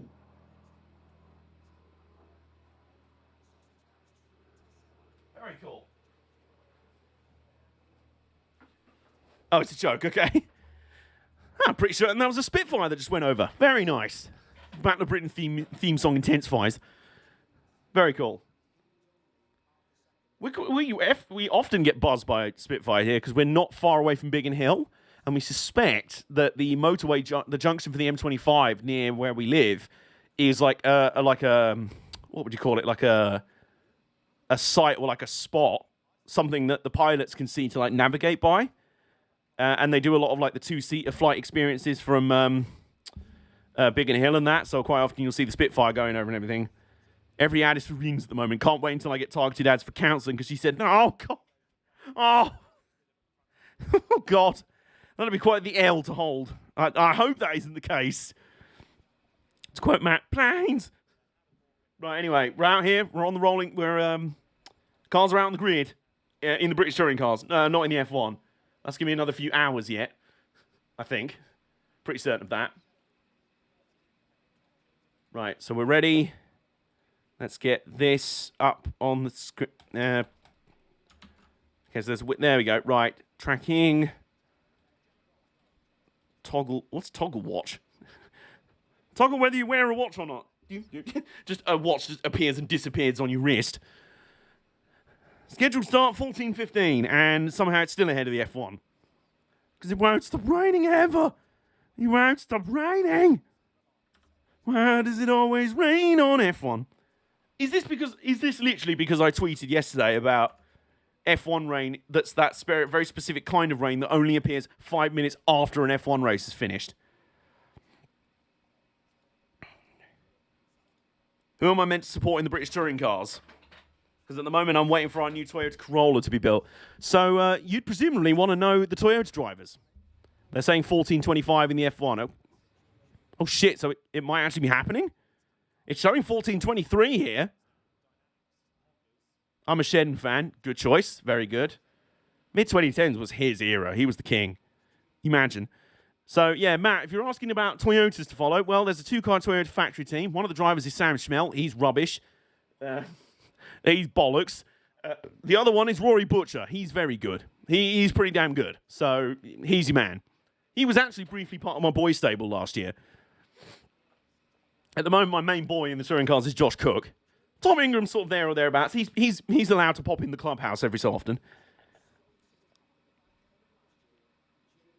I used to love Neil and Shed and Gasly. If you could give me a couple of sausages for the barbecue. Is the race still going to last 2 hours or not, engineer? Are you thinking about your dinner? I was thinking we might need some...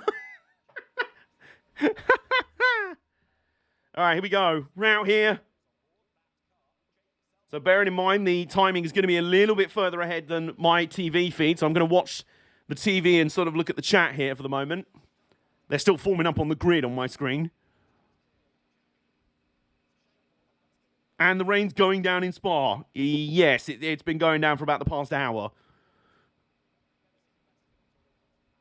Have you got KFC yet? That's the big question. No, the race still won't start. It's still not going to happen.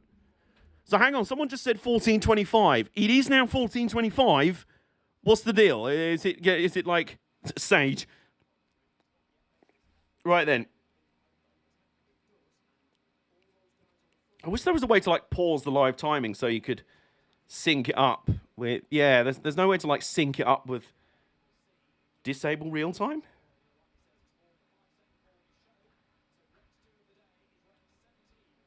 Okay, here we go. Either way, we're out here. We're out here. And here we go. And all just not got a good start from Josh. Oh, Oliphant. Tom Oliphant, you absolute mad lad. So it's Cook, Oliphant, Hill going away through Allards, the fast right left. Matt realised the timing screen is about 30 seconds ahead of what I'm seeing here. So Cook still leaning through. They're side by side through Camel and Cobb for second place. Butcher sniffing around third. Look at him go. Butcher's just slid into third. Well done. Very nice. fairly clean through the rest of the pack as well. Nice skirmish. And welcome back to Gillette Motorsport Sunday. I know what you're talking about. I'm the Jeff Stelling of Twitch. Okay, well, I'm very concerned. I've just seen Butcher with Jake Hill right behind him. And guess who's right behind them? Yep, guess who's... Oh, my God. Oh, fuck off. Ash Sutton just literally drove from behind Jake Hill and Rory Butcher, who were side by side, and just drove straight between them and fucked off. Yeah, so he's winning this race. Lol Sutton wins. Oh, hello, though. Oh, hello. Jake Hill is like, fuck this. I ain't having this. He tried counter-sending on Sutton there. I respect it. Problem is, everyone else was trying to send on him. He was like, no, we must work together to stop him getting away. Oh, for fuck's sake. This is unbelievable, Jeff. There's been a Pontorino in turn 1, but for who, Chris Kamara? I don't know, Jeff, is there? I must have missed that. Red flag. Get your fingers out. Get your fingers out and count up how many cars are out there. No, you're right. I just thought he was making a pit stop, Jeff.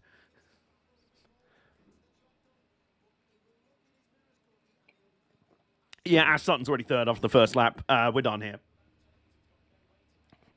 I would like to be proven wrong, but my guy just on the first lap just went, I'm just going to fucking drive straight through the middle of two cars battling and just be like, bye.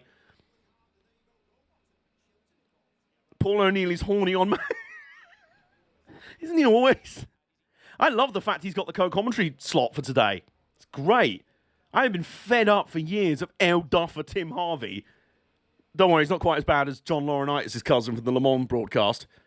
Oliphant is under him. For fuck's sake, that's second for Sutton then. You think I'm being cynical? Jade Edwards jumped the start. Oh no. Anyway, oh hello. We're on board with someone who's got a massive, just Tom Ingram's booty up in his face.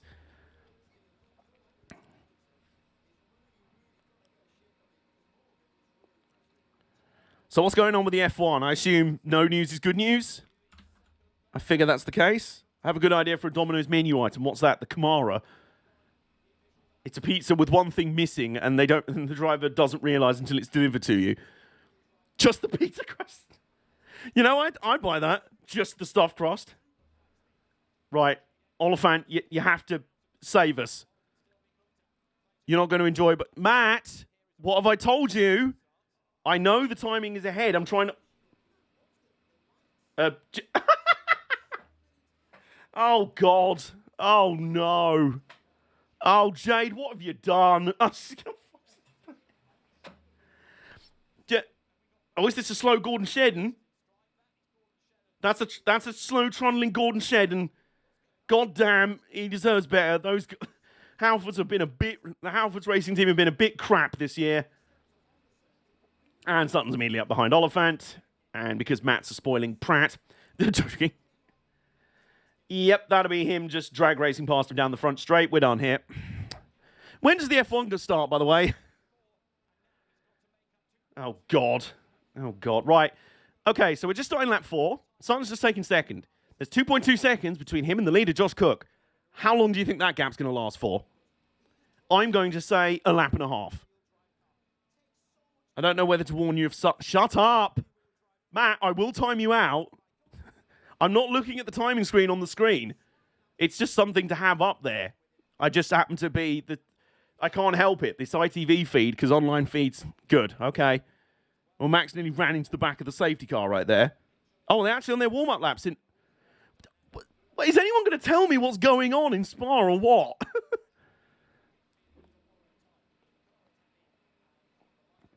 Okay, well, the gap's actually gone up a little bit. 2.3 seconds now. This will be Sutton doing the John Cena sell job. So, oh, no, I'm being beat down. Oh, no, I'm not fast enough. Lol Cena win. Hits an AA on Josh Cook. Lol Sutton wins. You think I'm being cynical? This has been British touring cars for the last year and a half. And I'm kind of bored of it, if I'm honest. Drivers have dominated in recent years before, but it's... TV is always best. Well, I don't fucking have one in my room, Mitch. A slight issue, you know? I like the fact that we're in like the 21st century and we're supposed to be high tech now, and normal old-fashioned telly is still about a minute ahead of hyper-fast internet. And red flag. In the F1. So, did they start or what? Start procedure suspended. Okay.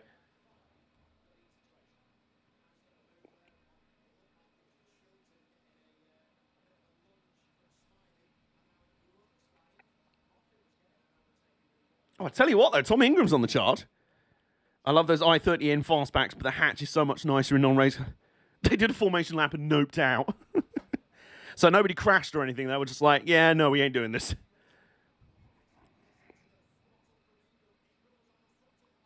Okay, so Tom Ingram fancies going hard out here. Also, I've just noticed on the timing screen, there's... I don't want to point this out. Look how far back Nicholas Hamilton is already. Who's the number 19? Oh, Jack Mitchell. Okay. I guess they had to try it. Yeah, they really did.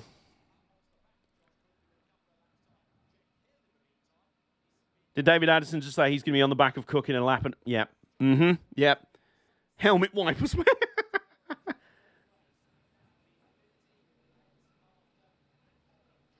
Gap's down to 1.7 seconds in a lap. Yep, this is really good.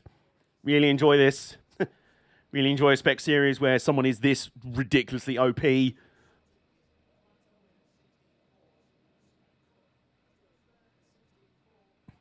needs to hurry up so we can go right. Yeah, how long has your KFC been out here? What are they doing? Hand cooking every piece of popcorn chicken individually. And then being like, wait a minute, the first ones have gone cold again. We need to cook them again. There's no riders. They're all in watching the F1. Yeah, I'll come out and won't be shifting a bit, boss. The F1's delayed.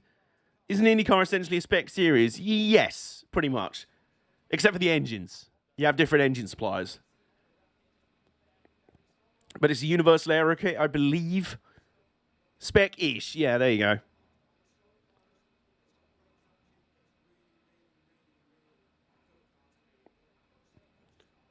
Max saying it's not too bad. Bro, you're literally leading. Everyone behind you is like, I can't see shit. Max is like, I don't know what the problem is. I could see perfect. Everyone behind him, I can't see shit.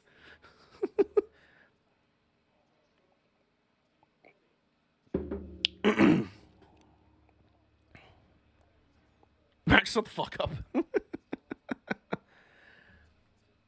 Right, I'm getting a little bit concerned. Right, yeah, I can see the gap trickling down.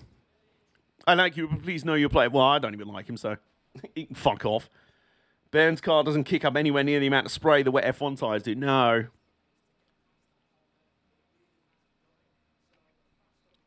Shit.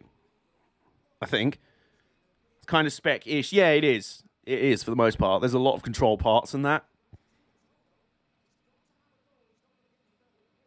Tom, if you ever have any chance of beating Ash Sutton in the championship, you have to make this pass. He's right up behind Butcher.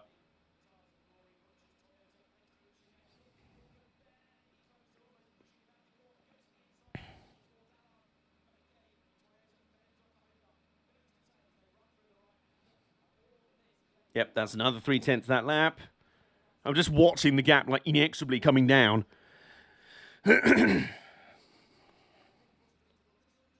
Oh, bit of nudging meantime. Ingram is just trying to be like, will you get out of my way? And Butch's like, fuck off. Tommy! Oh, for fuck's sake. Fuck off, Tommy. FYI, Rory Butcher is Scottish. Just so you know. As if it, fucking hell. Guys, I don't want to alarm anyone. Jack Butel is in the points in a British Touring Car Championship race, having got 2 points finishes in the last round. Meantime, yep, that's going to be another near half second in this lap alone. Yeah, this is great. Yep. And let's see where his teammates are. Super Sutton's teammates. One of them's 13th, the other one's 22nd. There you go.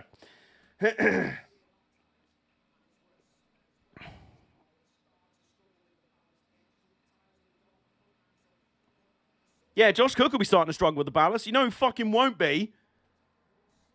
Jesus Christ, he was literally half a second faster in one lap.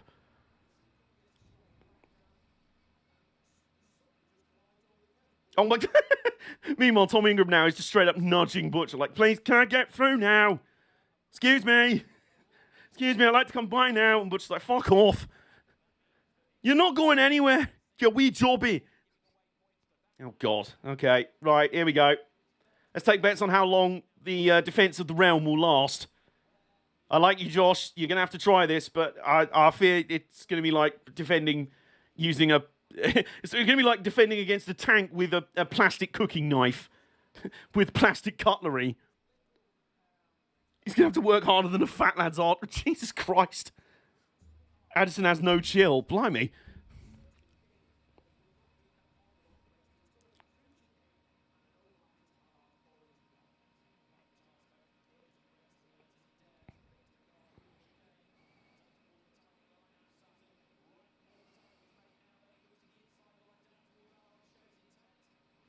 They're now literally nose to tail. I'm not looking at the timing screen on my right. I'm just avoiding focusing on it because I know it's ahead. So we don't need to look at the gap anymore. It's literally nose to tail.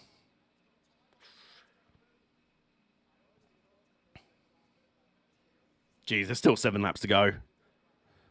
It might have been quicker for me to walk to the bloody KFC. That's why the F1's still not started.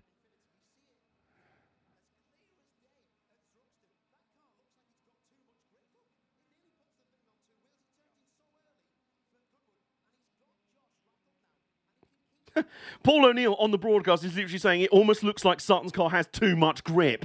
Fuck off. If that's not the most like OP thing possible to say.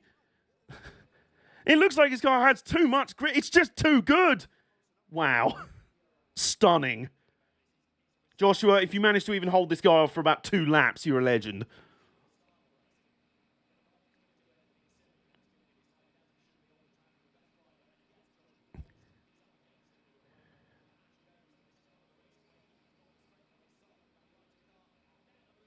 Oh, the block! Oh, the block! No, that's it.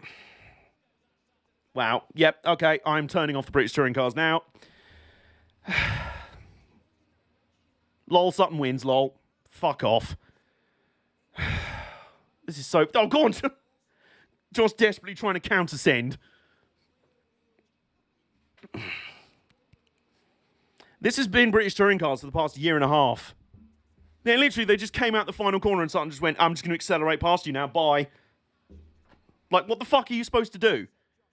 You can't defend in the corners because apparently it has too much grip. You can't defend on the straights because it's got fucking... It looks like it has like 20 more horsepower down the straights. What the fuck? I'm kind of fed up of it now. I'm kind of pissed off with it now. Especially when his own teammates are so shit. Like, it ain't like all 3 of the Infinities are line astern. And you're like, well, clearly they've got the best car on the grid. 2 of them, they're nowhere. So where are they? Moffat's still 13th, and Boardley's 22nd. Either they're the worst drivers in the known universe, or... Anyway. Right, enough salt. Look how far away Josh Cook's lead is, and Sutton's just like, no, fuck off.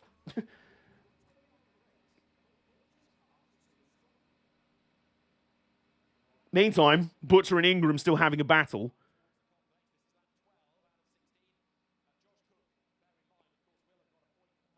I like the fact they're showing the amount of ballast on all the cars, like it matters with Sutton. Literally, in the last round at Knock Hill, motherfucker came up about 6 positions in the second race and won on the last lap with max ballast. It made no fucking difference. 75 kilos, no difference.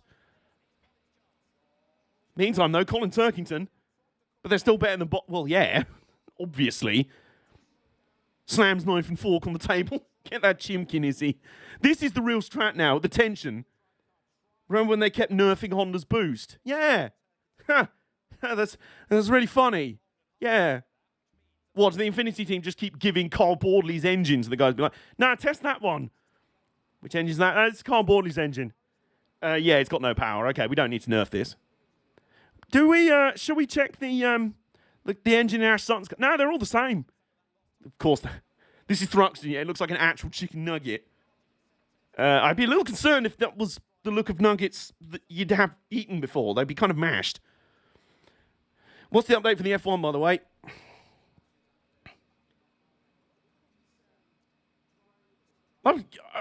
Respect to Josh Cook, by the way. On maximum ballast, he's actually keeping up with Sutton. With Lol Sutton wins.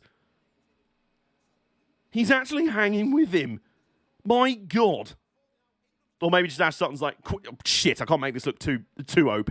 Let's just ease off. Oh no, he's still right behind me. This is still really close. Oh my goodness. Oh, meantime. Whoa. Whoa. Rory Butcher and Tom Ingram's going off. Holy shit. And who's behind them? Colin Turkington. Turkington's like, hey, you're right, lads. Thought I'd come and join the party. Seems like it's pretty banging up here. Tom Ingram's like, will you get out my fucking way? He's like, no, fuck off, mate. Oh, my God. Oh, my goodness me. This is some Hadrian's Wall shit from Rory Butcher. Butcher's car's getting battered. Yeah, part of the right rear bumper's hanging. The right rear fender's hanging off the thing. He was in the grass halfway. And now Colin Turkington's right up behind Ingram. Senna Proctor's right up behind Turkington. There's about 6 or 7 cars, all no stellar. Who's going really slow and holding everyone up? And Tom Ingram's like, it's this fucking toolbox in front of me. I can't get round him. What's like, fuck all of you. Fucking blood of Bannockburn's like blasting out of his car. Blood of Bannockburn. Freedom we shall learn. Join the Scottish Revolution. That's just blasting out the back of his car right now. Freedom must be won by carbon fiber. Oh, God. There's 1, 2, 3, 4. That's 7 cars in a queue behind Butcher. This is outrageous. I will say, Josh Cook still has the fastest lap of the race. It's the Butcher train choo-choo. It really is. It really is. This could get ugly on the final lap, because I think at least Ingram's just like, oh, for fuck's sake. Yeah, why are we talking about Ash Sutton? Nobody cares. Yeah, he's going to win. We don't care. We're focusing on an actual battle for position here, which doesn't happen with... Yeah, that gap is either Sutton's deciding to sandbag, conveniently, or Josh Cook has just suddenly decided to go, oh, do you know what? Fuck this. I've had enough of being shat on by this guy for a year and a half. I'm done with this shit. You want to be OP on max ballast? Well, 2 can play at that game, motherfucker. Is the FL the start-finish straight? Yes. Yes. Yes? I think so. Oh, here we go. Oh, down towards turn 1. Oh, Ingram's on the outside. Oh, Butcher forces him out and runs wide. He's trying to force Ingram to be on the outside for the switchback on the left. Ingram's still there on the outside of the switchback. He'll coming through for the right. Ingram will get him in this time. Ingram finally gets the move on Butcher. And Colin Turkington's like, oh, I'll have one as well. Butcher's like, no, fuck you. I will defend. Here comes Turkington through. Oh my God, Turkington's trying to get revenge on Ingram. He accidentally elbowed Turkington. Turkington's like, oh, fuck off. I'm only trying to pass well. Roy's like, fuck off. Trying to defend. Trying to defend. Oh my God, what is going on out here? This is great. You know what? Sutton can piss off. This is very much like WWE pay-per-views in the John Cena era. Ah, Cena wins. Never mind. Never mind. There'll be a really awesome match on the undercard. Is if they do repair the car in time, does it not mean he starts a lap down? I don't know. Good question. Oh, this has been good stuff, though. Butcher X Ingram for, checks notes, the 5th, I think it is. Yeah, it's 5th place. Oh, this is such a good move, though. I don't think any laps actually happened, did they? Yeah, they only did a formation lap earlier. Final lap presented by fuck Ash Sutton. All my homies hate Ash Sutton.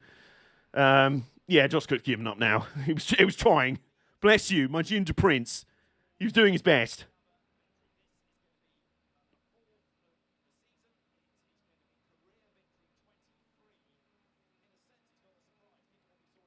They'll have to do a second formation lap. Yeah, I'm sure they will. Very least, very convenient of F1 to delay the start long enough that the touring car race can get in. Based on one formation lap, the race distance, they can't just discard that formation lap. Yeah. I love the fact that the timing's so... I am so pissed. What, the Sutton won? Yeah, me too. Yeah, me too, mate. I'm with you. I had to look who won Daytona last night. Do you? Some cars probably, like, exploded. The car probably, like, took off and went into the fence and nearly killed half the grandstands. But, oh, that's playoff action. Me and kid drama. Oh, Tom Ingram! Oh, my God! No, Tom Ingram! Oh, no! He got a puncher on the last lap! Are you kidding me? Are you kidding me? Oh, God. Oh, no. As if Sutton needed any more fucking jam. Second place in the championship, got a puncture on the last lap. Fuck this gammon-faced tosser. I'm not saying any of it is his... I'm just salty. I'm just really salty right now. Oh, he run wide coming out of the church corner. Oh, he fucked his left front tyre went down. Oh, shit me. Oh, my God. Also, I don't want to alarm anyone. Jack Butel scored a point in that race. Jack Butel scored a point. I can't believe what we're seeing here. And that's why I'm mad. Well, thank you for not spoiling it, Hitch. I agree.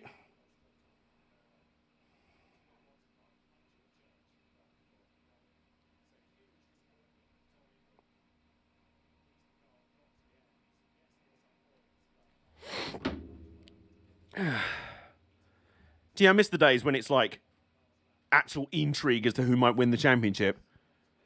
And there's actually intrigue as to who might win races on race day. Rather than one guy who's like, oh no, I only qualified seventh. Lol, I've won races. I've won 1 and 2 races every weekend anyway. Lol.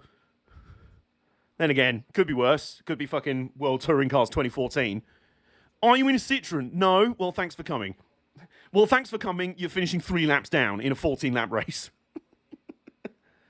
In cars that are made of plastic and, like, shopping bags and crisp packets. Tom just waved to the crowd like, yeah, well, you know, I tried. Now he's here. Oh my God. Now he's out here in the building. And we had the second British touring car race finished before the F1 even started. Yep. We might even get the third touring car race in before the F1 starts. Right, let's go back go back over here, see if there's any update. What's going on? But Nate, how are you doing? Just got done listening to Donda, so I thought I'd head over. Who's Donda?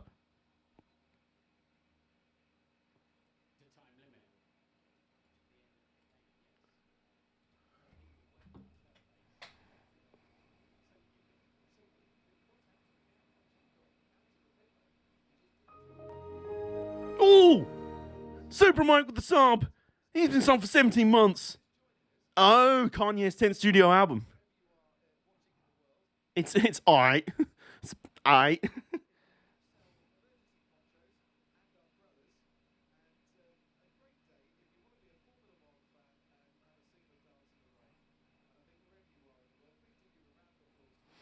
Yeah, I'm a classic Kanye man. You're a Kanye hipster. He's like, no, I only fuck with the OG ones. I am F1. F1 is on the time limit. Oh, is it? We'll end up just having a 20-lap race.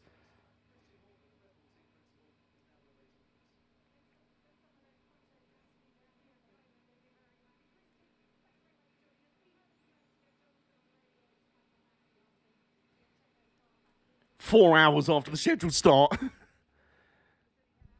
What, is that the time limit? No, watch BTCC in the US for free. Anyway, yeah. Nick's is like, well, does Nottingham actually have a Domino's? And Nate's like, yes, I literally said it does. But does it, though? Can we trust anything you're saying? 2 hours racing within the 4-hour... Well, I don't think this race is going to happen then.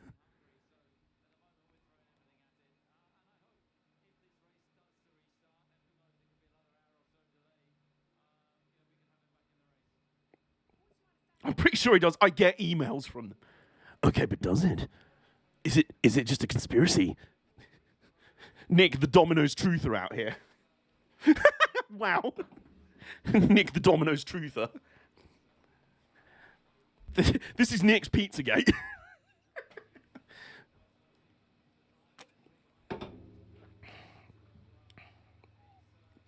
KFC's nearly hit fucking at last. Having come back from actually hunting and killing the chicken,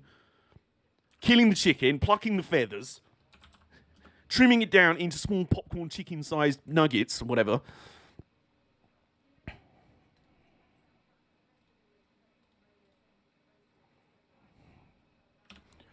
Right, well, the good news is now you haven't missed anything in the F1 because there hasn't been any. Yo, what you get? It's so hard to believe that Sector 1 and 3 of Spa used to be a public road. If it was still a public road, Top Gear would be like, and this is the best driving road in the world. 2 McDonald's within less than 2 miles away and I still don't use them.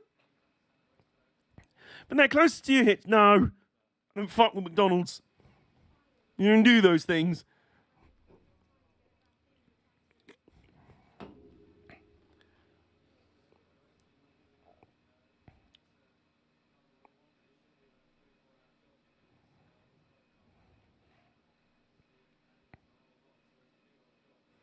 When was the last time a race was outright cancelled because of rain? I'm trying to remember. My local Asda has a McDonald's.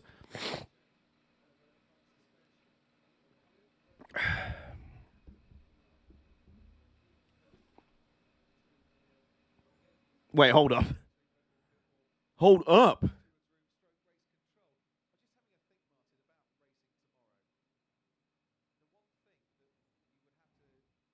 F1 not racing in the rain? No. But in fairness, Mike, it's a lot of rain. It's been basically pissing it down since about 15 minutes before the start. The original start of the race was supposed to be, which was nearly an hour ago. And it's, we just checked the forecast about an hour ago. It's scheduled to rain for the rest of the day. So I don't really know what we're supposed to be doing out here. It'd be very George Russell to get a front row start in qualifying, and then it count for nothing because the race is then cancelled. You could say Japan 2014, but the race did actually start, yeah. This is how it's going to be, isn't it? We all got ourselves gassed up over George Russell getting on the front row. He ain't even going to fucking start the race because the race doesn't even happen. You see, they need backup plans for situations. Yeah, what, like being able to race on a Monday? Like how NASCAR has done these things for like 40 years or whatever. Just give him P2. Tends to be as wet, but we actually can race. Yeah, well, the problem is it's just been pissing down all day, and rightfully so. Spa, the entire first sector, people are like, well, it features corners where drivers have actually like died there in recent memory. We don't really want to fuck around in the wet here.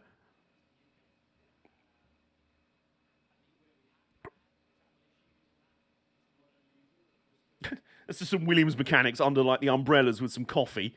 Oh, some lad in the grandstand's got cheesy chips. My G. Oh, give us a chip. Oh, fuck, I want cheesy chips now. I had them on Friday. I'm not having takeout 3 nights in a row. Oh, shit, I've got my cold pizza, lads. Cold pizza. Seriously, though, why not just race on a Monday? Well, they're also in a bit of trouble because they're in like a 3-week back-to-back-to-back, aren't they? They're racing in Zandvoort next weekend, and then, is it Monza after that? When's American Speedfest next year? Look on the Brands Hatch website. Meantime, we're looking at, oh man, he's in Aston Martin gear, so I assume this is Otmar's Gaff now. the name that you have to pronounce like it sounds like you're trying to hold in a sneeze. You're not sure if you can sneeze? There you go. Oh, that's Zaf now. That's Zaf now. Bless you. Yeah, there he is. He's just like, well, it's fucking wet, isn't it? Do you think we're going race today? No. I've sent Seb off to go get me a burger from the infield. Seb just wanders back through with like a vegan snack. I assume he's vegan. Or is that just Lewis? Lewis is vegan. Or is it just his dog that's vegan? On Sundays, we do not go racing. Oh, man. Oh, shit. Well, that's sort of reminding me of something. A soggy vegan snack. He's got... I tell you what, though. I'm in no way a veggie. I would like to be more veggie. I think... Because I'm obviously autistic and very picky about my food. I think it'd be very hard for me to go full veggie, let alone vegan. But I think I can manage being pescatarian. Because I do like fish. but I can do without a lot of meat. So, you know, I think I'd be okay with that. But anyway, I remember there's a little vegan cafe a few streets away from King's Cross Station in London. And I remember I went there one day with a bunch of vegan, like straight edge vegan friends of mine from before we went to a wrestling show. I want to say it was a Progress Wrestling show. Might have been. But anyway, we went in there. It was like the one vegan place around. And fuck, it was really nice. Had vegan mac and cheese. Well, nice. I mean, there's no meat in a mac and cheese anyway. But I had like a vegan... it was like a chocolate milk. It was like a coconut milk, I think it was. Oh, it was really nice. Really good. I'll eat fish and veggies as long as they're decent. Oh, there you go. There's a nice cafe in Albany Park, but it's not veggie. Do they have veggie options?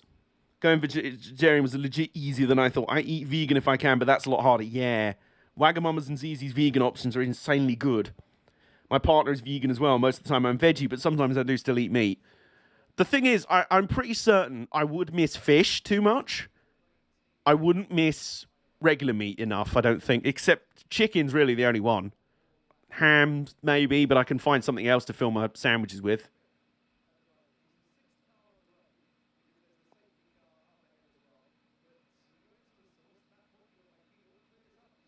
Oh, they're just showing... I miss Wagamama's. They're just showing the formation lap again. I think we're on board with Vettel. He's sixth in the queue and trundling down the road at half speed. And there's a car in front of him about 3-4 seconds up the road, and he can't see shit. You can keep red meat consumption to like once a month, no problem. Good for you. I hate fish. Chicken is the one I mainly eat, but she really likes pigs and cows, so pork and beef is mostly off limits. Fair. Cows are very cute, especially. And they provide milk. I like milk. Milk.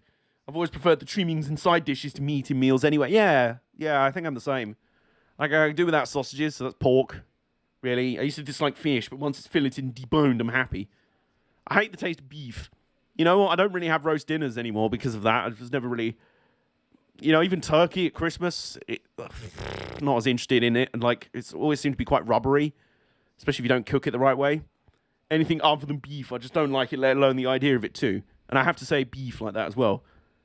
Who's got beef? Turkey can be dry as hell. Yeah, luckily my parents really good cooks, so they cook it rather nice and juicy. And we have like a Boxing Day tradition of like cold turkey strips with like mashed potato and like other like cold meats and things like that. It's like a sort of cold meat platter with like hot mashed potato and other like condiments and things like that. Hashtag visit Wallonia, they said. Where's Wallonia? Oh, the guy. Very good, Izzy. Very good. Wit. Well done. Not sure what kind of mushroom they were, but they were. Were they? Okay. Oh, fried mushrooms that you ate. Right, okay. Out of context, that was a little strange.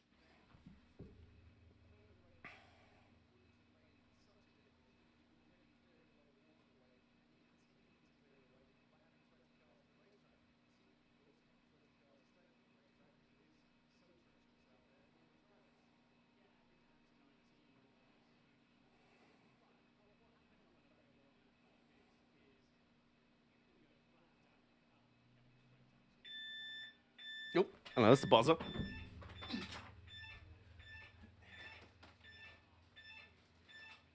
Hello. Yep.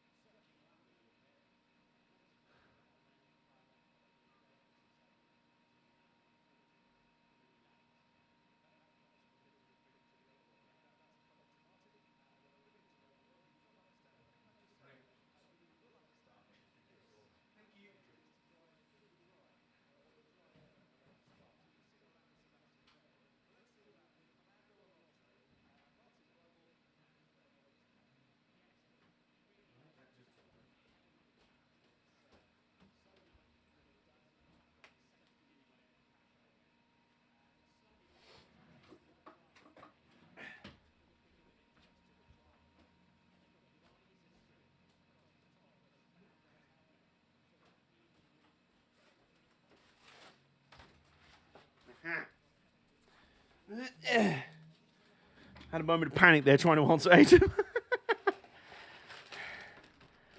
Oh, Wallonia is the region where Spa is. Okay, that makes sense now. Well, delivery came for me and someone else in the house. A new selection of USB-C cables, because I really need them. Because basically the only one I've had for the longest time is my phone charger. And I can't exactly keep nicking that one to use for everything. So I'd rather just have a bunch of cables, including a longer one, FNAR, for beside my bed, so it will reach up to my bedside cabinet a lot easier. Okay, so that's a short boy. That's a short boy. We can use that just for connecting to the computer, because my USB hub is just there. So, short boy there. Slightly longer boy. More longer boy. More longer boy, and then very long boy. And a little video gaming audio visual. Good.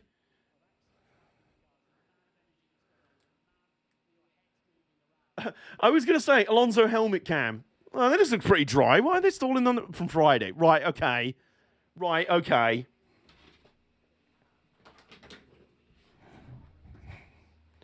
Bernie's doing some more lap. Oh, is he out there doing some driftu?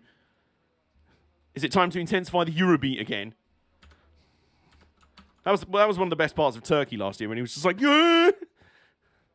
My USB-C is always going back and forth with my phone to charge my Xbox controller. Yeah, there you go. So, what was I literally... Oh, yeah, that was it.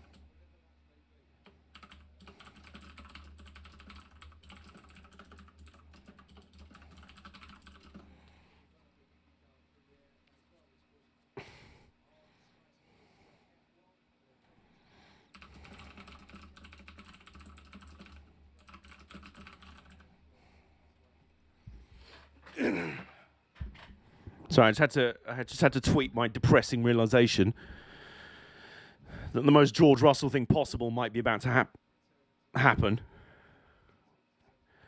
that the most George Russell thing possible might be about to happen. He gets a front row starting spot in a Williams, and then it counts for nothing because the race itself is going to be cancelled.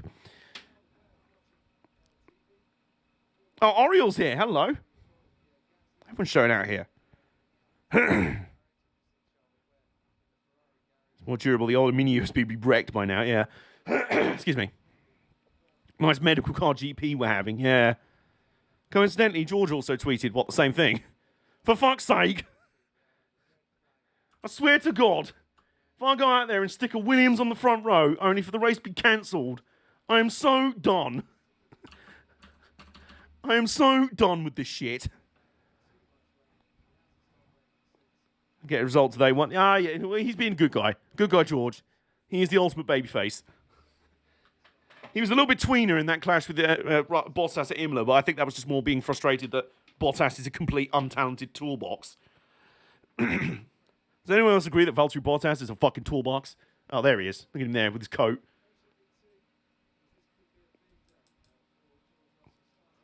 So what's the deal? Like, the race has to start in, like, the next 4 hours, right? Otherwise, it just won't. Is there no provision to run it tomorrow? Is there, like, no... We know from the Spa 24 there's no lights. More like 2 hours. Well, okay.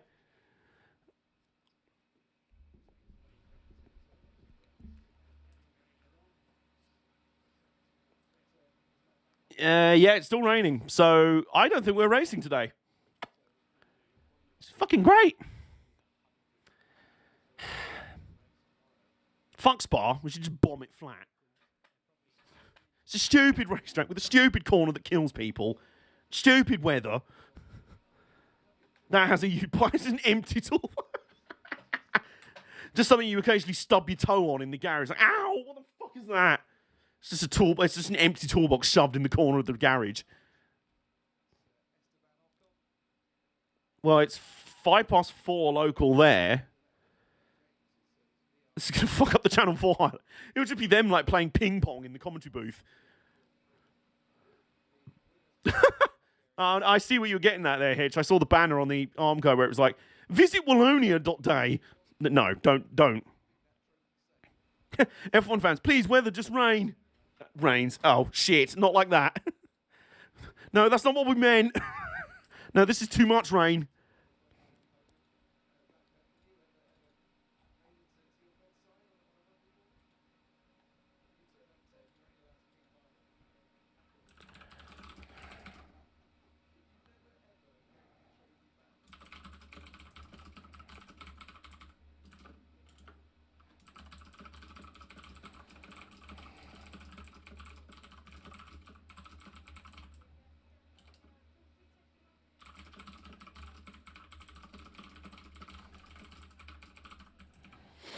Someone on Twitter's just replied to my tweet saying George will get second place points if the race gets cancelled. I find that hard to believe.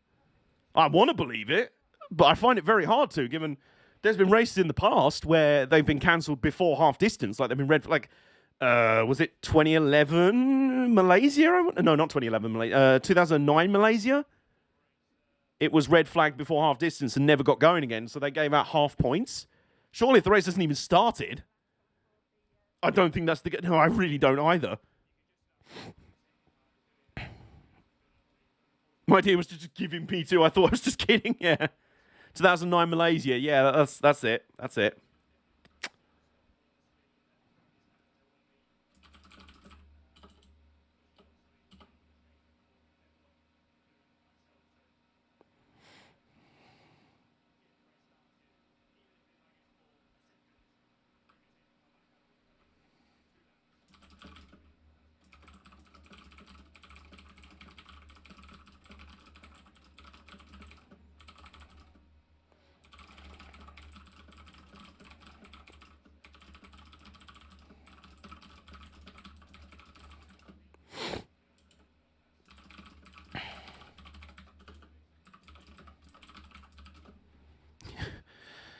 I just tweeted, is this all the rain that we've wished to fall during races for the past decade that never actually does come down until after the race finishes, all coming down all at once?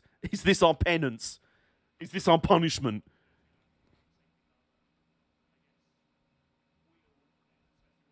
Yeah, no, I figured that was the case. I don't know why someone was trying to say that it would get points. That's not the case. Don't give me false hope like this. I'm already prepared to be just completely fucking miserable about the fact one of the greatest qualifying efforts of all time is going to count for nothing. If less than 2 laps, half points if more than 2 laps. Is there a way they could just send them out under safety car for 2 laps? They're like, we've completed 2 laps, give some points and let's get out of here.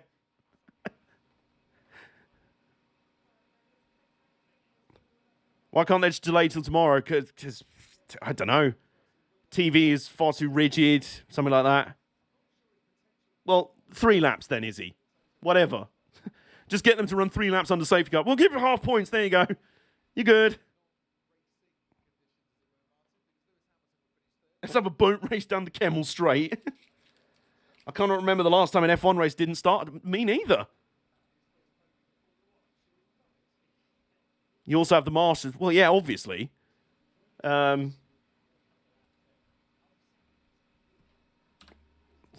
No, that's wrong screen. Hang on. I need to investigate here. No, we're on this screen. There we go. I need to actually investigate.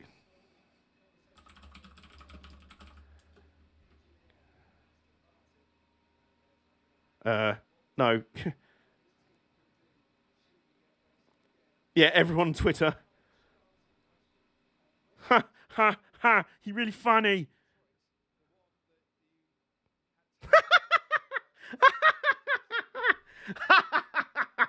Oh, Twitter is sometimes the best site in the world.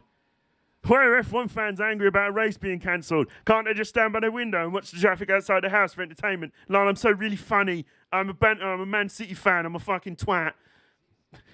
Why are soccer fans angry about a match being cancelled? Can't they just stand by a pool and watch diving? You have a footballer in your Avi. Yeah, I also watch F1. Well done. Mac Milner, I appreciate Liverpool fans a bit better. Arnie's got the Pierre Gasly cover photo. I'm tempted just to follow this dude, just out of respect. Just very nice. Very nice. Oh my god. Oh, that's brilliant. I'm just going to reply to that bit alone. No, you don't need to be in it. You worship false idols.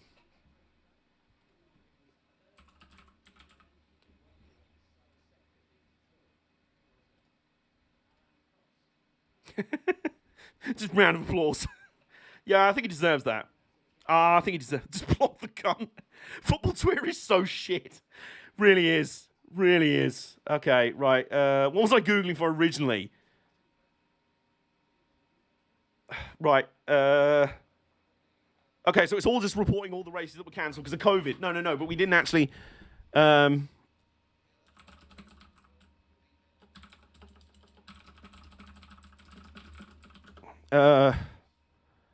don't know. What would you say? Yeah, it's all the like cancelled races and like, oh, this is cancelled because COVID. I'm like, no. I mean, like, has ever been entirely cancelled before it properly started due to the weather? So this is literally going to be the first time ever in history, in the day that George fucking Russell's on the front row.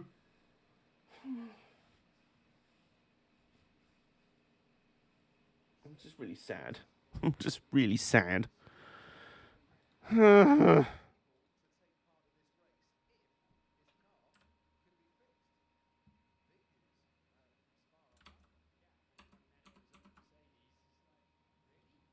Might have happened pre-1950.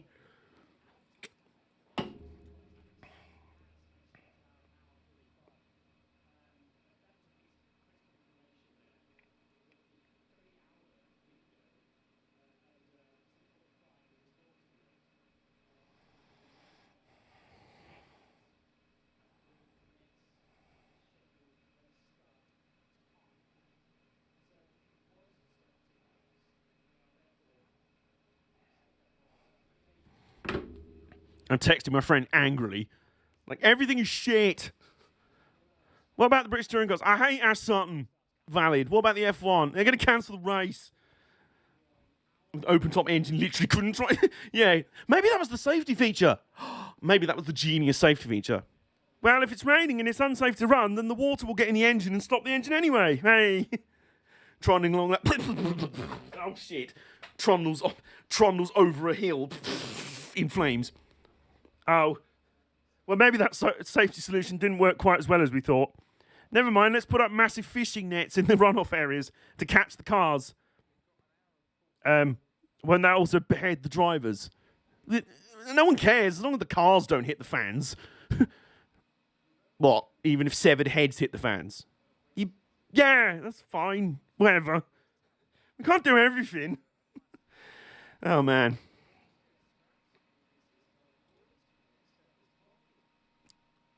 Should I ask F1 Twitter or not? Well, Hitch, you take that risk. If you're prepared to take that bullet, I'm not. Also, this is a lovely demonstration, and shout out to the Sky Sports guys as well for this. I'm actually going to praise David Croft. I know that's a shocking thing to do, but this is the kind of broadcast where commentators really earn their money. Because when I used to work in commentary, I'd have... So a lot of the time when I did Downforce radio events, our commentary booth was basically a hospitality suite that we knew the owner of, and he liked having us in there. So any guests would be like, oh, we've got live commentators. It's like we're watching on TV, but we're also watching it for real. So we were in the corner, just in the corner of the booth. We'd commentate, me and Jake Sanson. 2021 Le Mans 24-hour commentator for Eurosport, Jake Sanson. So we'd commentate up there, and people would always, because I'd really fire it. I'm like, I was going full like Mauro Ronaldo, Jim Ross. Like, that's my commentary style. You probably guessed that. I'm not exactly a smooth talker. I'm like an old man who likes to talk about the good old days from the 1850s. But people always come up and be like, oh, wow, you do such a great job. I don't know how you can get so excited and like how you manage to get all the words out while everything's happening. And I'm like, no. That's the easy bit. That's the easy bit. Come back to me when there's fuck all happening. That's the difficult bit. That's where you earn your money. So delays like this is where the commentators earn their corn.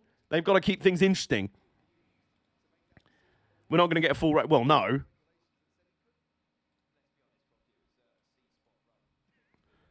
Michael Masi is top 10 trending topic in Spain. Why Spain?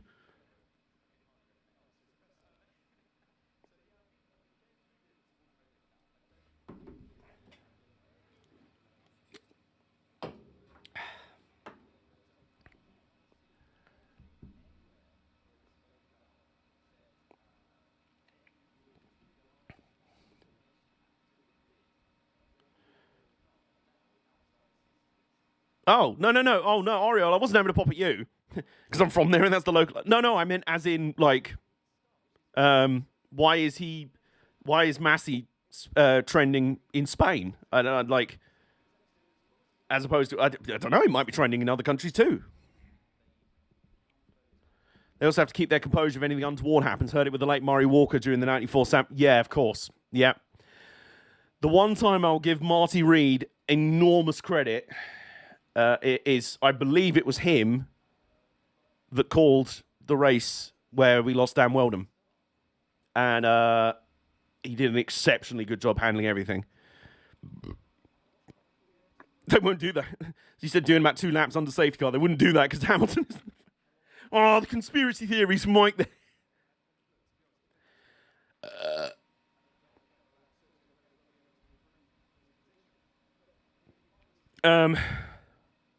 I don't know, man. Like, it feels wild to just, like, cancel a race outright.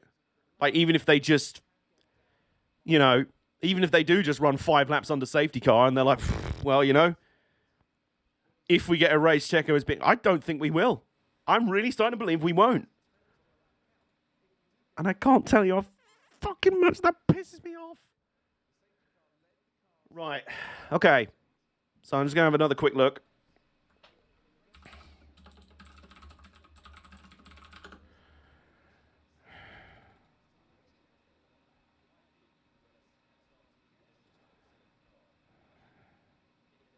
Yeah, it's literally... It's not scheduled to stop raining until 3 a.m. tomorrow morning. And even after that, it's scheduled to be foggy and then rain all of tomorrow as well.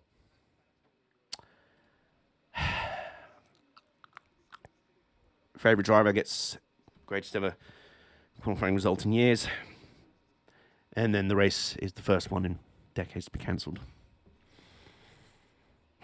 Motorsport is stupid. I'm going to switch to being a soccer streamer. I don't care. We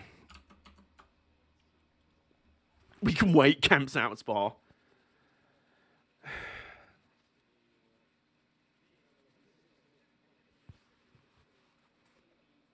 And of course, because it is F1, there's such a like rigid, like, I know, because of TV broadcast windows and stuff, we can't do the thing because we signed up to do this. And if it hasn't started within 2 hours of a man farting in the morning, we need to do like these sort of rules that are made in a sort of, well, what if this happens? Well, no, it won't though, will it? It's never happened before.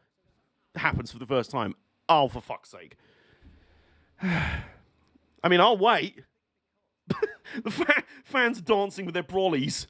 I mean, they're doing all right. They should have races in Spain today because the rain stays mainly of the... Mike, please. Mike, please.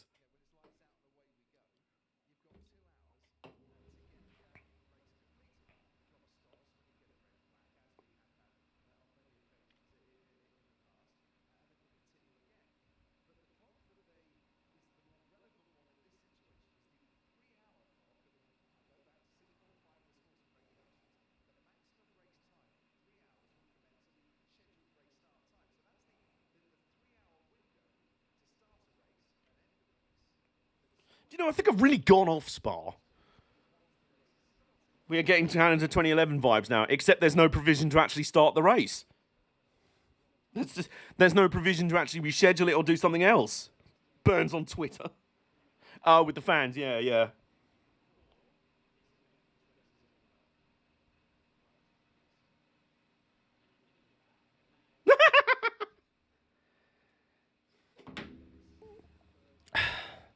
I'm really starting to go off Spa.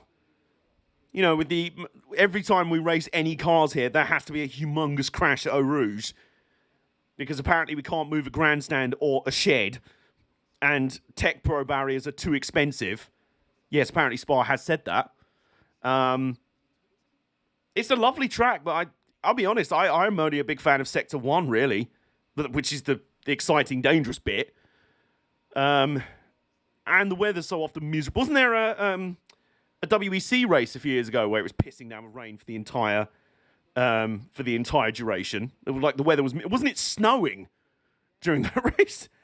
Aren't they changing the outside runoff at Radeon for MotoGP? Oh well, that's good. Not for safety reasons of all the car drivers that have died, but so they can hopefully attract MotoGP there. Are you fucking kidding me? If I'm a bike racer, I'm not going to Spa. Are you shitting me? Yeah, that was last year, was that? Gonna give respect fans for sticking it out. Oh, yeah, absolutely. You respect that. I mean, fuck, we had like a 5-car wreck yesterday in the W Series. Nearly hospitalised a bunch of girls, a bunch of the drivers. Lando Norris had a massive shunt. Driver of the day, the fans. Oh, the 6-hour Spa 2019. Yeah, gotcha. Yeah, no, it was literally snowing during that race. It's partially government funded. Probably needed to attempt to attract MotoGP for that funding. Maybe. I don't know. I don't know, man. If the only thing that's going to get them to make change to that corner is to attract other series, when existing series are like F1 are like, can you not try and make the runoff a little bit safer? I'd be 100% in favour of just giving Seb driver of the day for checking on Lando. Yeah. Amen. I'd be there for that as well. People are like, well, what about George going to be too? Even George would be like, no. It's Seb's. Go for it, man.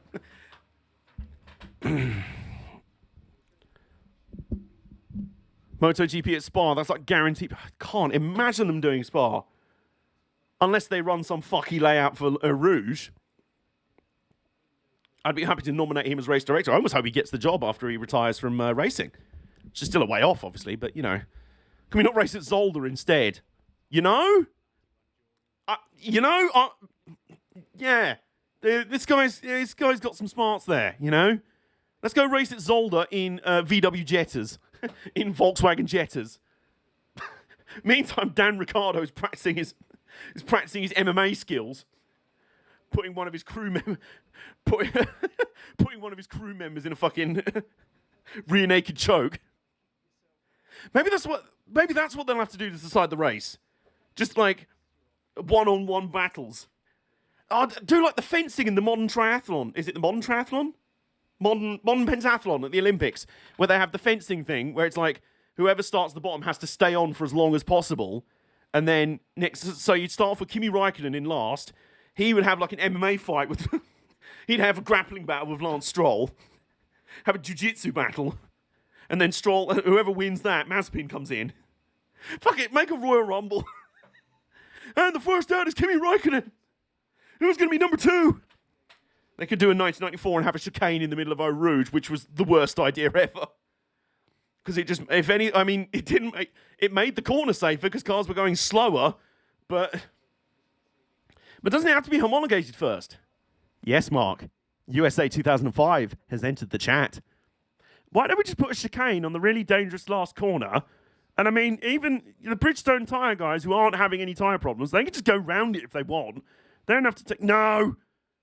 Why? Because fuck you. It must be rubber stamped and approved in 6 weeks by notice from the FIA. Fine, we can just run the race ourselves. No, you can't do that either. Look at the original iteration of the Charlotte Road course. Oh, God, yeah, flying down the hill at that speed, trying to stop at the bottom of the hill, and then trying to climb up the hill again out of the chicane. that was just like a panic situation. Weren't there some really shit chicanes at other tracks as well, which were literally just like some cones and some tyre bundles? So you're saying red tape created the second most lonely start in F1? Yes, it did. Yes, it did, Mark. I can recommend a really good video. Oh, and Haas is giving everyone hot tea and brownies. Good lads. Good lads. Respect. I can recommend a Baltimore Street Circuit. Oh, fuck. Oh, God, no, Mark. No. Fuck. Oh, no. An Eau Rouge chicane would create another... Well, I mean, at what cost? Oh, God, what was I about to look... Yes, okay, so... Slap Shoes, US Grand Prix. It's wild as well, because I discovered this guy through this video. I won't play it for you. But I will link this. There you go. Speaking of shit teams and food, I read a bit ago that apparently Minardi are literally the best catering on the grid when they were a thing. Why are you running so low on money? Why don't you, spend your money on your car, you fucking pillocks, or get a real job? Why are you treating yourself to nice food? Fucking dole scrounging. Wait a minute, sorry, I just came into a Jeremy Carl viewer. Slap Shoes, yeah. Yeah, he's a NASCAR YouTuber, but he did a whole breakdown of the 2005 US Grand Prix as well. That's some really interesting context to all of it. Him and Brock Beard, yeah, they've collabed a few times. Yeah, Slap Shoes is really good. He's the only reason I'd be interested in NASCAR at the moment. But even then, he doesn't talk much about modern NASCAR.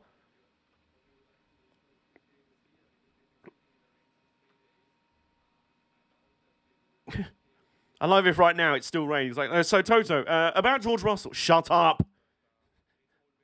Just chair shot. Just chair shot Natalie Pinkham. I'm sorry. I'm just saying what my director told me. I don't care. Is there anything to talk about in modern NASCAR? Yes. How much of a meme it is. Love Slap Shoes abandoned track series. Oh, that is great. Yes. I love his 3 or 4 part series discovering Airbase Speedway. Like the most obscure lost track in NASCAR history. Other than the curb at Indy killing half the field. Yeah, ergo a meme. Meantime, Esteban, Ocon and Alonso are just vibing in the pits. Like, yeah, how we doing, lads? What are they doing? Are they trying to lob bits of paper? They're playing bin basketball. They're playing trash bag basketball. Alonso going for the 3-point shot. Going for the Kobe. The Cobain, you might say. No, you might not say that.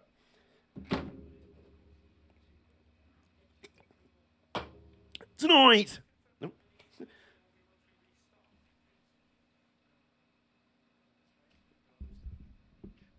And Antonio's gone for a nap. Tonight, a man catches a tennis ball. A man looks on his phone. And a man goes to sleep. I need to do some sort of shit remix of the Top Gear theme, just so I can sample on the thing when I do my tonight.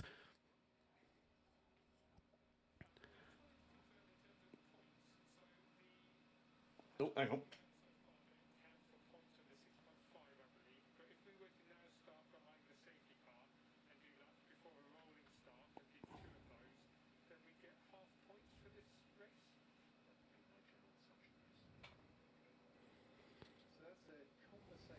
Okay, so don't know if you guys heard that. Somebody from McLaren's just been on the horn to Michael Mazzi. He's just picked up the phone and be like, yo, M-Dog. M-Dog Mazzi, fam. Yo, holler at me, fam. No, he's just on the phone, on the radio, and he said they asked the question about points. And they said if we run a few laps under safety car, I think he said 2 laps under safety car, and then try and go for a rolling start, would we get half points after that? And Michael Mazzi was like, I think he said something like, I think that's my assumption, yes. So has to do at least 2 laps for half points. Fuck it, at this point, if they want to do that, at least people get something out of at least George gets something out of the race, you know? Sit in the car and back a flatbed. Well, it's like that flipping car chase from Johnny English, where his Aston Martin's on the back of a low loader.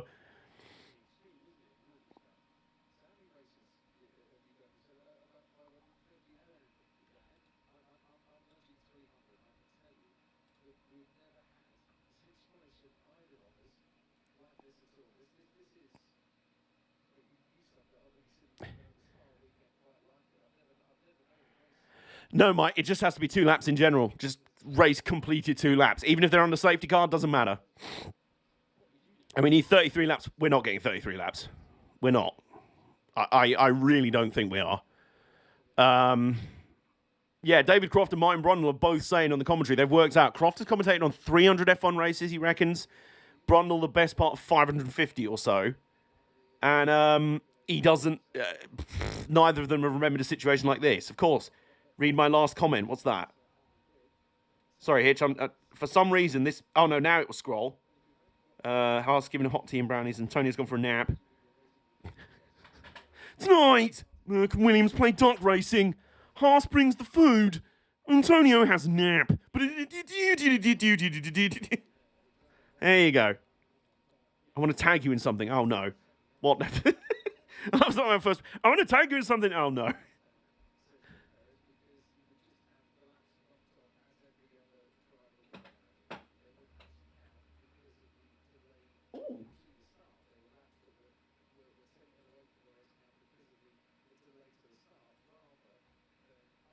Decision for some news as here at Red Bull.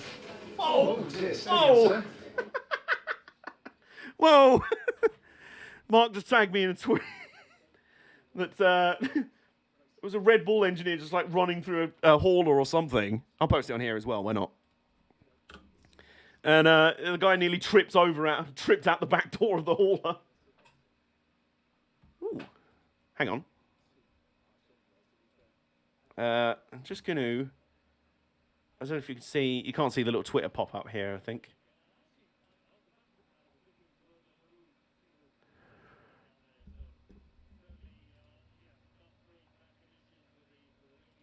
Oh, off topic. Right, okay. Oh, Mar just tagged me in a singer Maisie K is giving away a signed GRC's3 hat to someone who RTs and follows this account. Okay. Okay.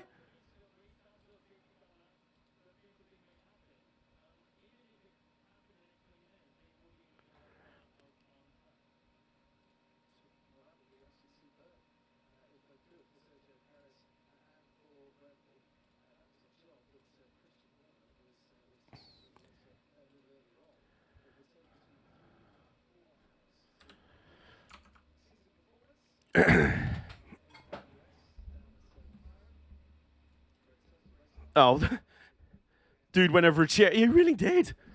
Whatever he was trying to deliver, he was like, this must make it on time.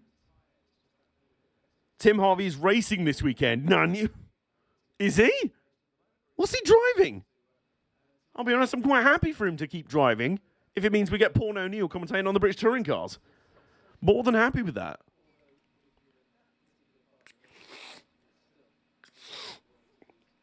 The front wing's back on. So when we don't start the race, he'll be able to take the start, which won't happen. So there we go. And he'll do nothing but sit there. Exactly.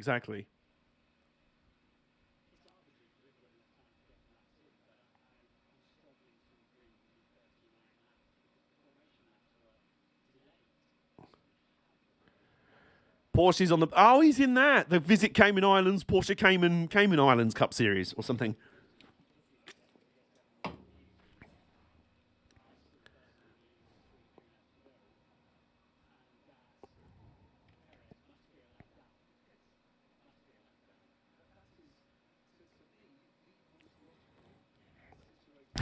That front wing for the downforce for going 3 miles an hour under the safety car.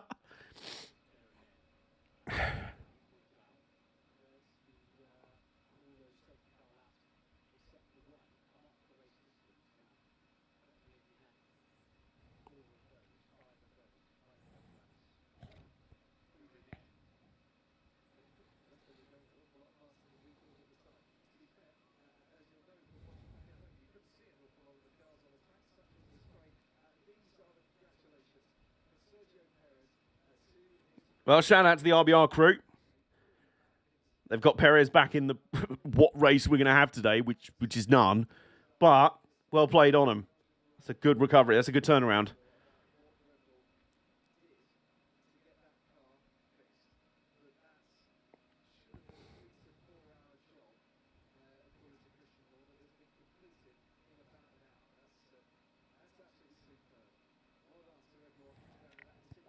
Check out Ozzy's mechanics a huge round. Yeah, he does. And that's a lot of mechanics as well, so...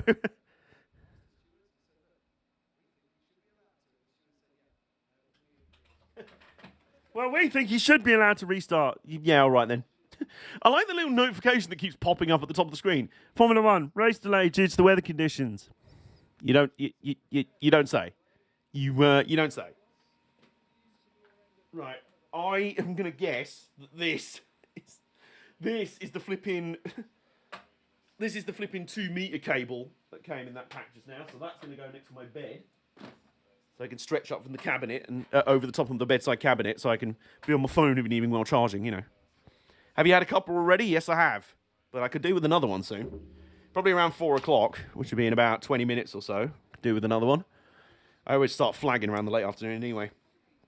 I've been really having a bad conundrum recently about my sleep schedule because on the one hand, I'm a morning person. I really like early mornings. I like getting up 6, 7 a.m. or something and getting on with my day, like, before everyone else has properly woken up. Like, the rest of the world is still peaceful and like, and I'm there just like beavering away, doing my shit, you know, having a shit, you know.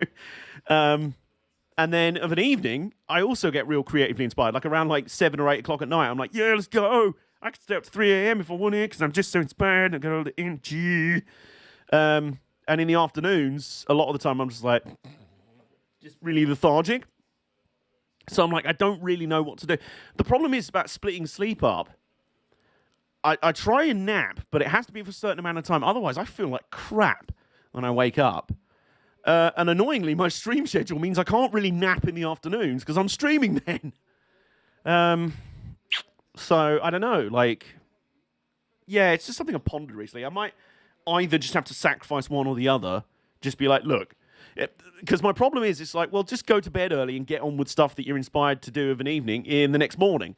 Well, yeah, but neurodivergency talking here. What's to say that I don't forget all the motivation and stuff that I had the night before, or just wake up and I'm like, I feel like shit, we ain't doing anything today, and that goes out the window. Like, I genuinely, I had a talk about this with my friend. He's neurodivergent as well. He's autistic.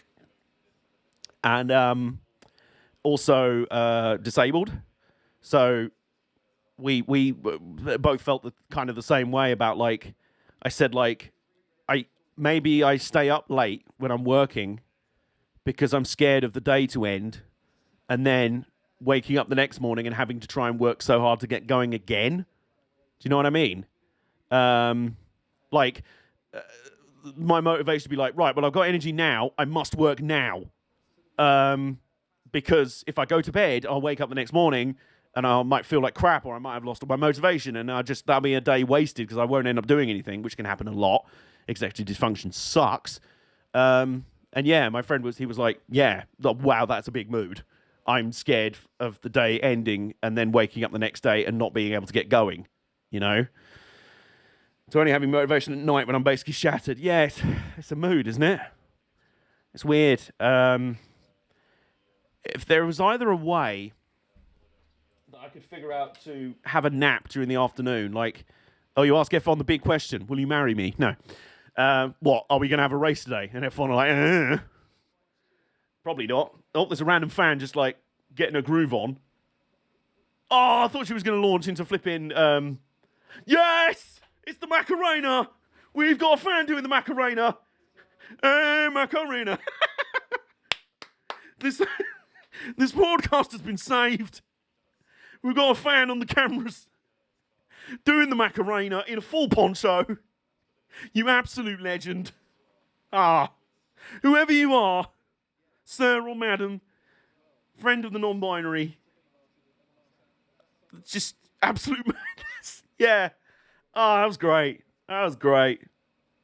Well, that was something at least. Meantime, there's some fans in Orang who are just sort of bobbing up and down like, really desperate for a wee now. I've been telling you for the last hour, you're probably good to go for a slash. You're not going to miss anything. But what if I do? And the rain dripping off the grandstand is just making me want to pee more. Meantime, they're just having a natter with the Alpine person, Marcin Budkowski. Wasn't he a former quarterback for the Atlanta Falcons? Oh, no, I'm thinking of Steve Bartkowski. Because, no, I don't know what you're talking about. I haven't been watching the Secret Base series on the Atlanta Falcons recently.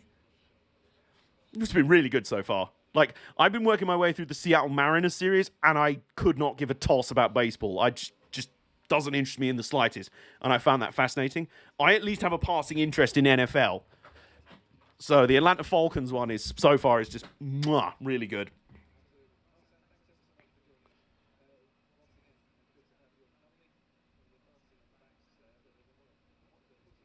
Is this a go moment to say there's a crazy lad just streaming the ESPN F1 feed on Twitch?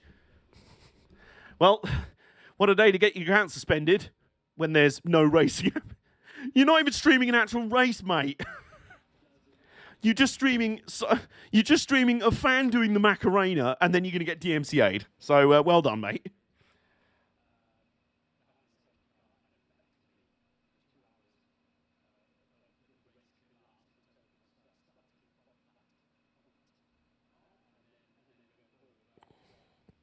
There's a fan eating a banana in a banana yellow poncho. Well, you know, matching up, you know, symmetry.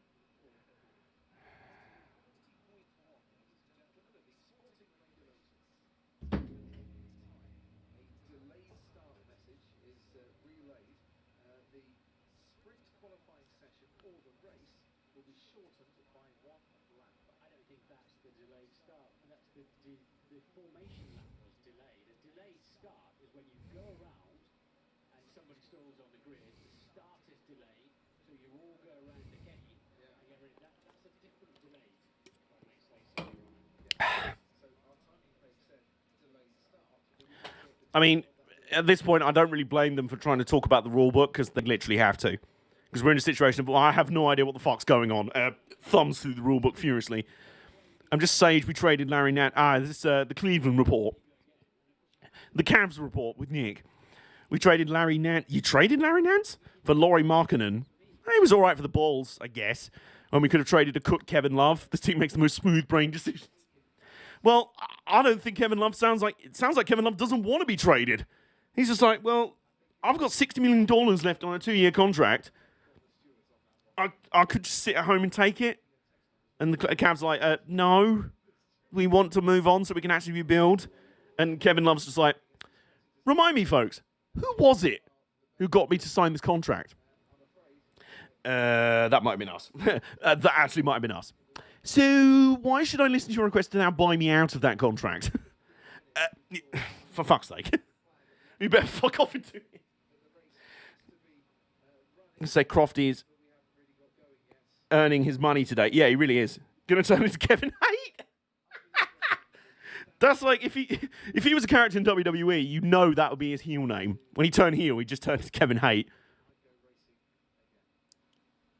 Literally. Did he say we might go racing again? We've not raced once. There's no again about it. Kevin Nope. Oh my God. Mark's just passed the time by tagging me in shit posting on Twitter. I respect it, you can. I might not check. I might just check Twitter on my phone this time. I'm waiting. I'm just waiting. There we go. There it is.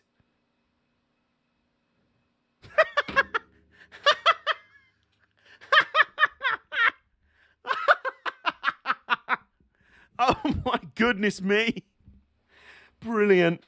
So, at Formula Races, just a tweet via Adam Cooper F1.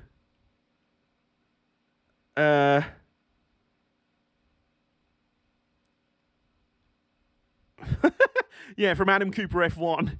Lewis Hamilton. I'm glad I went to the toilet. The one I went to, someone had dropped a crazy bomb in there. The worst thing ever. It's going to haunt me for life. Apparently it was a French TV cameraman. Could you imagine, like, Lewis, if you're like, I'm just going to pop to the loo quick. Just this French guy, just like, oh, you're right, Lewis. Yeah. Who are you with? Canal TV. All right. By the way, I just dropped a canal in there. What? Oh, fucking hell. Like, Lewis just walks in there like, fucking hell. Why are you leaving a mask on the grid? Jesus Christ. The French guy just walks out like, I give that 10 minutes if I were you. That one could talk. French guy responds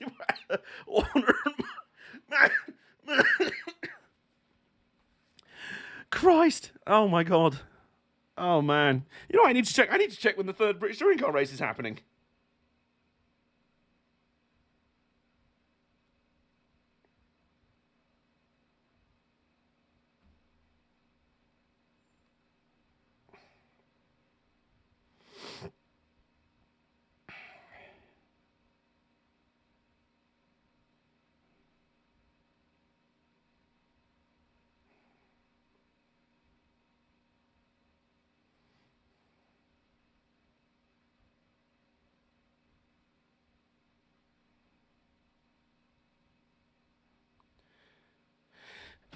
And he just asked about Spa. What?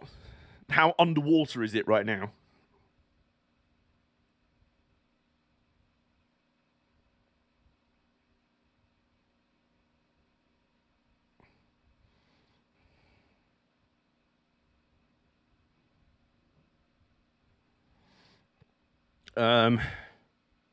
Shit, what was I just gonna... Oh, yeah. That was it. I was going to check the run times for the touring cars today.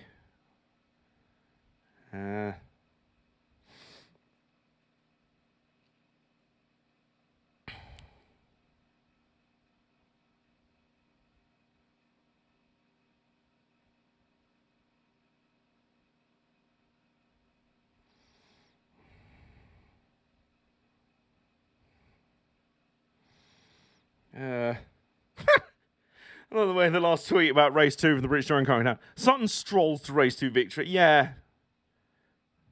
Very accurate.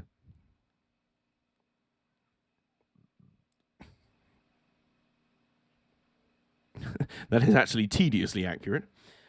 Right.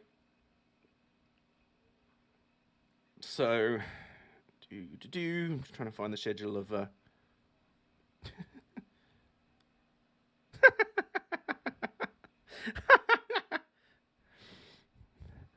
This might be messaging me in a complete rage.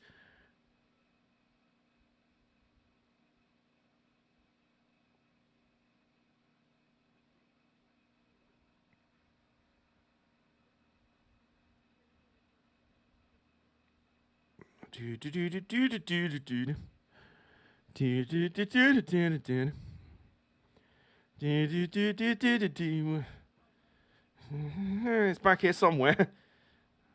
I'm having to scroll quite back through the Twitter feed because they only post it once. It's the schedule for the entire weekend. Here we go. 17:35. Okay, well, we still got just over an hour and a half, like an hour and 40 minutes until then. Do you want to bet we still won't be racing by then? Oh, okay.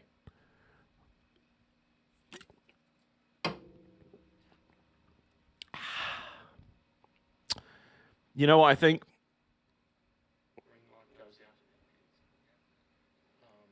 What's this?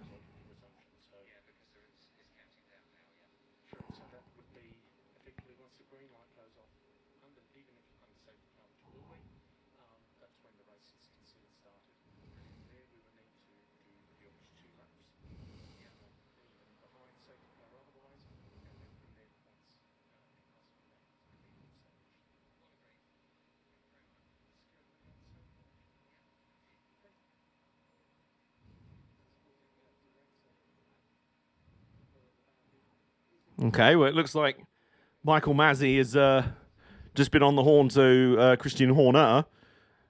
Looks like he's saying something about when the green light goes out at the end of pit road and they come out. It sounds like they're going to run like a handful of laps under safety car and that'll be it. I don't really know what else they can do. They've really kind of boxed themselves into a corner with this. And the weather's been absolutely horrible. The time left to complete the Belgian Grand Prix, 1 hour, 8 minutes. Yeah, we ain't doing it. So hang on a minute. So it's 4:52. So it's 4:52 local time. Yeah, it'd be 4:52 local time. Didn't someone say that sunset's at 8 o'clock? So is it just a case of like we'd have to, yeah, this is to complete the full race. This is what I'm baffled by. It's really quite a tight window. I'd assume it's because TV contracts, blah, blah, blah, blah.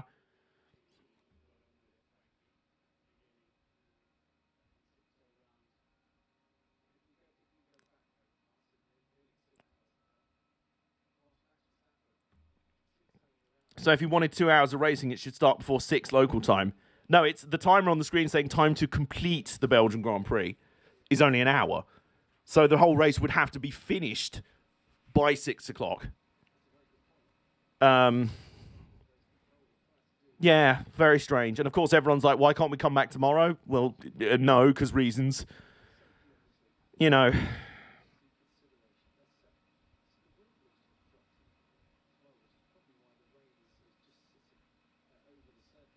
There's not even any breeze to blow the rain through. It's just sitting here.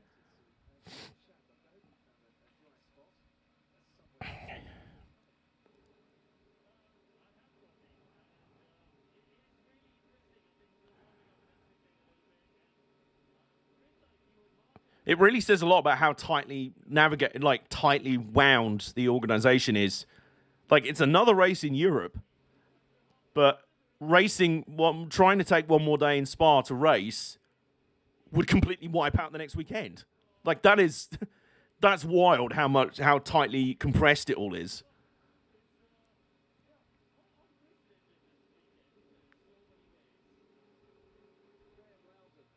Honestly, I think we should just tarmac over Spa.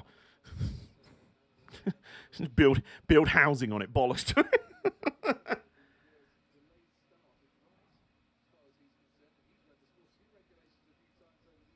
Flat level.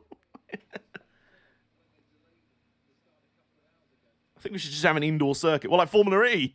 Formula E's like, no, we're genius. You're not so dumb now, are you? Well, yeah. I mean, it was a really good idea. Except whoever designed the track for the XL in London just didn't know how to actually design a circuit in any way. Turn it into a Spa. Or just let the whole thing fill up with water. Yeah, there you go. I'm down for that.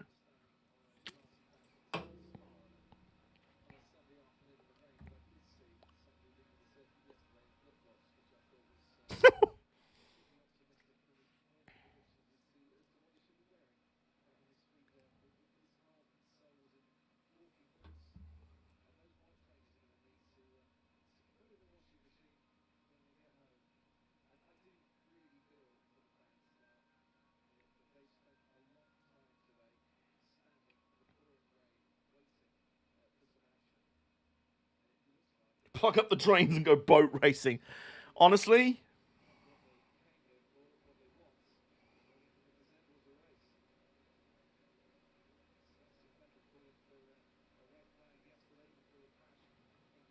so many gifts going to come out of this. Yeah. Funnily enough, what this kind of reminds me of a bit is the flipping situation. I think it was Texas 2015 or COTA 2015, where it was just like practice completely rained off. Qualifying, we're going to try and run it, but there's literally like lightning and a storm. No, we're not going to do that. Let's try and complete qualifying on race day. Oh, it's dry just long enough to maybe get a race in. This has been the complete opposite, obviously.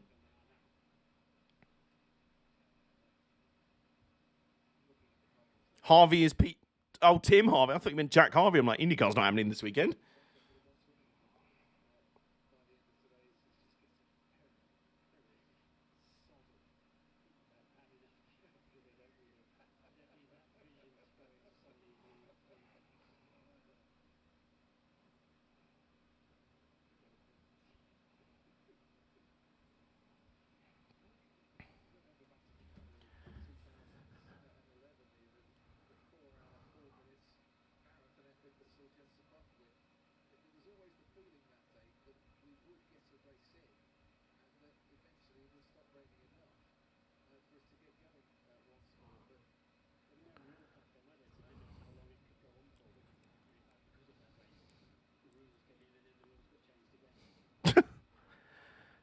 Well, there's F1 logic for you right there. Kansas 2011, we waited 4 hours until we could get going again and get the race in. Yeah, well, there was no rules dictating on how long we could wait to get a race in. So then there were rules brought in, which has led us to today. So you've brought in rules to instigate not being able to start a race even in exceptional circumstances. So we found a way to wait out rain and get a race going. So you've introduced rules that mean that can't happen. Fucking geniuses, all of you. The rules have now prevented an actual race. Yeah, exactly. And it's that rigidity. It's like, thanks Bernie era rule makers. You know, it would have been. The rules were changed because of, yeah, that's what I'm saying, Hitch. Like, and it's just so, like, rigid. There's no provision for if things go wrong. Like, there was no provision maybe to bump up the start of the race early. Like, NASCAR does that. If they're like, well, we suspect there's probably going to be a big rainstorm coming through in the late afternoon and the race is scheduled to go at 3, we'll bump it up to midday. We'll bump it up to noon, see if we can get it in before the rain. You know, I don't know how long before the race it had been raining. That might not have been possible. It might have just been like, it has been raining for the past 24 hours straight. But to be fair, who would race in this? No, of course, no. I'm not expecting them to race in this.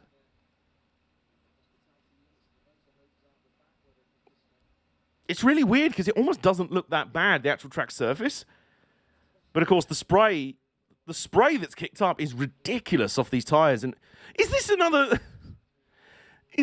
fault of the stupidly, like, oversized wings in F1 now? That they kick up so much spray you can't see shit.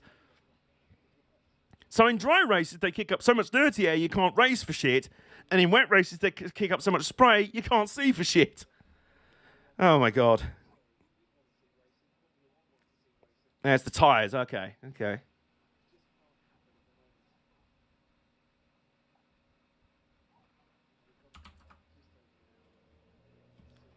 designed to displace ridiculous amounts of water.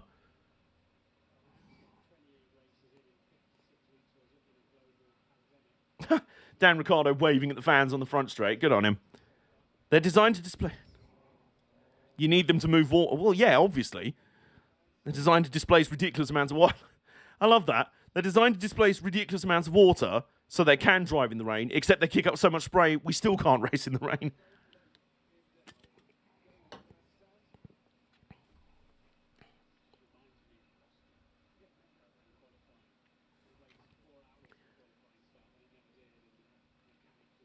Martin, what did I just say? Martin's referencing COTA 2015.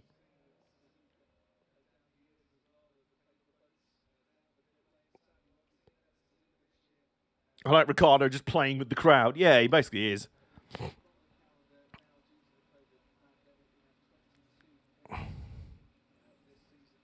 "22 fucking races. 22. There's another reason we can't even delay for another day. No, well, we can't do that because that will mean we can't get to the race next week, and then the week after that, and then we got another race a week after that, and then 2 weeks' time we got another race there, and then we go to Saudi Arabia for loads of yay oil money, and then we got 3 back-to-backs after that.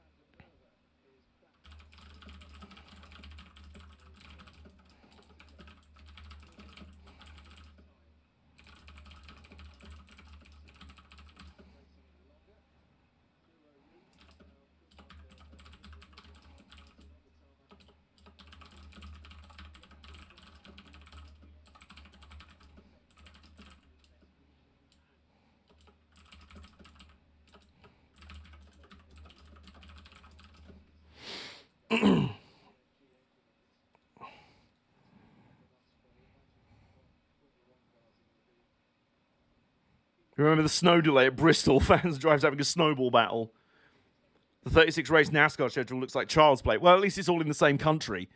And there's less stuff to cart around for each team, I guess.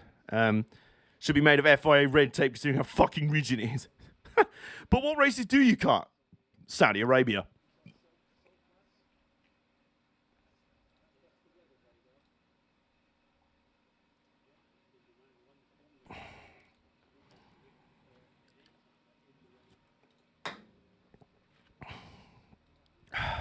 May it go the way of Vietnam.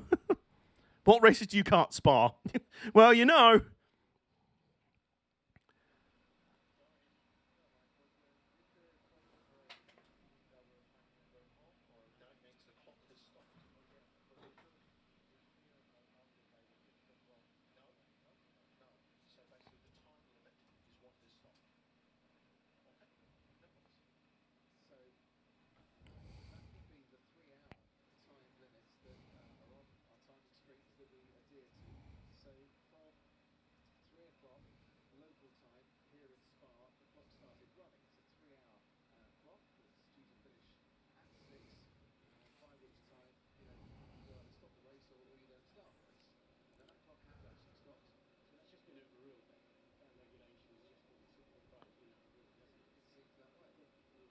Okay, I'm a little confused.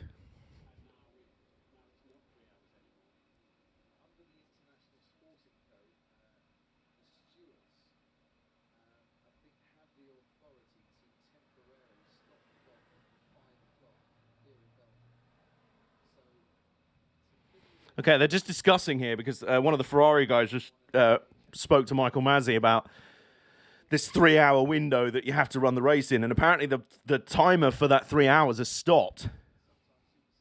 But it's not supposed to have run out for another hour.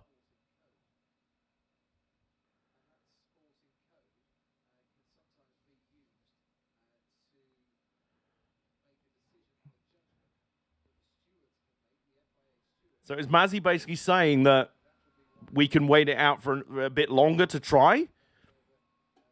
Try as much as we can to try and get a race. Like, if sunset's around 8, then we're not racing past then anyway. But 6 o'clock is still 2 hours before that. 6 o'clock local is still 2 hours before that. You don't know. What if someone wears a pride flag on their helmet in Saudi Arabia and accidentally starts a war? Seb Vettel has entered the chat. Is that a challenge?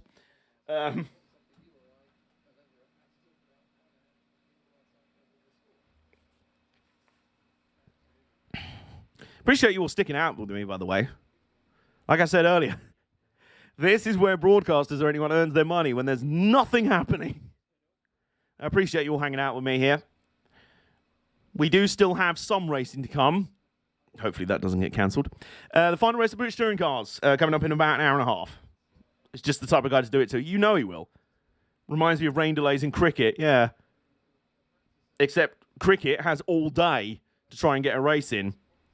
F1 apparently has this very rigid 3-hour time window to complete a race that can only be a maximum of 2 hours. So you've got 1 hour either way wiggle room. That doesn't seem like there's much wiggle room for if there's a delay of any kind. Like, you know, non-stop rain. Meantime, tonight, burnt my landers on Instagram. No, not that. There we go. Cricket racing. What, the insect crickets or the flipping sport? What, he's trying to drag race a bowler. Just like James Anderson pelts it down the Kemmel Straight and bowls a cricket ball. Jofra Archer bowls one of his like 90-mile-an-hour things, and F1's got from a standing start. You said cricket have more time to get a race. Oh, I see, right? Right, guys. I think it's time for a fresh cup of tea, and it's time to deploy the cold pizza. I was hoping to deploy it after a race had happened, but, you know. Most series have some kind of time to... Oh, yeah, of course. But I just feel like it's way too rigid. This is way too inflexible to account for any kind of delay. Like, how many times has Singapore gone time certain after like 1 or 2 safety cars. I prefer hot pizza. That's, you know, cold pizza is good. Cold Domino's is good shit. Anyway, yeah, I'm going to put the kettle on, get some cold pizza, and I'll be back.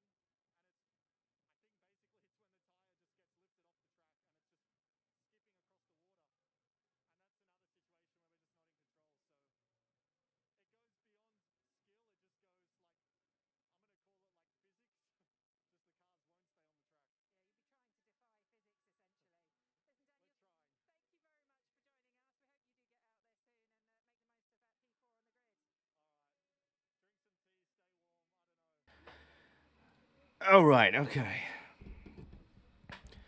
Another news, Chris Harris is a massive... Oh, great. State more facts. Why don't you?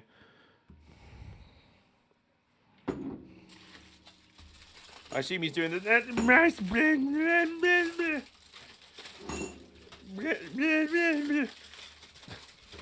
the only sounds that I hear coming out of that man's mouth. Anyway, the world isn't quite as bad. I have tea and cold pizza.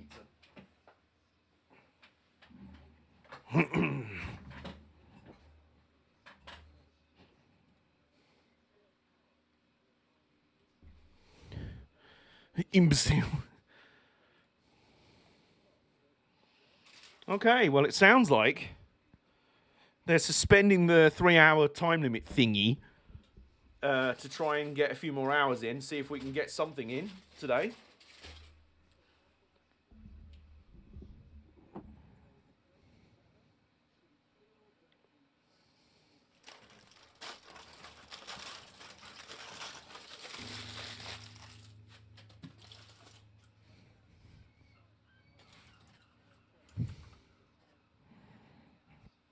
He lives in the same city as me. Why have you not gone over and punched him yet?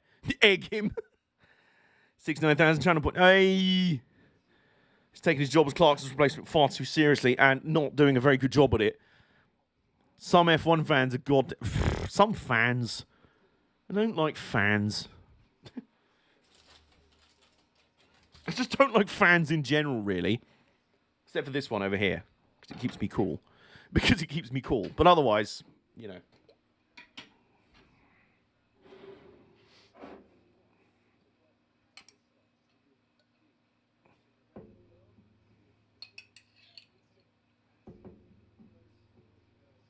Do you see the stickers the orange are being brought along? Do I want to?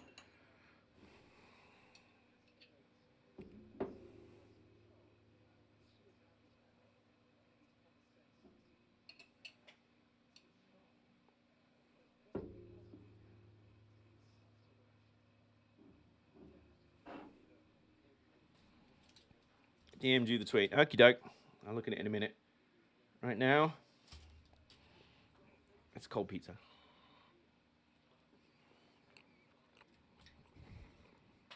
Maybe you're better off not seeing it. What? The tweet or the stickers?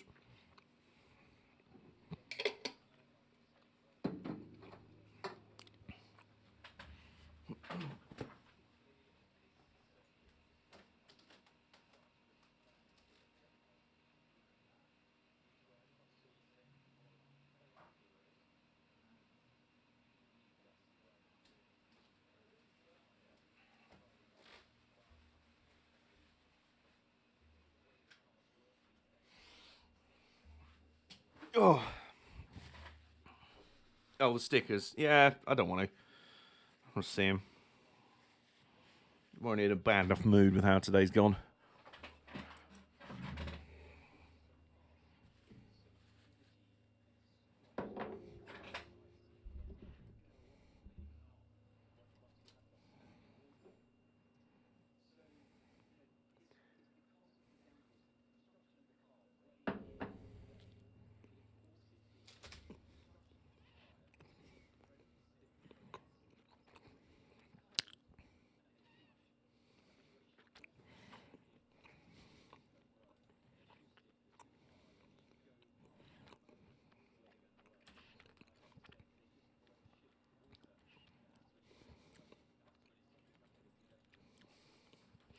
So hang on, is Anthony Davidson saying what I think he's saying? That because the cars are such downforce monsters, the wet tyres are basically have to made so they don't work.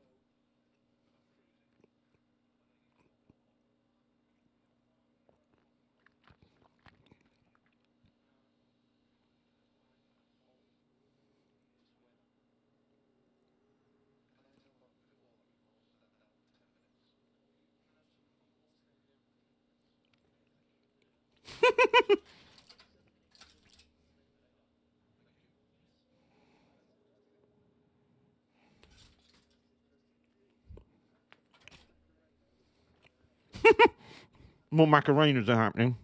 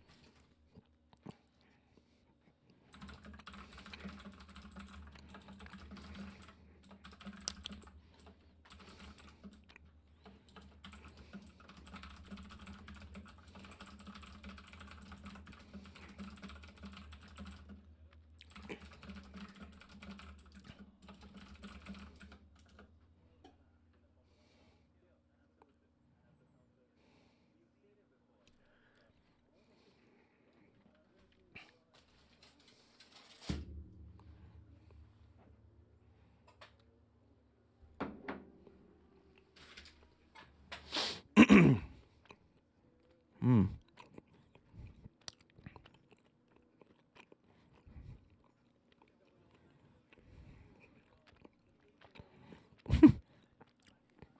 some reason, the F1 YouTube channel has programmed the post-race show to start at night, 7 o'clock Spa time.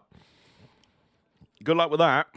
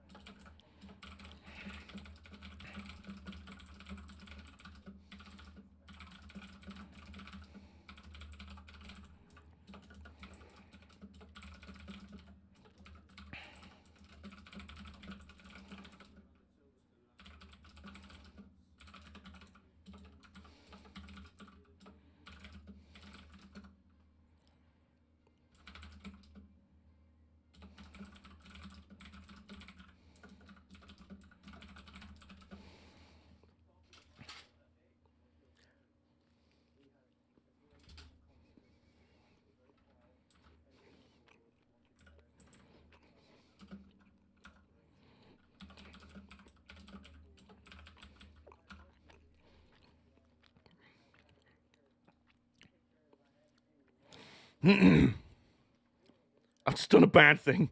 Poured a whole bowl of cereal without checking. It's still. Oh no! No! F's in the chat. No!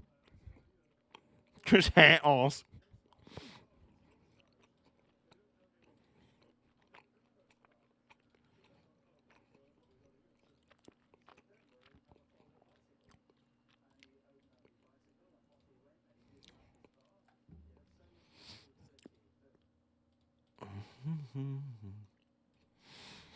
Yes, Amazon, I'm well aware that you did deliver. I was there. Did they just interview the medical car driver? I don't know, that's a good question. On my screen, they're replaying a segment about Mick Schumacher getting to introduce to his dad's first car.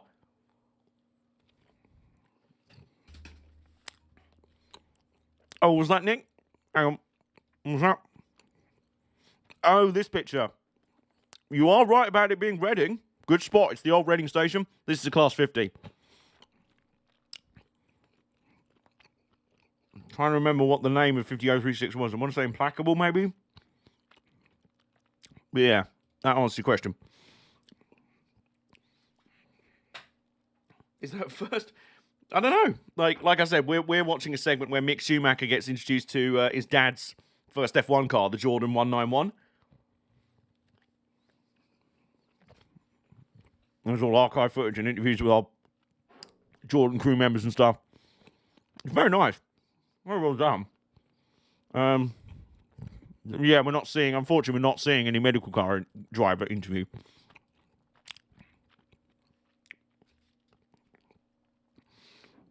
They wouldn't have interviewed him because it was Alan van der Merwe who was the main doctor, wasn't he? He was the guy that got to Romain Grosjean first and pulled him out of the car, wasn't it? But he's not the driver of the medical car, is he?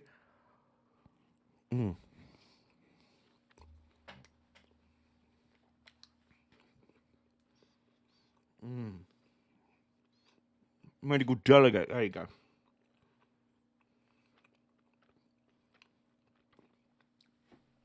There you go. That's what I meant. Oh, look at Mick sitting in his papa's Jordan. That's very nice. I love the fact that it's gone down in history and it's so legendary. Even though it didn't finish the race. It conked out.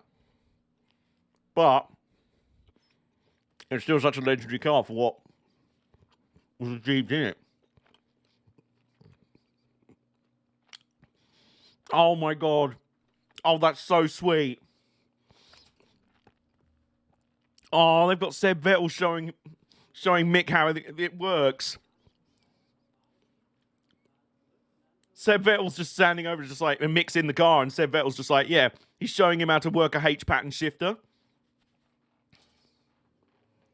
Which makes me feel old, but at the same time, more wholesome Seb Vettel content.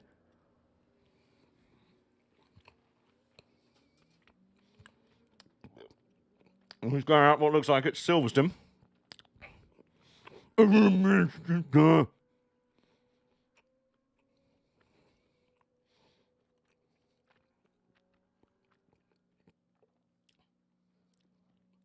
Feels very light. Yeah, because it was made of crisps. Imagine Mick sees Seb and goes, Uncle Seb. Pretty much does, doesn't he? Weather update is 17:45 local time, so that'll be 15 minutes.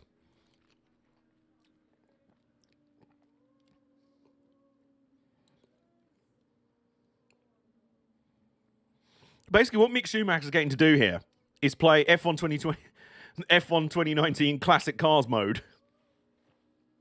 For real. Oh, it sings real nice.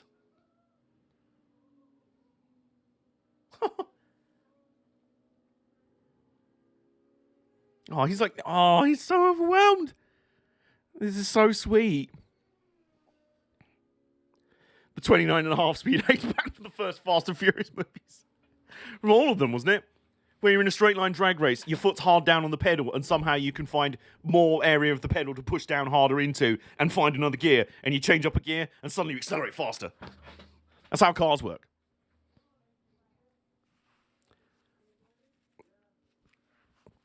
Oh, that's really cool. That's very cool.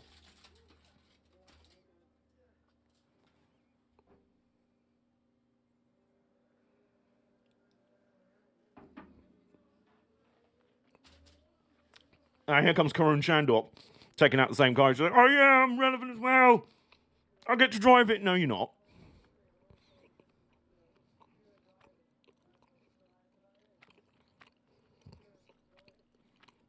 Aw.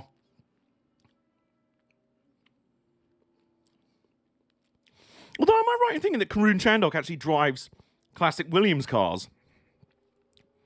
So in the absence of any F1 racing, I've got Extreme E on. Oh, good luck. Oh, okay. Karun does have a right to drive old F1 cars then. I was like, no, this segment's about Michael Schumacher and Mick Schumacher, not you. You're not the draw here, Karun. Karun's like, bitch, please. I drive actual classic F1 cars on the daily. Sit down. And I'm like, all right, I'll go back to eat my pizza. Karun's like, put some respect on my name. I'm like, okay. I'm like, I shall.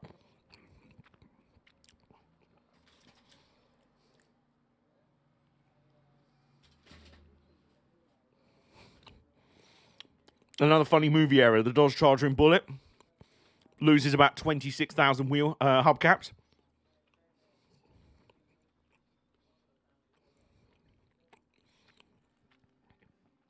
He loses 6 hubcaps. Yeah.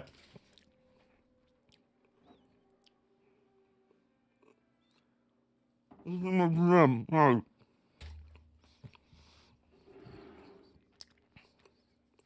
The event countdown clock has been stopped to try and complete a 1-hour race today. Okay.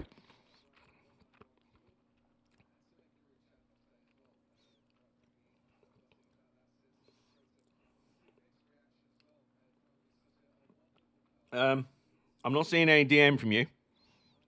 I think Hamilton could get 1 win today.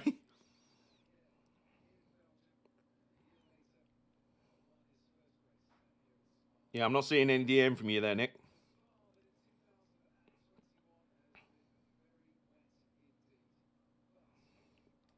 The director knew of that problem and wanted a Charger RT with the alloy wheels, but they couldn't get one.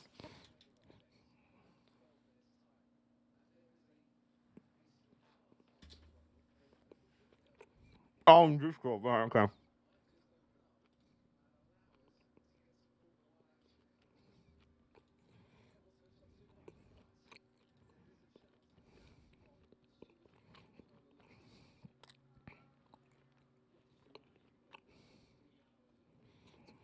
Oh, yeah. Yeah, that's exactly the kind of tweet I expected from Chris Harris.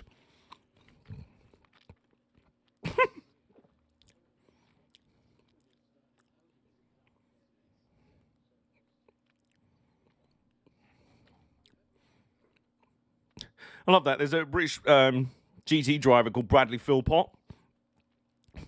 He's just said, shit, the first bad take I've seen from you, Chris. Very disappointing. You're only just clocking on to the fact that Chris Harris is a dumb fuck. One of the replies, until someone gets seriously hurt and we all cry over on social network. If it had been you on the grid, you would know the balls to go racing.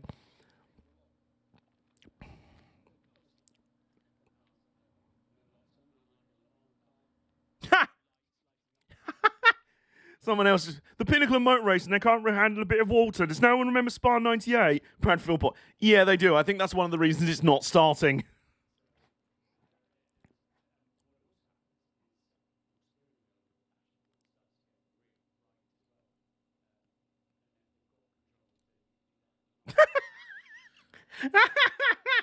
One of the replies is just like, it's just a comment. It's like a screen grab of a comment from someone else where it's like, you are wrong. Sources, my common sense in my brain.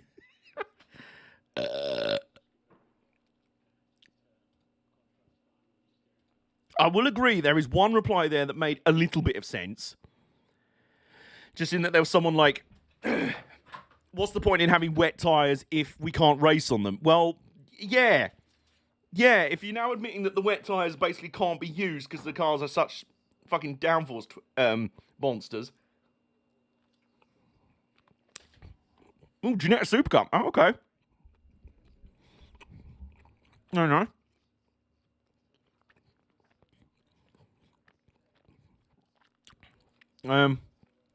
Chris Harris has other bad takes. Yeah. He's basically a classic, like, boomer car guy. Really disappointing, to be honest.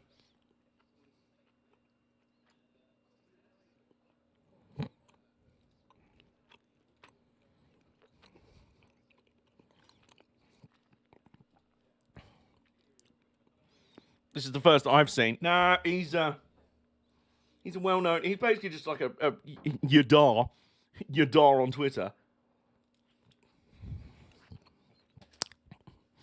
Yeah, Jeremy Clarkson's bad takes are funny because he's normally joking, and he knows how to be funny. Chris Harris is just a bit grumpy.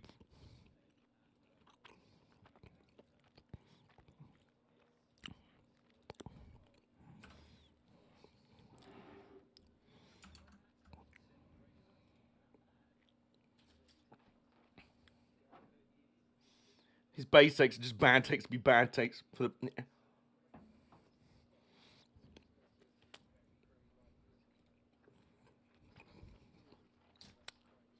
Being a pompous twat with bad takes.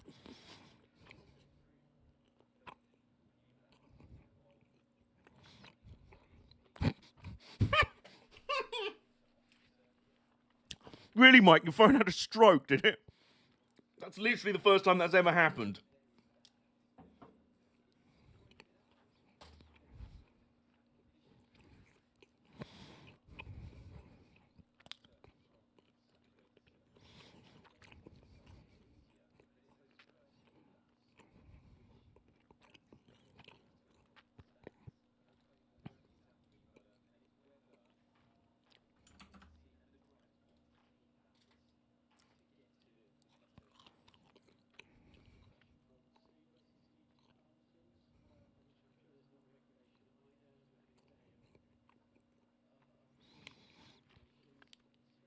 Do people not like Chris Harris? I don't mind him as a presenter. He's cool. When he's like, I preferred him when he was a YouTuber. When he was just like, Chris Harris on cars. And he's just like, this, really cool, old race car. He's fucking brilliant. And I'm like, yes, I agree. Like the GCSE, his GCSE tweet that he rolls out every year. Also, fully vaxxed. Hey, welcome to the club, Matt. Welcome to the Double Autism Nanomachines Club. We can now communicate exclusively just through our nanomachines. You feeling the 5G chips yet?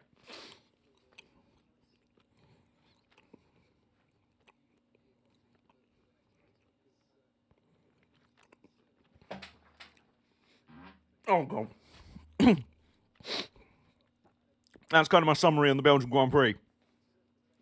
Actually, oh my God. Oh, that's bad. Oh, no. Oh, no. Lewis Hamilton would not want to follow me in the pits. They would not want to follow me in the toilets. Oh, God. I'm ready to pick up whatever Bill Gates wants from Stafford Tesco. Oh, my God.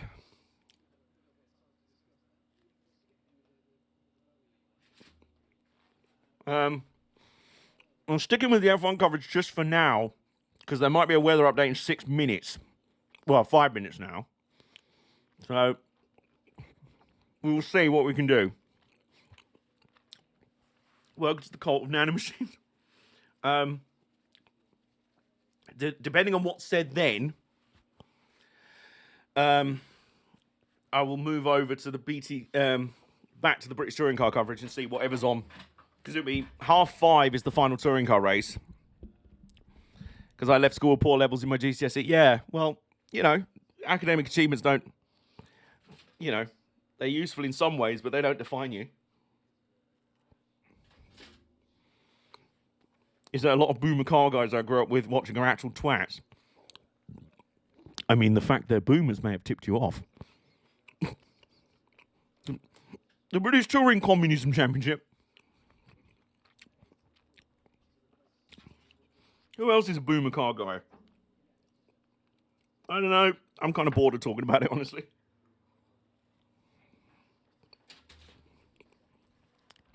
Ironically, James May is a boomer car guy who's actually really like...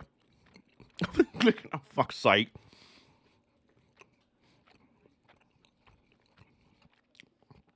You see what's happened? You see what's happened here? We've started down a road of grumbling about stuff on Twitter from people I don't care about. And now look who's arrived in the chat. Now look who's being mentioned. I like boomer cars. Oh, I think we ought to. Excuse me. Doesn't just get slandered for 24 hours of 1 year. Yeah, no, he does. Because the rest of the time I don't want to dedicate energy to thinking about him.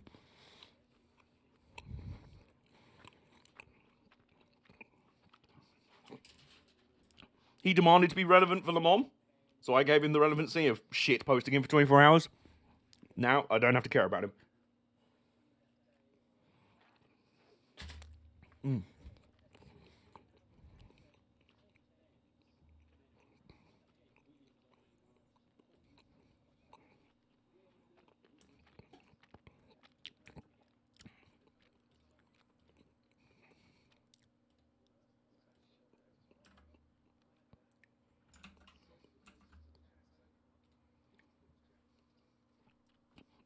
And then Marshall's playing lawn bowls.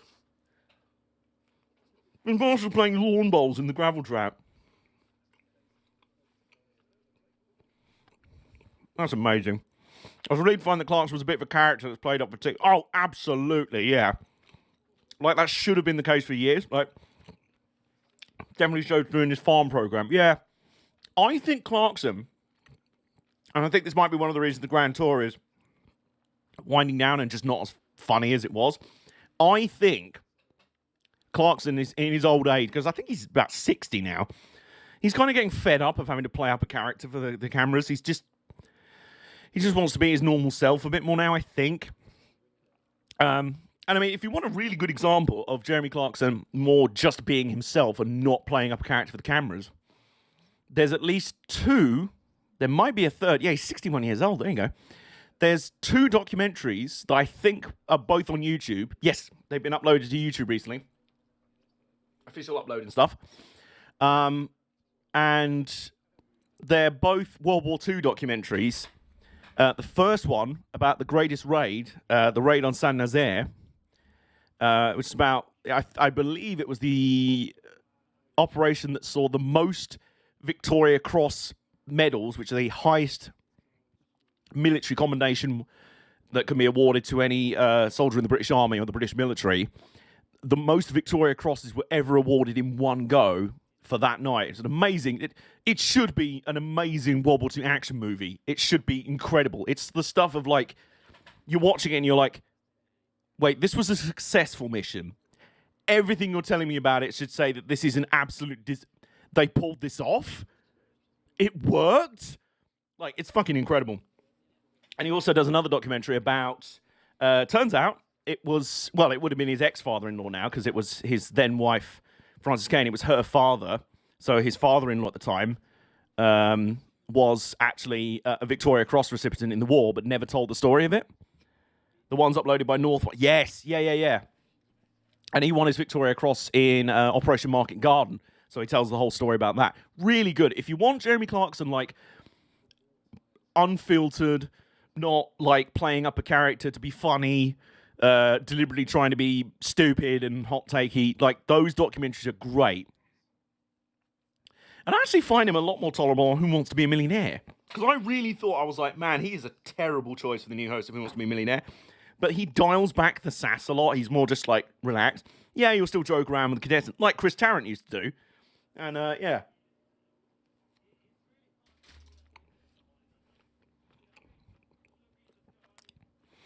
My partner pointed out to me yesterday that playing World War II games online is a bit weird.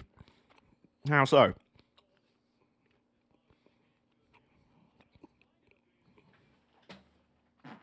Oh,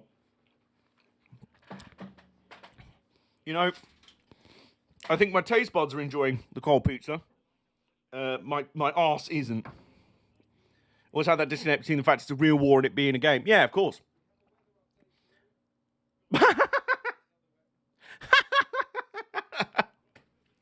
We have a weather update. The next weather update will be provided in 10 minutes, right?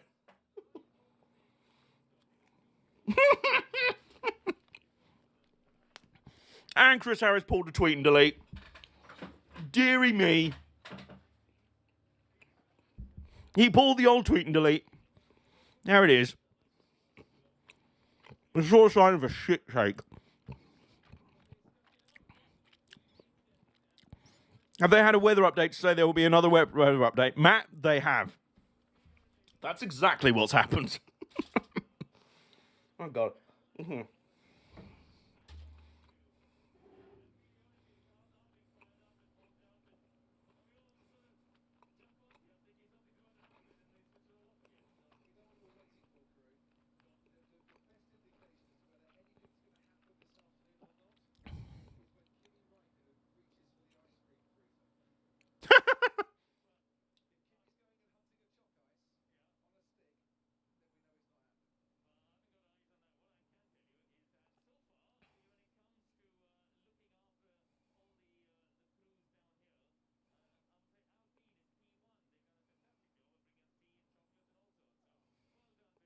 What was his shit take? Oh, what's he?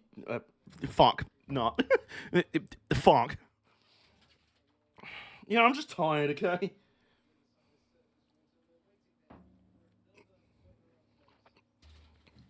It's when they needed jet dryers.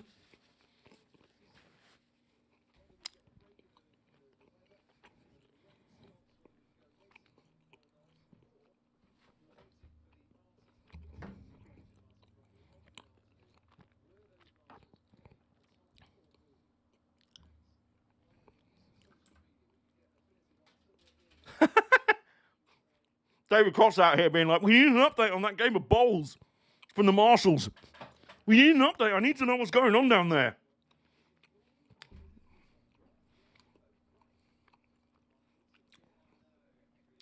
Yeah, you get all sorts of wacky combinations in a game like War Thunder. I think that's something I don't like so much about those games. They're just so random. It's just like a big toy box full of planes. And you're like, hey, I'm in a Spitfire. Why is there a Messerschmitt next to me? Oh, that's not the enemy. Right, okay.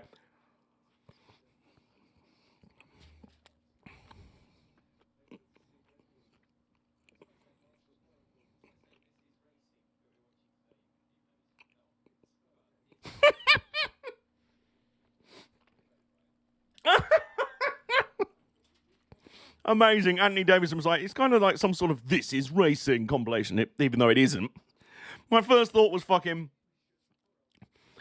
Ben N. Glockenspiel's dickhead Glockenspiel's tweet about like, oh, we're race cars. Everything else is just bollocks, mate. Yeah, it was the usual, like, they're the best drivers in the world. They should be able to cope with a bit of rain. The track's literally underwater. Oh, don't give a shit.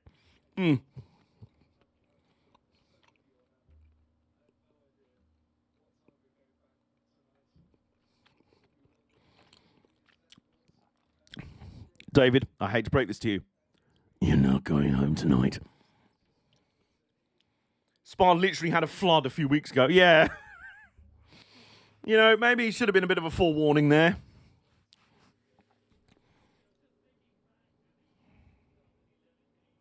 There is a realistic mode which goes by countries, like all British players when we are grouped against a team.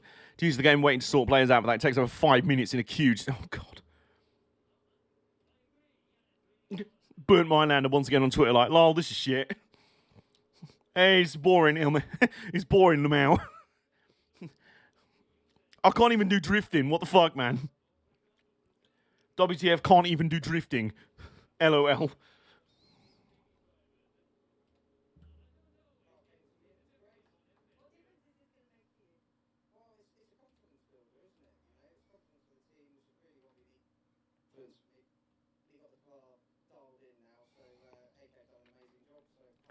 Can you hear much of the commentary on the feed right now?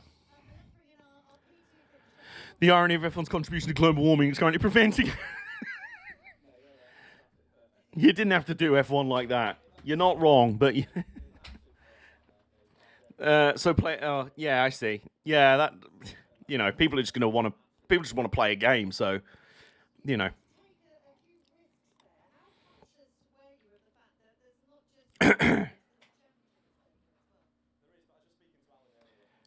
And their general manager got murdered a few weeks... What the fuck? Where did this come from, Hitch?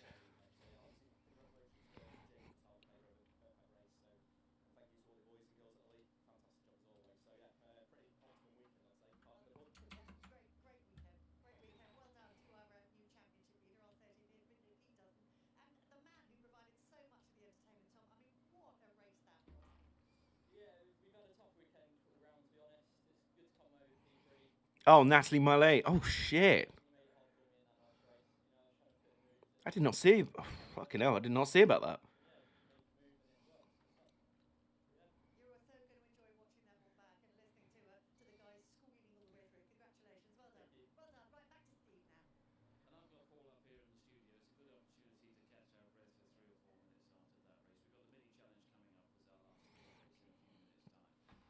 Currently Haas 8, Aston Martin 6 in the Team Garage football tournament. Well, Haas are being coached... Haas are managed by Germans. Of course they're beating the British team.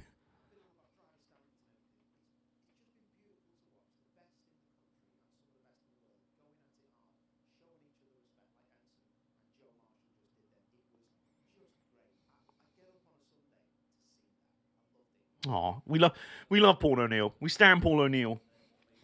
He's just in the studio right now talking about... I think it was just the Ginettas that were out there.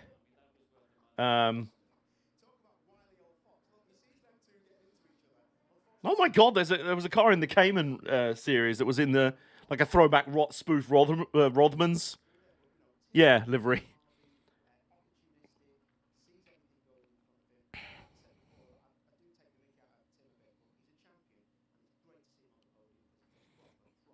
Yeah, it's been a rough time for Spa. Jesus.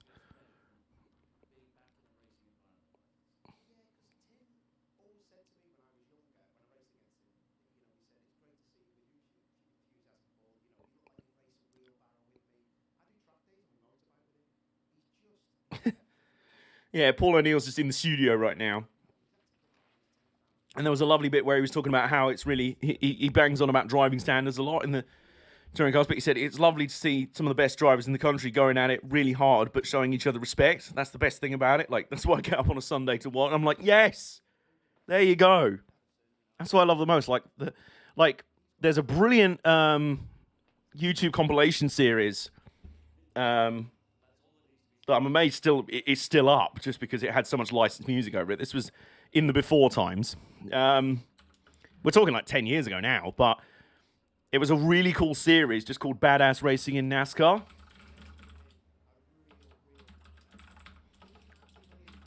And it was all about, it wasn't a crash compilation, it was about like really exciting close racing, and now it was really cool. I loved it. You don't get it enough.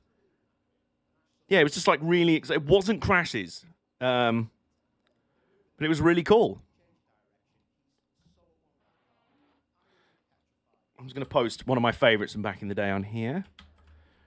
Leclerc and Sainz are apparently playing chess. Respect it.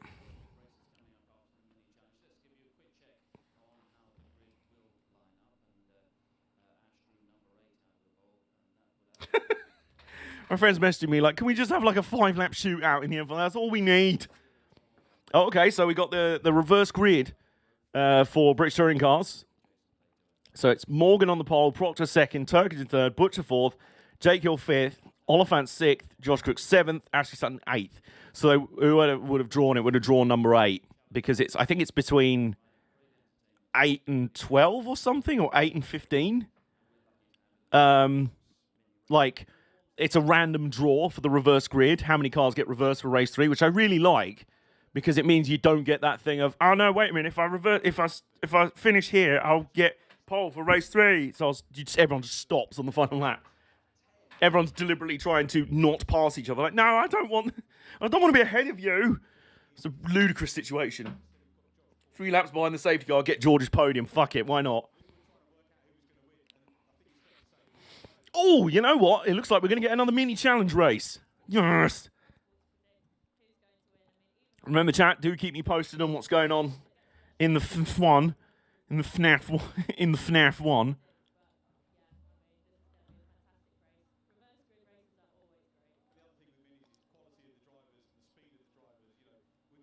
Weather update on the top of the app.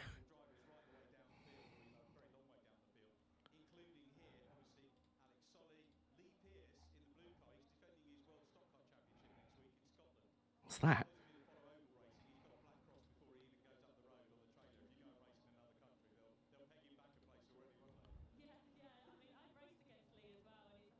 What the fuck? You're right there. You're right there, Nick. I have no idea what generation of minis these are. Fuck one. What is that? You telling Matt like I have no idea what generation of minis these are? Well, why don't you go and fuck one and find out? No, no, I'd rather not.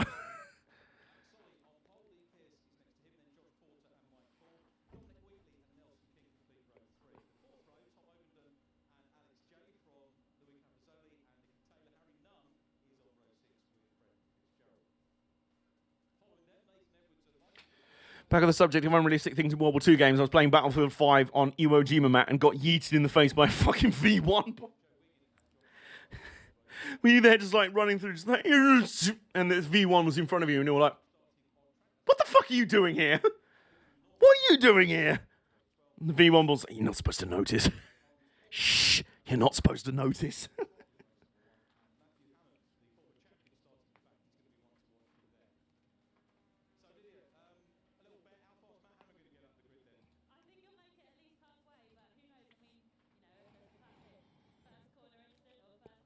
The Kimi ice cream meme and the Massa radio. Was the Massa one the Felipe baby one?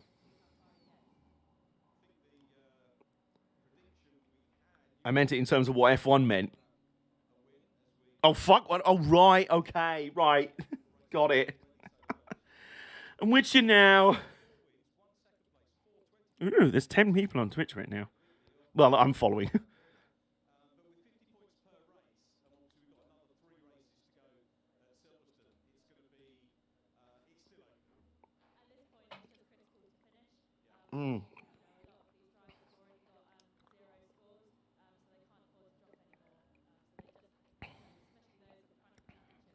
Van der Merwe's doing more laps. He's out here.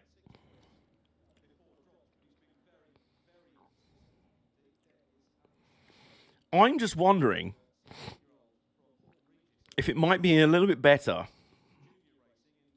Let me know what you guys think as well. If instead of having timing on here in the main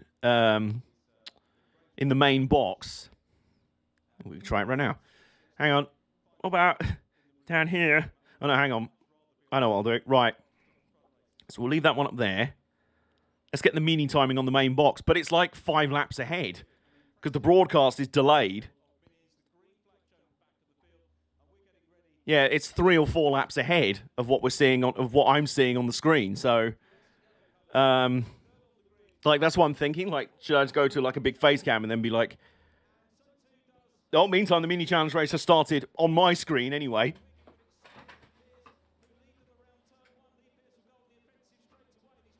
Funny though, in War Thunder, I do good from using IRL tactics. A lot of people playing don't even realise. Smart strats. Very good. Very good. Oh my god, that minis are going 3 wide for second into Campbell. Oh, and they're still 3 wide. They're 2 by 2. Hurrah, hurrah. Oh, and this one's been turned to the right. Bouncing across the grass. Someone else having a straight line across. Oh my god, look at this. This is an absolute gaggle. This is great. Like dodging a heat-seeking missile by aiming towards the sun to confuse the heat sensor. I like it. We need runoffs like that in F1. Really do. Is that the red and black one that went spinning over the grass? Yes, I think so.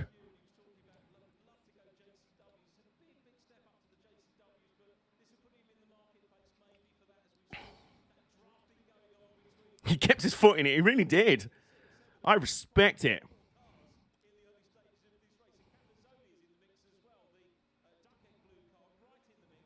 And another update. Look at that. The runoff is a full fucking field. Really is, right? They're using the word gaggle a lot. Oh, well, that's 2, 3, 4 people. 5 who cut 6 who cut at least part of the 7. Oh my god. Oh, it's amazing. Oh, hello. I'm at the very front. Hang on. You're going to see 2 of me for a minute. Oh, no, wait. Hang on. Under that. So there we go. Yes. So what if I just put my... my foot... Oh.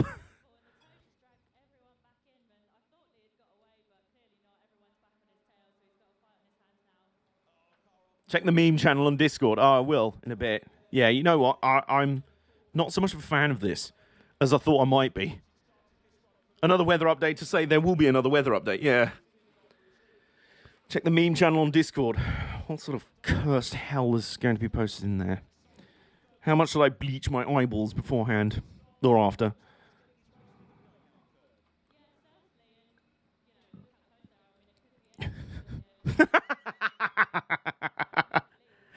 You know, I give you that. That's a good. That's a good one.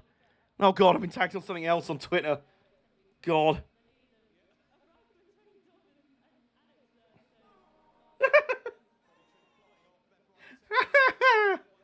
Good old $50 with the meme.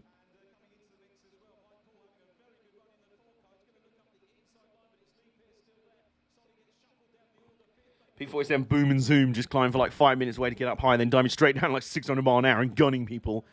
Then using the speed to climb back up and do it again. There you go, like a massive pendulum, basically.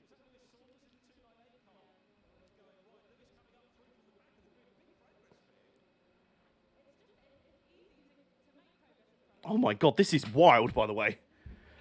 Can we discuss this mini race? Yuki got asked what he was doing to pass the time. He was eating. I mean, I don't know. I wish I could see it. What, the minis? I would put it up on the screen, Mike, but sharing a live broadcast on Twitch, that's not happening. It's not classic minis, it's newer minis, but I'll be sure to keep quiet. Okay, thank you. So hang on, are you watching it on the telly then? Is it just that far ahead? They're early news shape minis, yes. For fuck's sake, why is the internet feed for TV channels so massively far behind? 9:31, what? It's showing like 15 minutes on my screen.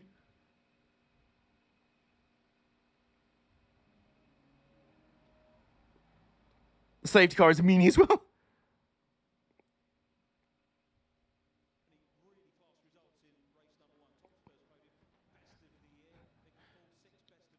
Because it's not an internet feed, it's a true live signal. Oh, okay. I didn't know what the difference was. Yeah, it's now 9:50 on my screen. Am I streaming the race? No. This is just a watch along. If I stream the race itself, that'd be I'd be kind of done in quite a bit for that. Are you sure it's not a meaning? It's not, Nick. It just isn't.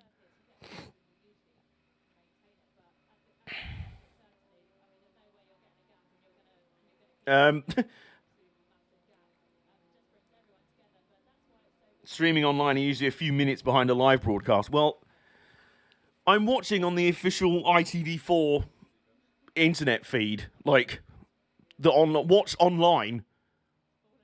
It's the official feed, is what I should say.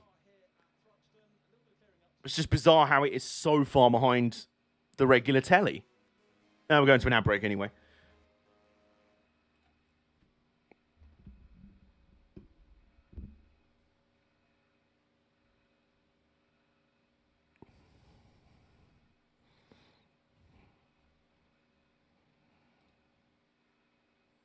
Meantime, how far ahead are they on the timing and score? Oh, okay. Basically real time, okay. Oh, well, enable real time. There we go. There's no one on the track. There's nobody on the track. Oh, it's been red flagged. Okay. It's an ad for an Aston Martin DBX, and I genuinely thought it was a Ford Puma. Yeah, it's an internet feed, though. Those don't take priority of actual TV because boomers who own the TV. Well, fuck boomers. All of them. There's an ad for the Aston Martin DBX, and I genuinely thought it was a Ford Puma. Oh, shit, the safety car might be going... Oh, for real? Okay. Okay.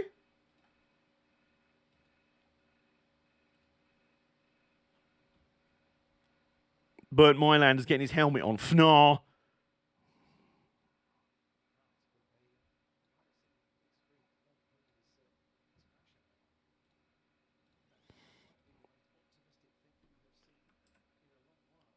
All right, well, there's a Mercedes estate. That's the medical car, isn't it?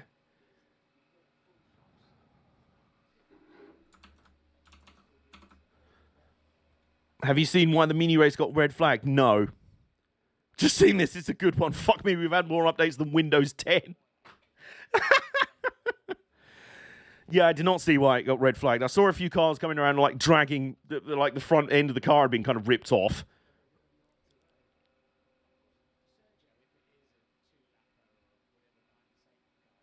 Sergio going up to wave to the fans. He's like, yeah, hi. Race will resume. Are you shitting me? We're actually going to go racing?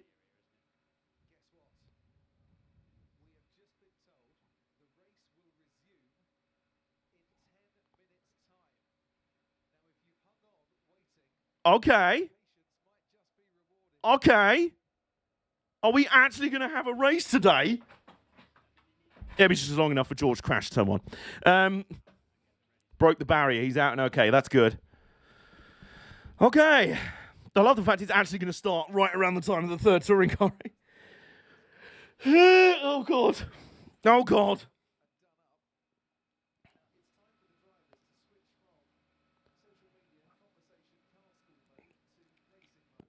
I mean, it says race will resume. It could still be just trundling around on the safety car. It could very well be still that. So, let's see. Let's see. Well, I've got to say, look at that. That doesn't, I don't know, it doesn't look too bad. I mean, obviously the Merc medical car is not going to kick up as much spray as an F1 car, but that looks really good.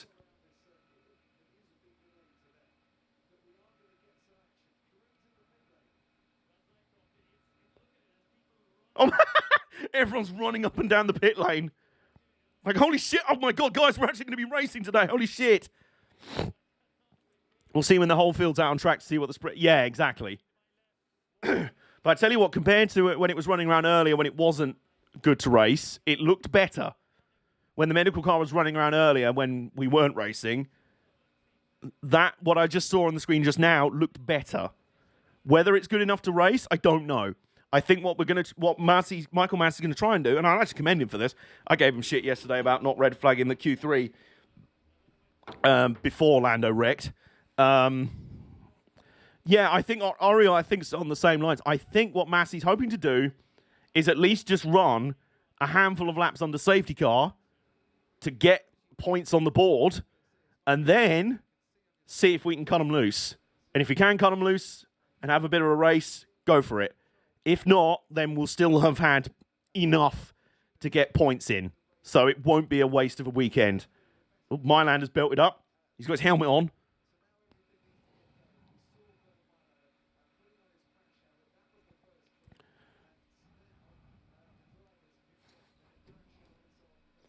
Is it going to be limited to an hour? I've got no idea. I think they're playing it by ear at this point.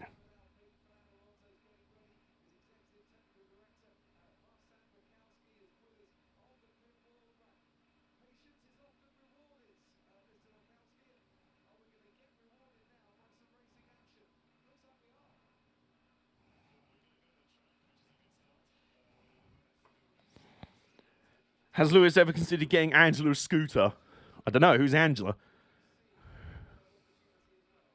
Well, Lando's getting his kit on. No, his kit off.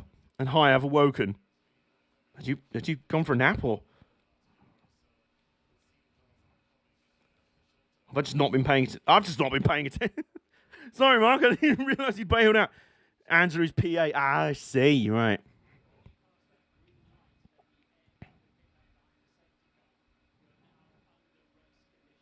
Right. I am going to nip out briefly for a loo break before we get back. Well, before we hopefully, maybe, possibly, I don't want to alarm anyone, we might be about to see some Formula One cars going around the Formula One track today. I can't promise how fast they'll be going and whether there'll be a red Mercedes car in front of them while they're doing it, but we'll see. BRB.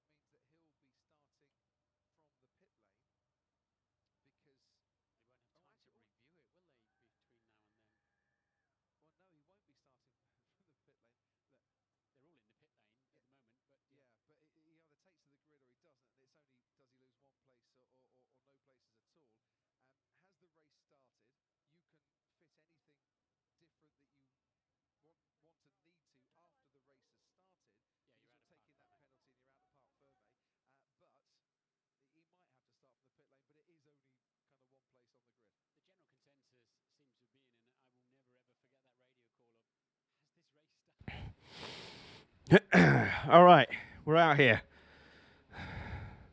12.5, yes. 0.5 points is the thing. Yes, it is. Only with the first time half a point is given. Yep.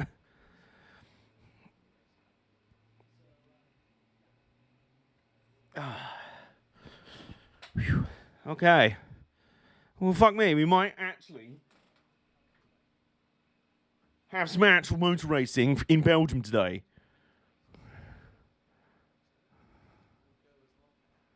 I don't know how this has happened. Touring cars might be delayed after barrier repairs. Okie doke. Barrier's fucked. It's fucked, mate.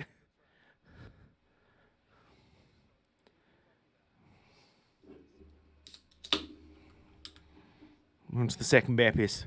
Shit's getting real. Second bear piss.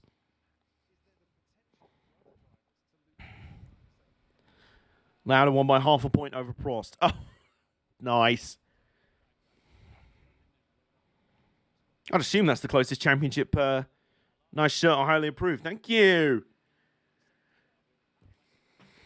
One of two brand new George Russell shirts I got recently, and they're both beautiful. I do rather like this one. I think the only way there would have been a closer Formula One championship it is the closest jump. Yeah, I was going to say the only way there could have been a closer one is if there's a dead heat. Like it was decided on countback sort of thing. There hasn't been a tie. Well, there you go. They prefer T-shirts, really. Race will resume. I like the fact they're saying race will resume at 18 September. They didn't even start. I don't know what you're talking about. Right, I really have no idea how long. They technically did a lap and just never finished it. Yeah, I guess you're right, actually. Right, okay. What about a decider a week later in Los Angeles to settle a 3-way? And once again, AJOmega, do you want to chill your shit? He said 3-way tie. Nah, sexual content, we're not having that. Yeah, but what about hate rage against LGBTQ plus creators? What? It's not a problem, is it? Why is that being checked with the mods? Oh, God. Maybe it's AJOmega that has the filthy mind after all, not me. Did we still get the story of the rebranding? No, because I said I'd tell you after the first British Touring Car race. Shut up. In fairness, we've had quite a bit to pay attention to throughout the day. Excuse me. I will, if I don't get a chance to tell it today, I will tell it at the start of, I should be streaming tomorrow. Tomorrow should be the start of my Drive to San Francisco series, which is very cool. So at the start of the next stream, I'll make a point, because I'll have more of the graphics properly done by that point. More of the rebrand will actually be completed. So there you go. Also, oh, whoa. What's that, Mike? Your rebrand colours are the same as James Acaster's jacket in his Cold Lasagna Hate Myself 1999 tour show. Is that a compliment? I feel like it is, because I like James Acaster, so Driver SF made me do an oh whoa. It makes me do an oh whoa as well. Here's a question, by the way. Here's something I was feeling doing the other way, because yesterday I finally got back into Assetto Corsa and loved it. Oriel, I think you're a little bit ahead, so just be a little bit careful. And here we go. Well, here we go. It's a red light. It's a red light. Green light. There we go. Immaculate.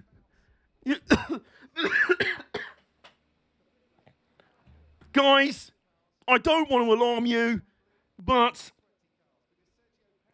3 hours and 18 minutes after this race was supposed to start, we're out here. And there's a timer for an hour. So whatever remaining laps we can get in an hour, that's it. I assume that's Perez, who's just waiting in the... And I cannot see a thing behind Max. Of course he can't. Gee, they're just... Yeah, you can just see Russell there. Jeez. These tyres are ridiculous. Well, moreover, I think these cars are ridiculous.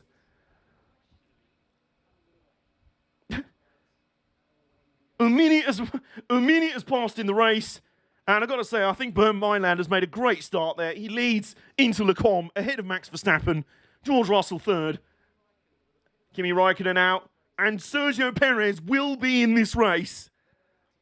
Will they have enough green flag laps? Will they run any green flag laps for him to charge up through the field and get any points? I have no idea. Because it's wet weather, we don't have to worry about tyre changes unless they genuinely are going off. There's no like mandated pit stops. There's George. Oh my goodness me. And the crowd goes wild.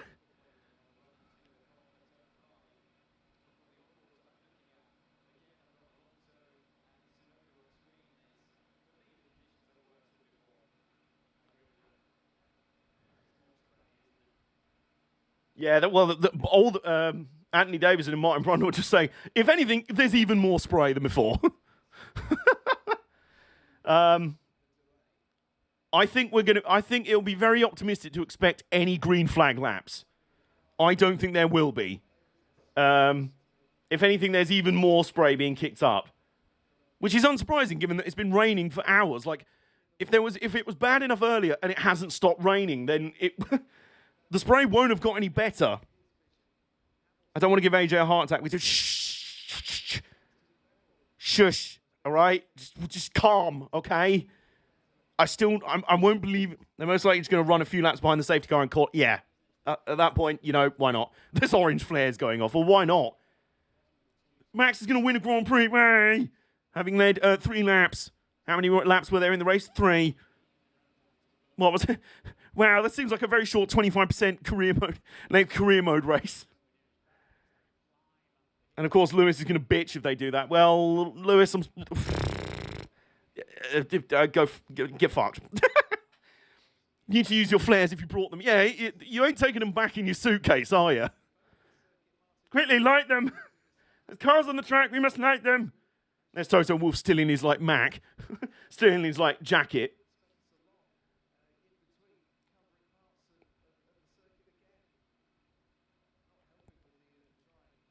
He'd be right to bitch. Well, what are they supposed to do? If they can't rerun are they just going to cancel it altogether?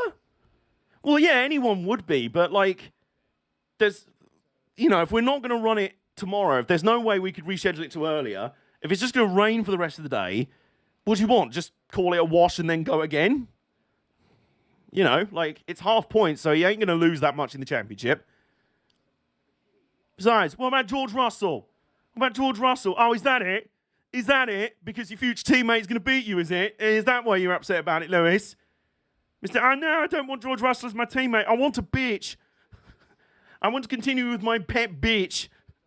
With my pet gimp. I can slap around. I can cock slap at will. George is like, all right, mate, I'll just keep doing worldies in a Williams then. I'll just keep doing an absolute Mazda in a... Fucking hell, there's nothing. They're showing the onboard from just to the side of the engine cover on George Russell's car. You can't see shit. You cannot see shit. And he ain't even that far. He ain't even that close behind Max Verstappen. But I'll tell you what, if this is another thing to end up, if the lower downforce cars of next year help fix this as well, thank fuck. Because there's no way. These cars have ended up becoming undrivable in the wet. And that's ridiculous. Let's not forget, by the way, all of these ridiculously huge wings, massive downforce, huge amount of turbulent, dirty air, cars can't race close together, tyres have to be made really, really hard so they can only one stop in a race, because otherwise if they're any softer, they'll explode. The wet tyres don't work properly, all that stuff. All of this came from the rule changes in 2017 that were designed to make the cars faster and look cooler. Just because enough boomers were bitching about, man, we need bigger wings. They need to be really cool and really fast and hard to drive. They must be really exciting. And now look where we are. We've got time attack cars. Let's be honest. These cars on a dry track on their own are amazing time attack cars. Can they race together? No. They're shit race cars. Can they race on different tyre strategies and make it full days? No, they can't. Can they race in the rain? No, they can't, apparently. So, what the fuck are we doing out here? Well done. Well done, Boomer X Knob Cheese 569 on Twitter. It's just a fucking wall of spray. Yeah, there it is.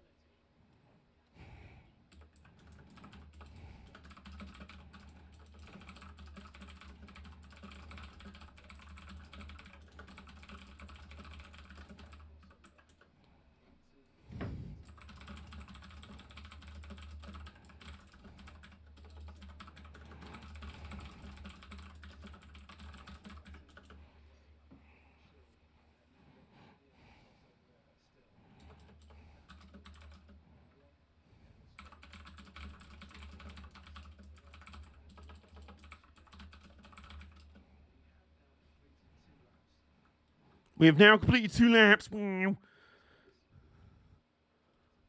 Morons complaining it was too slow. This is on you. Points will be given. Okay. Okay.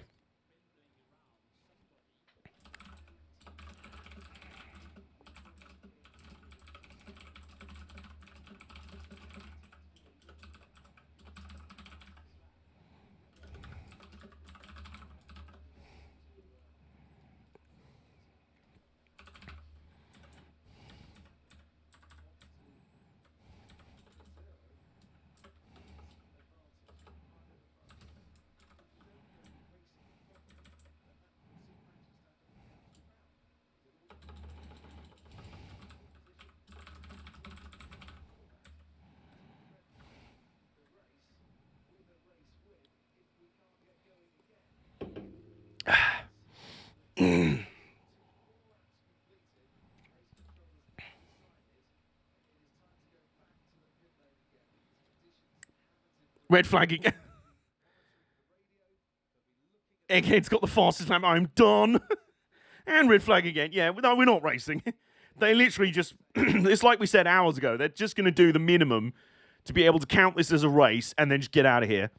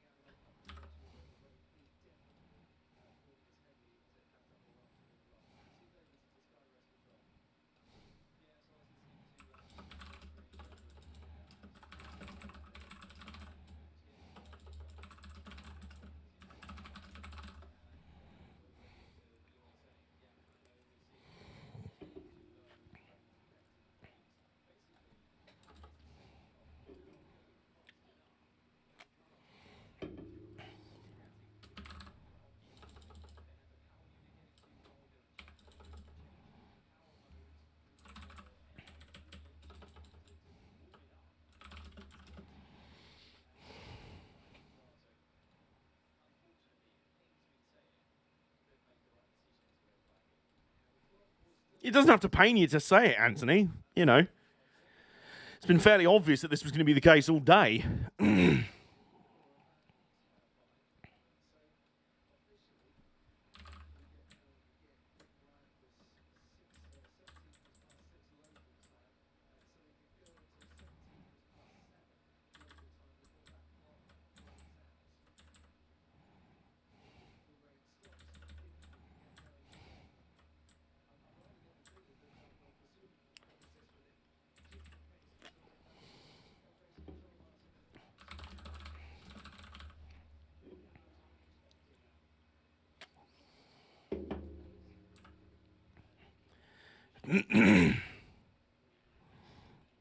Okay.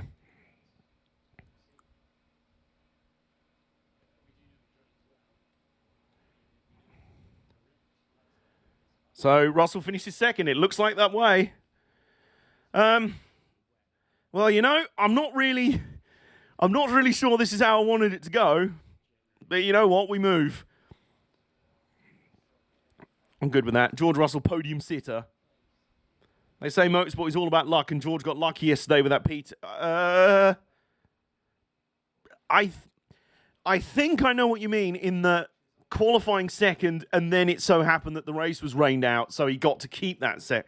I think that's, you know, I think that's what you mean. There was no luck about his lap yesterday. That was astonishingly good. Yes, lucky my ass. He did that lap on used inters. Oh my god, yeah. Yeah, I think that's what Hitch means there.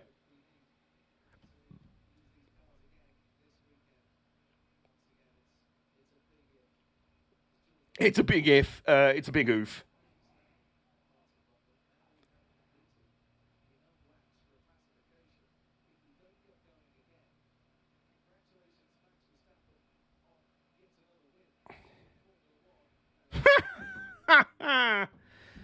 Paul O'Neill is now talking about how weight will affect Ash Sutton in the next race. It fucking won't. And I don't think the Williams would have had the race pace to win, so yeah, had it kept going in the rain, he would have had a decent shot at a result. I don't know if a podium. That's what I meant. Yeah, no, that's fine, Hitch. Okay, yeah. I didn't feel like you... I had to read it a couple of times. I was like, wait a minute. I don't think you're saying that his lap was lucky, because it wasn't. But yeah, no, I mean, fuck it. People say Lewis is lucky. Max has probably won without turning a wheel in anger. But with only half points. So he doesn't eat into Lewis Hamilton's lead as much. But yeah, you know, whatever. I think this is the best case scenario out of an incredibly shit scenario. This is the best case. Are there any other racetracks in Belgium? I mean, really? Really, are there any others?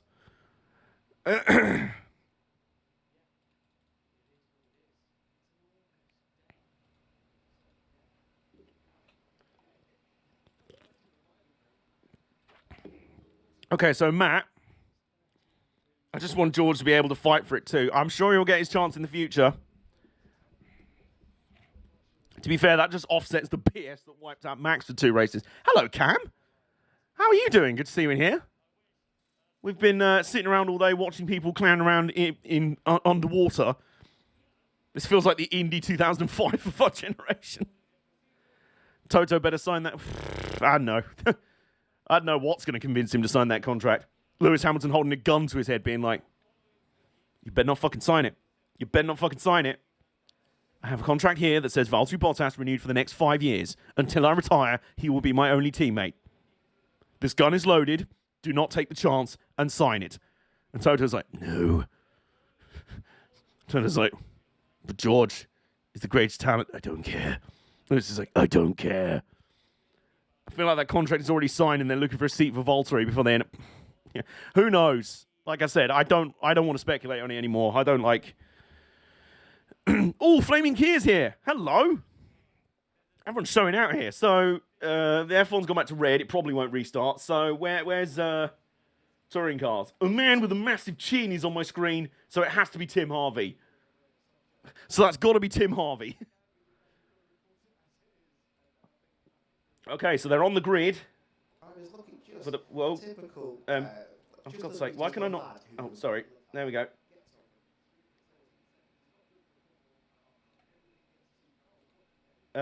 Right. So we can... hang on, where's the volume control for this? Sorry, everything's kind of on top of each other at the moment. No, that's the ITV script. Why the fuck is... What the The Sky Sports player has just had a stroke. Right, you know what? Bollocks to it. Unless we get a notification they're going back racing, I'll just go back on the Sky Sports site and load it there. So, right, let's go back to the touring cars. There we go, right here. Right. Are you ready for what will probably be our main event? The stream main event. It was supposed to be our main event. It probably still will be, even though the F1 race has been delayed 3 hours. I'm old enough to remember. I just got back from my trip. I was expecting the race to be well and truly done by now. Well, it kind of is. I mean, you know, it kind of is. Sort of, you know.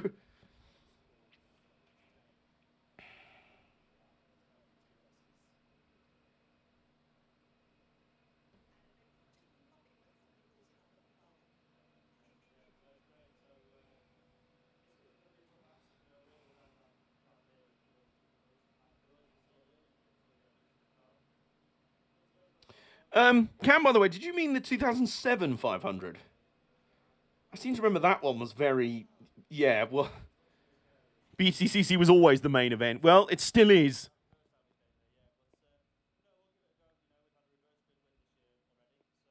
Yeah, I know what you mean, Kia. I know what you mean.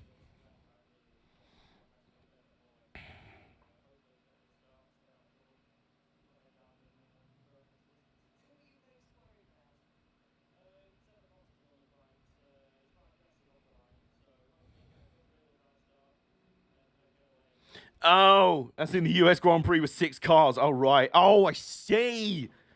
Oh, fuck's sake. My instant thought was an Indy 500 that like got rained out so brutally. Right, okay, gotcha. Gotcha, yeah. So as in an unfortunate circumstance leading to a complete completely rigid command structure, not being able to get their shit together, and so the fans get absolutely nothing of a show, and we just kind of yes, just a wet fart. Just no, that's not wet enough. It is just. There you go. I remember watching that Grand Prix live. I remember watching it too. I remember being like, well, who's going to get the final spot on the podium? That was the only interest to me. I was like, well, that's a fun two Ferrari then. Ooh, Jordan or Minardi might get a podium. I miss Bridgestone in F1.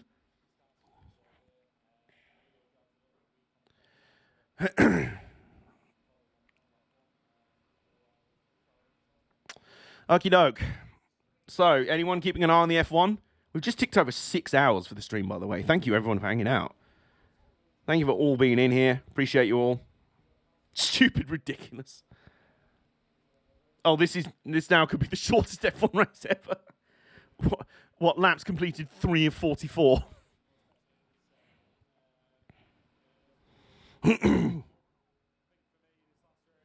Yeah, so we're just past 6 hours on the stream, mate. Thank you all for hanging out. Thank you all for joining us today. We still have a main event. We still have some more racing to come. It was always going to be the main event, but we were going to have... what WrestleMania was it where Macho Man Randy Savage and Ric Flair wrestled for the World Championship in the middle of the show? Because the main event had to be Hulk Hogan. I don't care if it's for the championship, brother. I got to be main event. I got Sid Vicious. Okay, Hulk, whatever. Best weekend ever. What's that? What, this weekend? And we didn't get to see any racing. The best weekend of the F1 season is the one where no racing happened. For fuck's sake. Anyway, we are going to see some more racing. We've seen Super British Touring Car Championship races today. We're going to see a third one. It is going to be our stream main event for the day. In a card where the F1 race was supposed to be the middle show feature, the attraction, special attraction match. Meanwhile, I've been celebrating the football results. What have they been? Oh, God.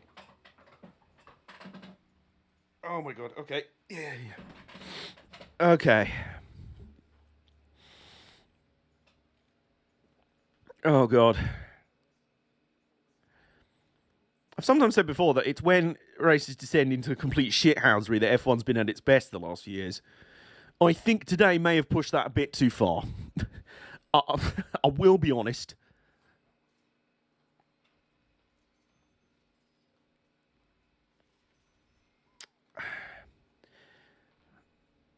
George Russell might have shithoused the podium, yeah. Love seeing Esteban Ocon and thinking actual Grand Prix winner. Oh, the Old Firm Derby was today. What was the result? Rangers and Celtic played some football. Due a steam train through Stafford on Wednesday. Oh, lovely. What one is it? What steam train is it? George Russell may have shithoused a podium. Oh, Rangers beat Celtic. Beat the Celtic Warrior Sheamus.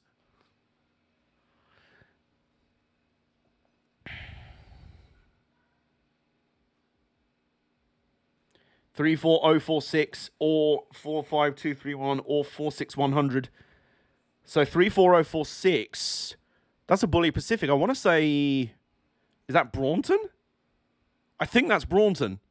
Bully Pacific, one of my favorite steam locomotives. Yes, one of my favorite steam locomotives of all time, the Bully Pacific. Southern Railway boy, you know, Southern local. 45231. I mean, that's either a Class 45 Peak diesel or I want to say a Black 5, the old LMS loco. And 46100 isn't that Royal Scot? The Patriot class? I want to say. It'll be Steam, yeah, that's what I'm thinking. I want to say 452, like that numbering is a Black 5, yeah. The 47 is the diesel on the back, yeah, that's what I thought. Okay. Engines firing. We out here. This is the main event of the streaming. It is a British Touring Car Championship race. Set for 16 laps in the British Touring Car Championship division. Introducing first, fighting off of the reverse grid pole. This man driving a BMW. It's Adam Morgan. It's the Mega Morg. Adam Morgan. And I'm disappointed that no one else gets that nickname. People that watch the OG Robot Wars should get it, but more people should, embrace that nickname. Also, Ayrton Senna Proctor do Brasil is on the outside front row. Yes, he is called Senna Proctor. Ayrton Senna Proctor do Brasil. Or do wherever he actually is from. So hang on, let's have a look at this.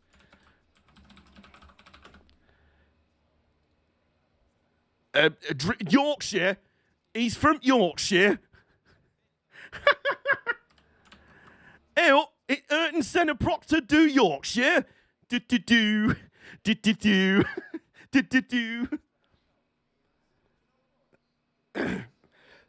Excuse me.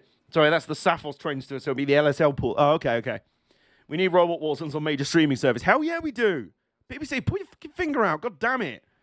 I follow a Loma Formula driver called Ayrton Simmons do Brasil. Yeah, I know. So there you go. You're starting grid. The Mega Morgan, Adam Morgan. Ayrton Senna Proctor do Yorkshire. Colin Turkington on the... Jesus Christ, they're going through the grid very fast. Jake Hill and then Tom Oliphant. Josh Cook and then Ash Sutton on row 4. Row 5 is the Air Lad, Jason Plato and Dan Lloyd, his teammate. Row 6 is Chris Smiley and Thomas Ingram. Row 7 is Aidan Moffat. What are you doing in the Champs Cup? Fuck's sake, there was another BMW there. I think that was Stephen Jelly. Jack Butel and Jack Goff for row 8. Row 9 is Tom Tilton with his immaculate hair and Ollie Jackson. Bono my gap his car. Sam Osborne and Rick Parfitt Jr. on row 10. Row 11 is Carl Boardley and Sam Smelt, both wasting their respective cars. Then row 12 is Paul Rivette and Jade Edwards. And then row 13 is Nicholas Hamilton, Dan Robottom. Then row 14 is Jack Mitchell and Gordon Shedden. Jesus Christ, it only just occurred to me both the Halfords Hondas are going to be starting shotgun on the field. Oh, except for Alan Taylor Smith, who's on the very last row in 29th. But that's your fault for being a competent driver who willingly signed for Team Hard. Willingly re-signed for Team Hard. Yeah, Gordon Shedden's car conked out after 2 laps in the second race. I don't know what happened to Robottom, though. Okay. Oh, wow. Here's a rundown of all the ballast. Like it's going to matter to Ash fucking Sutton. So remember how after Hungary, people were saying Haas needed something similar to happen for them to have a chance of beating Williams. Go on. What about now? Yeah, something similar happened in Williams' favour. What are Williams on now? Keep me updated. Is the race actually over now? Let me know when it's actually called, because I know it's not going back to green. Well, going back to green, implying it was green. Another 10 points. Hang on. 25.80. Wouldn't it be 9? 1 for Latifi. Hang on. What? How comes Latifi? He's P9. Fucking hell! And Nicholas Latifi, the big man like Latifi. Oh my goodness me! Latifi's 10th, isn't it? Because of Perez. Oh, okay. Yeah, because Perez dropped back, and of course Bottas dropped out of the top 10 with his penalty. Holy shit! Oh my goodness! Well, hang on. I swear Latifi qualified 13th. So you bump him up 1, 2. That still only puts him 11th. Well, I'm confused. I'm so confused. Lando as well. Oh, yeah, of course, Lando as well. Holy shit, man. More double points for Williams. Well, if it means Haas get pooed on some more, then, I'm okay with that. Andretti won the Arctic X Prix. Yes. Excellent. Double Williams points finish. We didn't have that in the preseason bingo card. Neither did we have basically the F1's first completely cancelled race in over 50 years. As in cancelled before any laps were completed under green. Okay. Lining up on the grid now for the touring cars. We out here. Once again, I think the timing and scoring is way ahead of the TV feed. So try and not offer any spoilers. If you do want it. Oh, we got a safety car apparently. And it hasn't even started on my stream, for fuck's sake. This TV feed, this internet feed is useless. ITV, you should be embarrassed. So, hang on, fuck's sake. Right, yeah. I'm just going to throw up a blank screen here. Window capture, there we go. And they've officially ended the race. There it is. So as the F1 race is finally officially ended, the final race of the day in the British Touring Cars is officially started. We're underway, and I think Ayrton Senna Proctor to Yorkshire got absolutely yeeted off the start line. He's been done. Oh, no! That's a Halfords Honda hard into the wall at Allard's. Oh, boy, that'll be where the safety car came from. Oh, boy, it barely made it through the first turn proper. That's a Halfords Honda rear-ending the tyres at pretty high speed. They're still skirmishing up at the front there. Still relatively clean otherwise. So it's Morgan. Who's that in the BMW? I'm going to end the motherfucker. Right, so they'll see the safety car boards soon. Safety car boards and flags. Oh, is that both the Hondas? Is that both the... That's... It's Gordon Shedden. Gordon Shedden was the Honda I saw go into the barrier. There's another Honda in the barrier. I don't know if that's Rowbottom. I have a horrible feeling it's Jade Edwards. I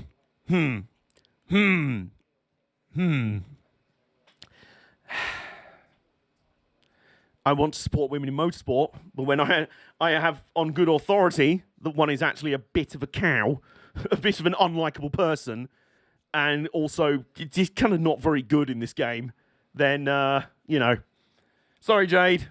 Yeah, not sorry. Down lap one. Oh, dear. Honda drivers line up before me now.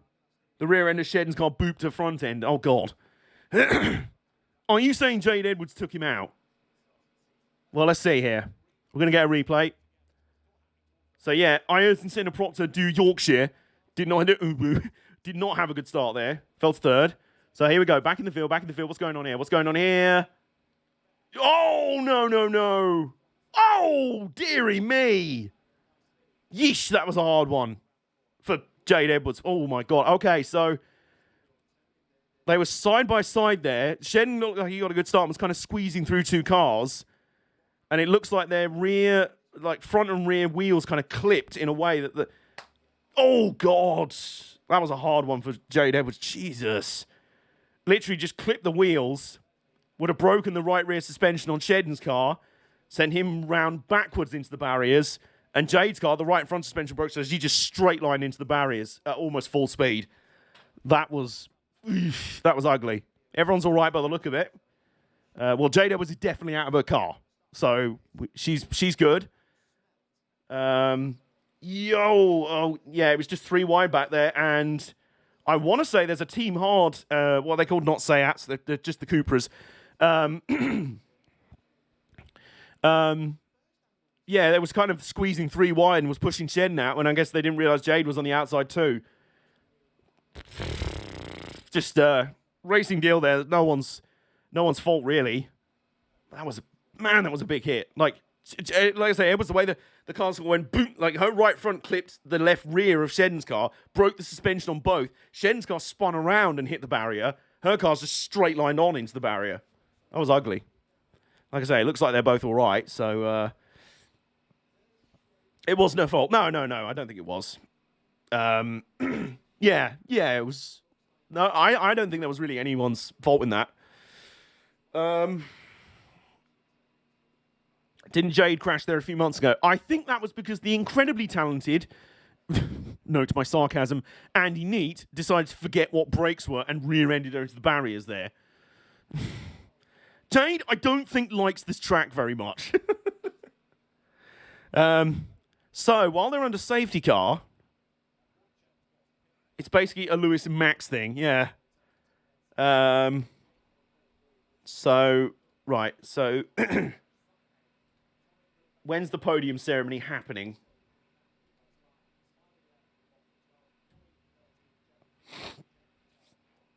Okay.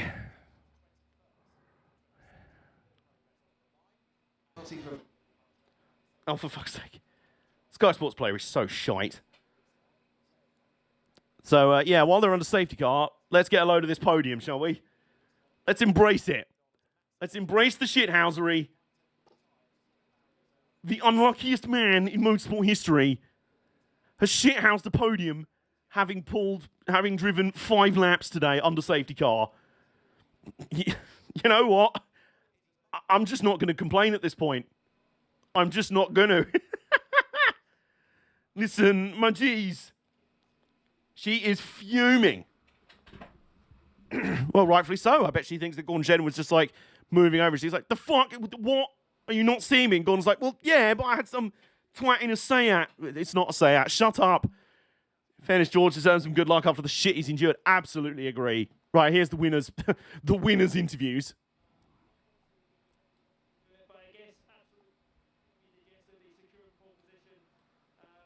God damn it!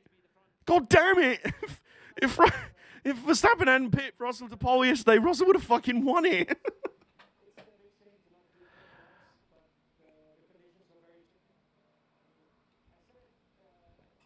In it.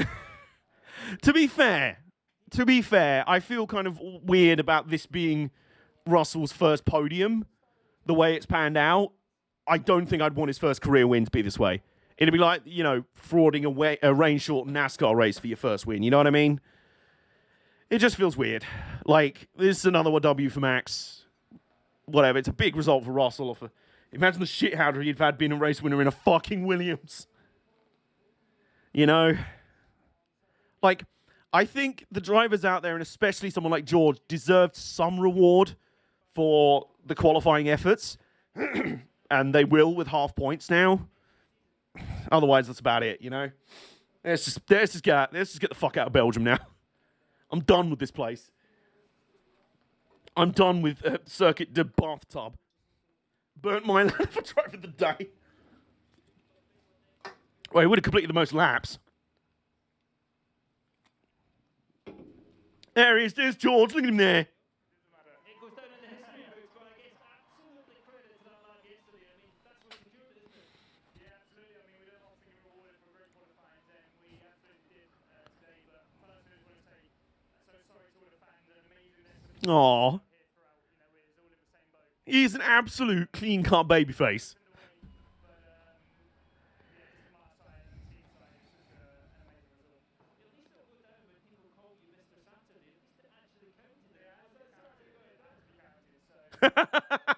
Fair point, Paul.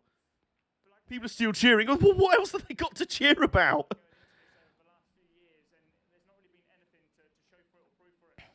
And we absolutely nailed it yesterday, and here we are standing on the podium. So I can tell you I didn't expect that this year, that's for sure. George, fuck it. We'll take it. Well done. Well done, man. And I say the well done based off of yesterday's qualifying lap because that really was god tier. Meantime, Lewis Hamilton in a full-on mask, the coat with his hood up. He's just like, fam, I'm done with this place. Can we not go now? I feel really sorry for the fans today. You know, obviously it's no one's fault, obviously, with this weather, but the fans have been incredible today just to stick with us this whole time and hold out for a potential race. They knew when they sent us out at the end there that the track wasn't any better, and they did it just so that we could start 2 laps behind the safety car, which is the minimum requirement for a race. I really hope the fans get their money back today. Looks up and straight up in. I hope they refund the fans. I don't blame him, really. No, it was, you couldn't really see, like 5 meters in front of you, the car disappears, and so it was very difficult down the straights to even know where that flashing light was. You couldn't even look back down because you didn't know what point that part of the track that it would be on. So it's a shame because of course I wanted to race, and I think it could have been a great race if it hadn't rained so hard. Well done. Look forward to next week. Sounded really blindsided by that. It's like, well, what else is he supposed to say? Fair play. I respect that a lot from Hamilton. That was great. That was a parade, yeah. I respect that a lot from Hamilton. I hope the fans get refunds. Can you imagine if the fans started like a wrestling style chant? It's like, we want refunds. We want refunds. They deserve refunds, to be honest. My favourite driver just got second out of that shit show, and I still think it was a shit show. I should be delighted. What? I am. But at the same time, that was bollocks. Bring the football to us. Oh, for fuck's sake. What a mess. You know, it's brilliant. It's like sometimes only F1 can balls up this badly. Only F1 can shit the bed this badly. You know what I mean? Oh my god. Oh my word. That like I don't even know what to say.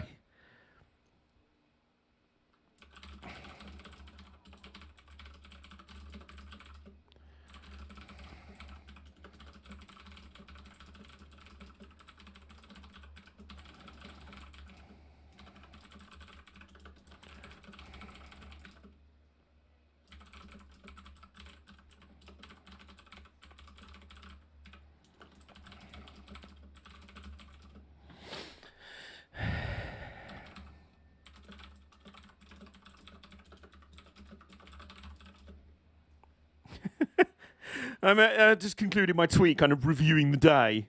I'll post it in the chat if you want. George looks as happy as you'd expect. Well, I mean, like you said, he said he was... Yeah, I've just posted that. As I said at the end of the... Only F1 can shit the bed like this, man. Only F1 can shit the bed in this manner. Oh, they're showing the podium. Oh, there'll be pictures of it. But we are going back green in the British Touring Cars. Holy shit, that's Colin Turkington in second. Oh my goodness, okay. So we're going back to green in the British Touring Cars after we'll be on starting lap 6 this time. Weaving, Morgan's weaving. Colin Turkington is right there on his bum. He's just like, come on, I'll get you. Come here, I'll get you. Senna Proctor do Brazil, Yorkshire. And coming up to the final chicane. Gonna drop the ham. Is Morgan still waiting or is he? Whoa, what is... Oh, he's waited so long. Oh my God, Adam Morgan did the Valtteri Bottas there. He waited until, like, after the chicane where everyone checked up going slow behind him and then went. And in fairness, because he isn't Valtteri Bottas, fuck's sake, and I've spilled Pepsi. I've spilled Pepsi all over my keyboard. This is a disaster, an absolute disaster. No. No. Oh, it's... The audio's still on the Sky Sports. Oh, God, everything's going wrong. Shush, Dutch anthem. Expect him to go straight after the chicane. Yeah, they really did. Okay, right. Crisis averted, mostly. Right, well, because he isn't Valtteri Bottas. Hamilton comes to the podium. Microphone. Boo! The fans should get their money back. Boo! Oh, wait, he's got a point. He was like the heel that they were like, wait, I hate you because you're right. Fuck you, don't make me agree with you. I hate you, but you make good points. So, because Adam Morgan isn't Valtteri Bottas, he stalled late on the restart, and it didn't cause a massive shunt. So we're back on the way. Morgan's leading from Turkington, and Senna Proctor to Yorkshire. Jake Hill, Rory Butcher 5th, Josh Cook 6th, my boy. 7th is Tom Oliphant, and Ash Sutton is still in 8th where he started. I felt the same about Marco saying he wasn't proud of this win. Oh, I see. Helmut Marco saying he wasn't proud of this win for... Well, no. What can you really say? Oh, right. Okay, so this is intriguing. Right, Ash Sutton's doing that thing where he seems to be kind of sandbagging a bit. So I'm still waiting him to be like, lol, Sutton wins. Be about like lap 9. So they've extended the race. They've added a couple of 3 laps onto the race distance. So now it's a 19-lap race. We're on lap 7 of those. I'm going to quickly grab some more kitchen towels.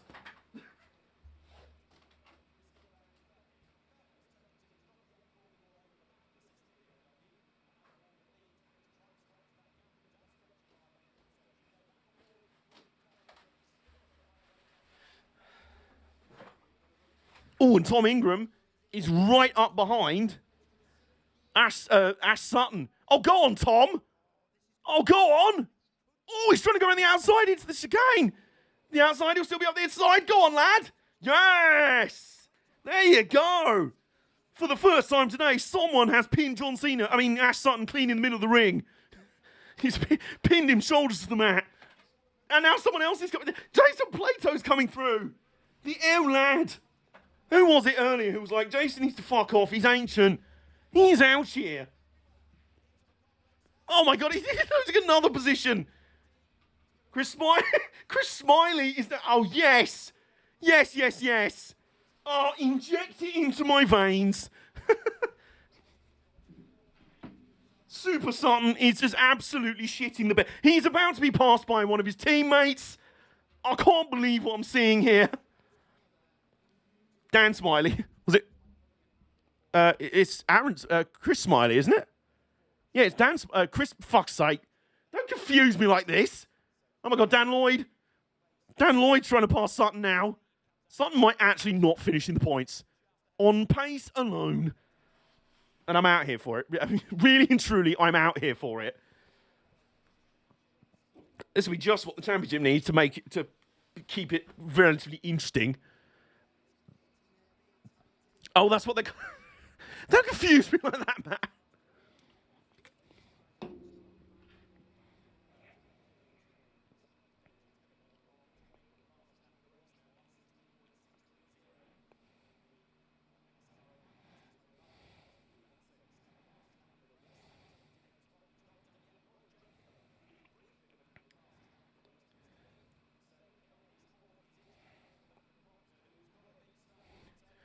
Okay. Right, so 1, 2, 3, 4. Pretty much the top 7 or 8 are all kind of fair. That's Sam Smell off the track. Would someone get this man up out of the paint? Oh, and that's an infinity, and that'd be cardboardly. Speaking of someone else who's wasting one of the best cars on the grid, come get this man up out of the paint as well. What an absolute blithering idiot. What an absolute geely rural nanny. So 1, 2, 3, 4, 5, 6. Yeah, it's about the top 7 or 8 are all kind of nose to tail. Looks like Sutton's kind of stabilized the tailspin. Oh, God! There's Tom Ingram sending it into the final chicane again. He's trying to find a way past Tom Oliphant here. He might do it. Not quite. Not this time. Oh, they've got a weird sort of like roof-mounted onboard camera. So you've got this big sort of like, whoa, like a greenhouse effect. Not greenhouse, a glass house. I don't know what you... Almost like a sort of fisheye look to it. Oh, go on. He's going to try and go on the inside. Into Campbell. No, won't be able to do it there. Switch back on Cobb as they go left. Won't be able to do it there either. And Jason Plato's all up in here. He's out here. He's enjoying himself. It's like, what was that about me too? Oh, here comes Tom Ingram. No. With the fast left-hander. Oh, boy. What a pass from Tom Ingram. One of the fastest left-handers in the entire series. And he goes around the outside of Tom Oliphant there. Oh, meantime, here's a replay of the... Oh, dear. Okay, that was me shitting on Carl Boardley. It looks like he got turned by a Team Hard car. In news that will surprise absolutely nobody, he may have got turned around. We've got another safety car. For fuck's sake. Jesus Christ. So that's 2 crashes caused by Team Hard cars. Inadvertently. Right, well, if this means the field can bunch up a bit more behind Ash Sutton and put more positions on him, go turn in for the night, mate. 1 a.m. here, and my back's more flat than an airport runway.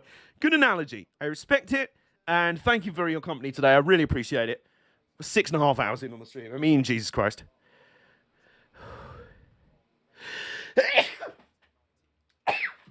Whoa.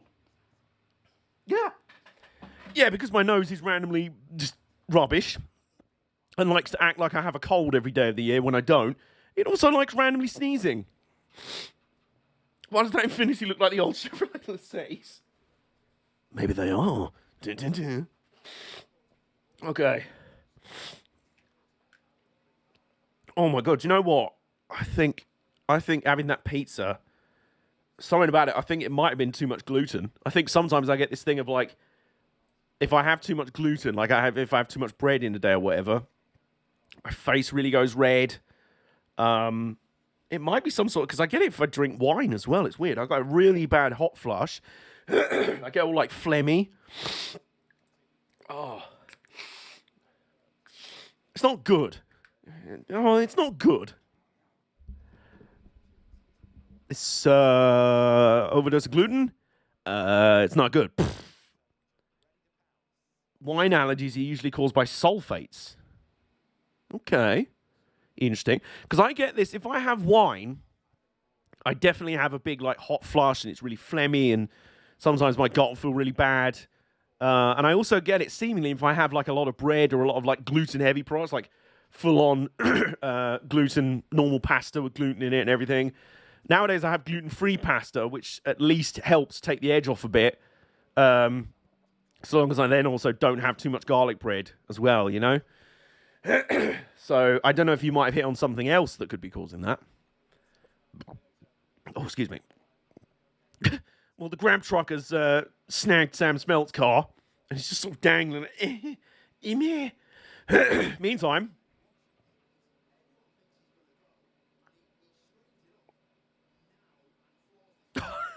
That was a really nice fake out from Adam Morgan there, gotta say.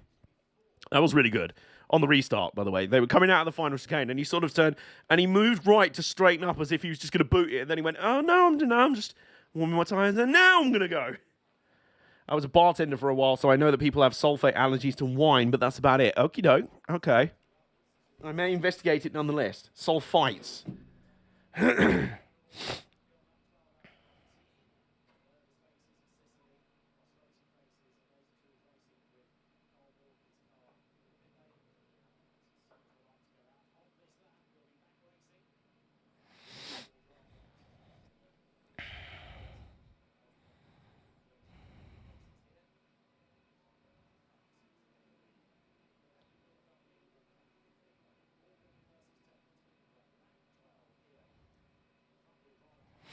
Okay. It's official. Some F1 fans are... Hitch, at what point are we... Some F1 fans are shit. I think we've well established this by now. I'm trying to remember the name of this truck company I saw in Frankly Services on my way home yesterday. Eddie Stobart?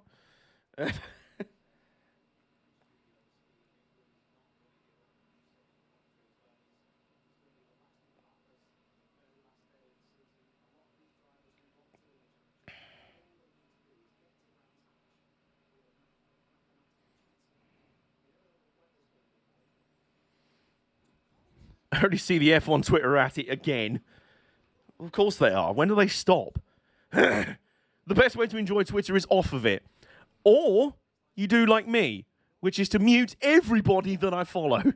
So my timeline is literally empty. Oh, this time, okay, we've got to restart. We're coming around to start lap 13. And this time, Adam Morgan has gone so early, he started yesterday. Colin Turkins was like, right, okay, when's he going to go? Oh, fuck, he's already gone. Jesus Christ. He went a lot earlier. He came a lot earlier across the line. Okay, so off we go again. I'm very scared that restart might be enough to recharge Ash Sutton's Cena powers. John Cena powers. He might be about to charge up his flipping finishers. Just finishing lap 30. Just starting it on my telly, Matt. Oh, my God. The front four are all nose to tail. So it's Morgan, Turkington... Ayrton Senna Proctor to Yorkshire and Jake Hill. Whoa, and Jake Hill's putting the pressure on Senna Proctor to Yorkshire for third place. Butcher's fifth in the Toyota. Sixth is my boy. And seventh now is Tom Ingram with the fastest lap of the race. He is out here. Still at 19 laps. They've added the maximum 3 laps for one safety car. That Corolla is an aggressive looking race. Hell yeah, it is. Hell yeah, it is. I really like it. I also really like the modern gen Civic as a touring car, I've got to say. Another reason I'm really happy that Josh Cook's my boy. Oh, my goodness. And speaking of him, he is right up behind Rory Butcher, who's doing his flipping Hadrian's Wall impression again. But now Tom Ingram is like, hello, I've joined the party. Oh, Josh, can you get out of the way? Who's stuck behind? Is this Norbert Rory Butcher? Oh, for fuck's sake. Hang on. Leave it to me. I took care of him in the first race, eventually. Oh, God, here we go. All right, well, usefully, love the Corolla IRL, wanted the GR Sport version. Oh, for fuck's sake, what now? Matt, don't be spoiling me. I tell you what, I really want a GR Yaris. I have said this before. I really, really want a GR Yaris. Won't spoil it. Okay. Oh, it's Ollie Jackson. Ollie Jackson's off at the side of the road. So, what's the deal going to be there? Where's it?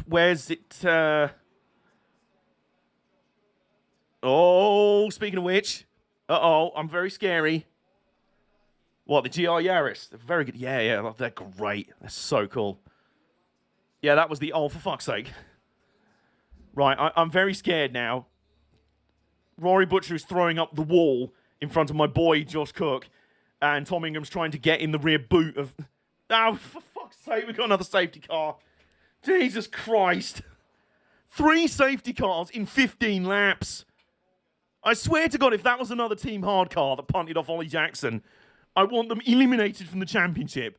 Auto demotion. I don't want to see you. That really does look like a right front suspension failure. It's kind of a bit balked.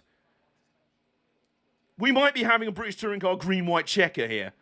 This is NASCAR Indy levels of shit. Not quite, it just happens to be a load of crashes. Yeah, it's already happened. Yeah, he just goes for the... He's obviously made it around the right turn at Campbell and then goes to turn the left. He was like, yeah, no, we're not turning left. I'm just going to park it here.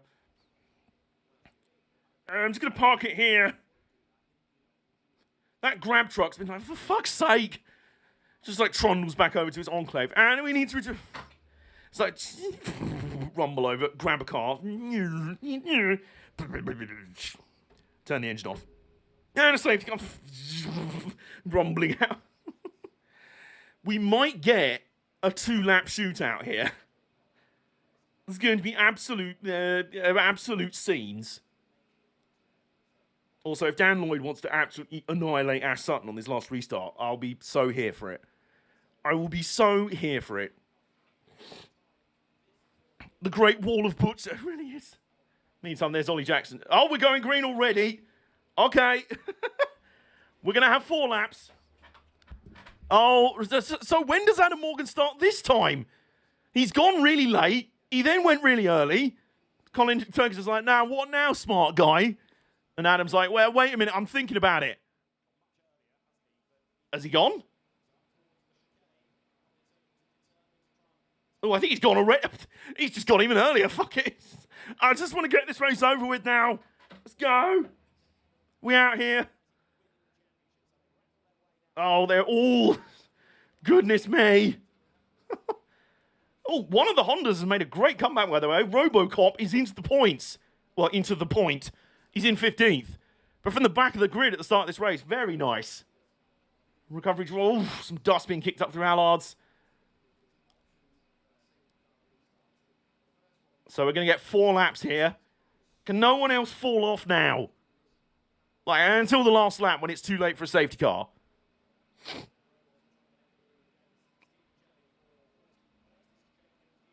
I like the fact that Moffat as well in 13th is just like, he sees Sutton dropping back and he's like, right. Oh, Robot I'm out to 14th now. He's doing bits. Oh, meantime, oh God. Josh Cook is once again all over the Great Wall of Butcher. Once again, Blood of Bannockburn, my Sabaton's blasting out. Blood of Bannockburn. Freedom we have earned. Join the scar for fuck's sake. A Team Hard car itself is now off the track, but luckily it's rejoined. It's Aaron Taylor-Smith. How much is he regretting? Oh my God. Oh, my boys. My boys. Cook and Ingram are side by side at the final corner. Adam Morgan's locked up and straight line the chicane altogether. BMW's done the same thing. Cook and Ingram shortcut the chicane. Oh my goodness. What is going on here? Oh, hang on a minute. Did Turkey just... Someone just straight line the chicane. I think Adam Morgan just straight lined the chicane and has ended up getting like a 2.5 second lead out of it. I don't know what's happened behind with Cook. All right, he's lost the position to Ingram. Okay. Ingram made it through.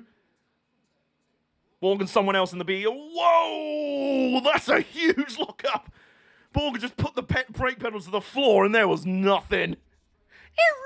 It was just like, I'm not making this corner. Right, so I think they're saying he's gonna have to back it off. The gap's already come down to 1.4. He's basically gonna have to let off to remove any advantage he got from skipping the chicane. Here comes Ingram now on Butcher. This guy is on an absolute madness. This is one of those Ingram days where he's just on a madness.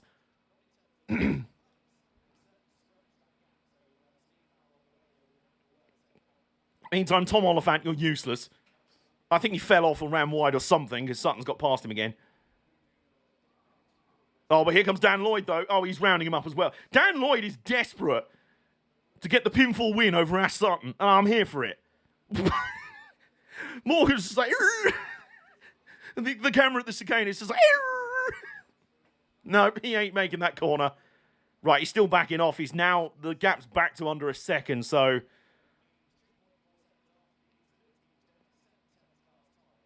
So I guess he's letting off big... I might also have, like, tyre damage from locking up that hard. He might have absolutely flat-spotted the fuck out of those the front tyres. Oh, God. Ingram versus Butcher 2. We're having the rematch. It's like an episode of Monday Night Raw. They fought to a double DQ at the start of the show. They're now back in the main event. He backed up to 7/10, but he had 5/10 before, okay? Yeah, Butcher and Ingram will once again at it in the main event. In the main event of Monday Night Raw. Sunday Night Raw. I don't know. Sunday Night Slam. And this is a good... This is what Ingram needs, to be fair, because he's second in the championship, but he has bled so many points to Sutton. Sutton's still only 10th. He needs any points back that he can get. I said earlier that the crawler had left front damage, but no, it's just the livery. Okay. Oh... No, that's the gap 5th to 6th, okay? White flag presented by a bank. A bank sponsors this lap. Morgan still leading by 4/10. The battle is right here for 5th place. Butcher once again throwing up the guards. His defense has been world class today. My boy Josh Cook still hanging on in 7th. Just ahead of the L lap. Oh my God, Ingram. The run he gets out of turn 3. He's going to go up the inside here. Oh, clean move. What a... Oh, is it that clean? No, he runs wide. Oh, he didn't quite have it. They're still side by side. Butcher's trying to get back past him. How has Rory Butcher been where all the best racing's been today? Oh, my God. So Ingram finally completes the pass after completely sharting himself over all of Thruxton race circuit. And Adam Morgan is still just ahead of Turkington, and it's 3/10 in it, and I don't think Turkington's just going to have to throw the send of his life, and he's not normally... Oh, he's giving it the go, though. Giving it a go. No, he's not the kind of person to really fling it in there. But it's 1, 2, 3. Senna Proctor du Brasil, du Yorkshire, is going to hold on for 3rd place. It's Adam Morgan with the win. Ingram will get 5th, Butcher 6th, Cook 7th, Plato 8th, Smiley 9th, Lowell Sutton 10th. Which I'll take. That's, I can accept that. He actually looked human in that race. Somebody pinned his shoulders to the mat clean. Woo! Okay. That was fun. I love the British Touring Cars, man. It's always there just for a really fun time. And today we haven't, race 3 we had a bunch of some shithousery. But not a huge amount. There's been a lot of good stuff. Like I say, normally it's been around Rory Butcher. Didn't this man hold off Ash Sutton earlier for a bit? Like he played some really good D.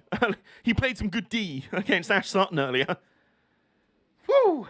Good weekend for Adam Morgan. The Mega Morg. 7th in race 1, 8th in race 2, and a big old W in race 3. A big old dub boss man in race 3 for Core Gods with Sicily Racing. Colin Turkington 2nd, that's a lot better from the 4-time champion. Joint most championships in British Touring Car Championship history, alongside the great Andy Rouse. And that'll be Senna Proctor to Yorkshire's podium. And that'll be Jake Hill with the 4th place, and Ingram 5th. So, decent haul of points game back there on Sutton, which is exactly what he needed. Like, really needed. Also, you can tell there's been some shithousery in the F1 today, because I just briefly cut back to the Sky Sports coverage, and they're interviewing Michael Massey. If you're interviewing the race director, some shit has gone down. Something has gone wrong.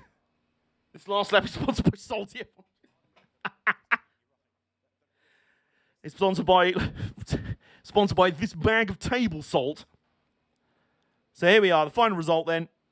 Race 3 would be Adam Morgan with the win, Colin Turkington second by 3/10, Senna Proctor to Yorkshire third, Jake Hill fourth, Tom Ingram fifth after that wild battle with Rory Butcher on the final lap. Butcher will take sixth. My boy Josh Cook seventh. Eighth, I think, was Jason Plato. Ninth was someone else, and Ash Sutton was 10th. Daniel Lloyd 11th, Tom Oliphant 12th, Aidan Moffat 13th. Daniel Robottom, the Robocop, fights back from the back of the grid to get 14th and a couple of points ahead of Speeve Jelly in 15th, keeping Jack Butel out of the points this time. And to be honest, I think that's for the best of mankind. And not to make too fine an impact on it, but Young Hamilton was last on the road again. I mean, he wasn't... I mean, Aaron Taylor-Smith finished a lap down, so he was probably still running, but they had to pit after he went off the track because his front grille was all full of grass. And then, yeah, everyone else had some big sads. Oh. Woo! And breathe. Not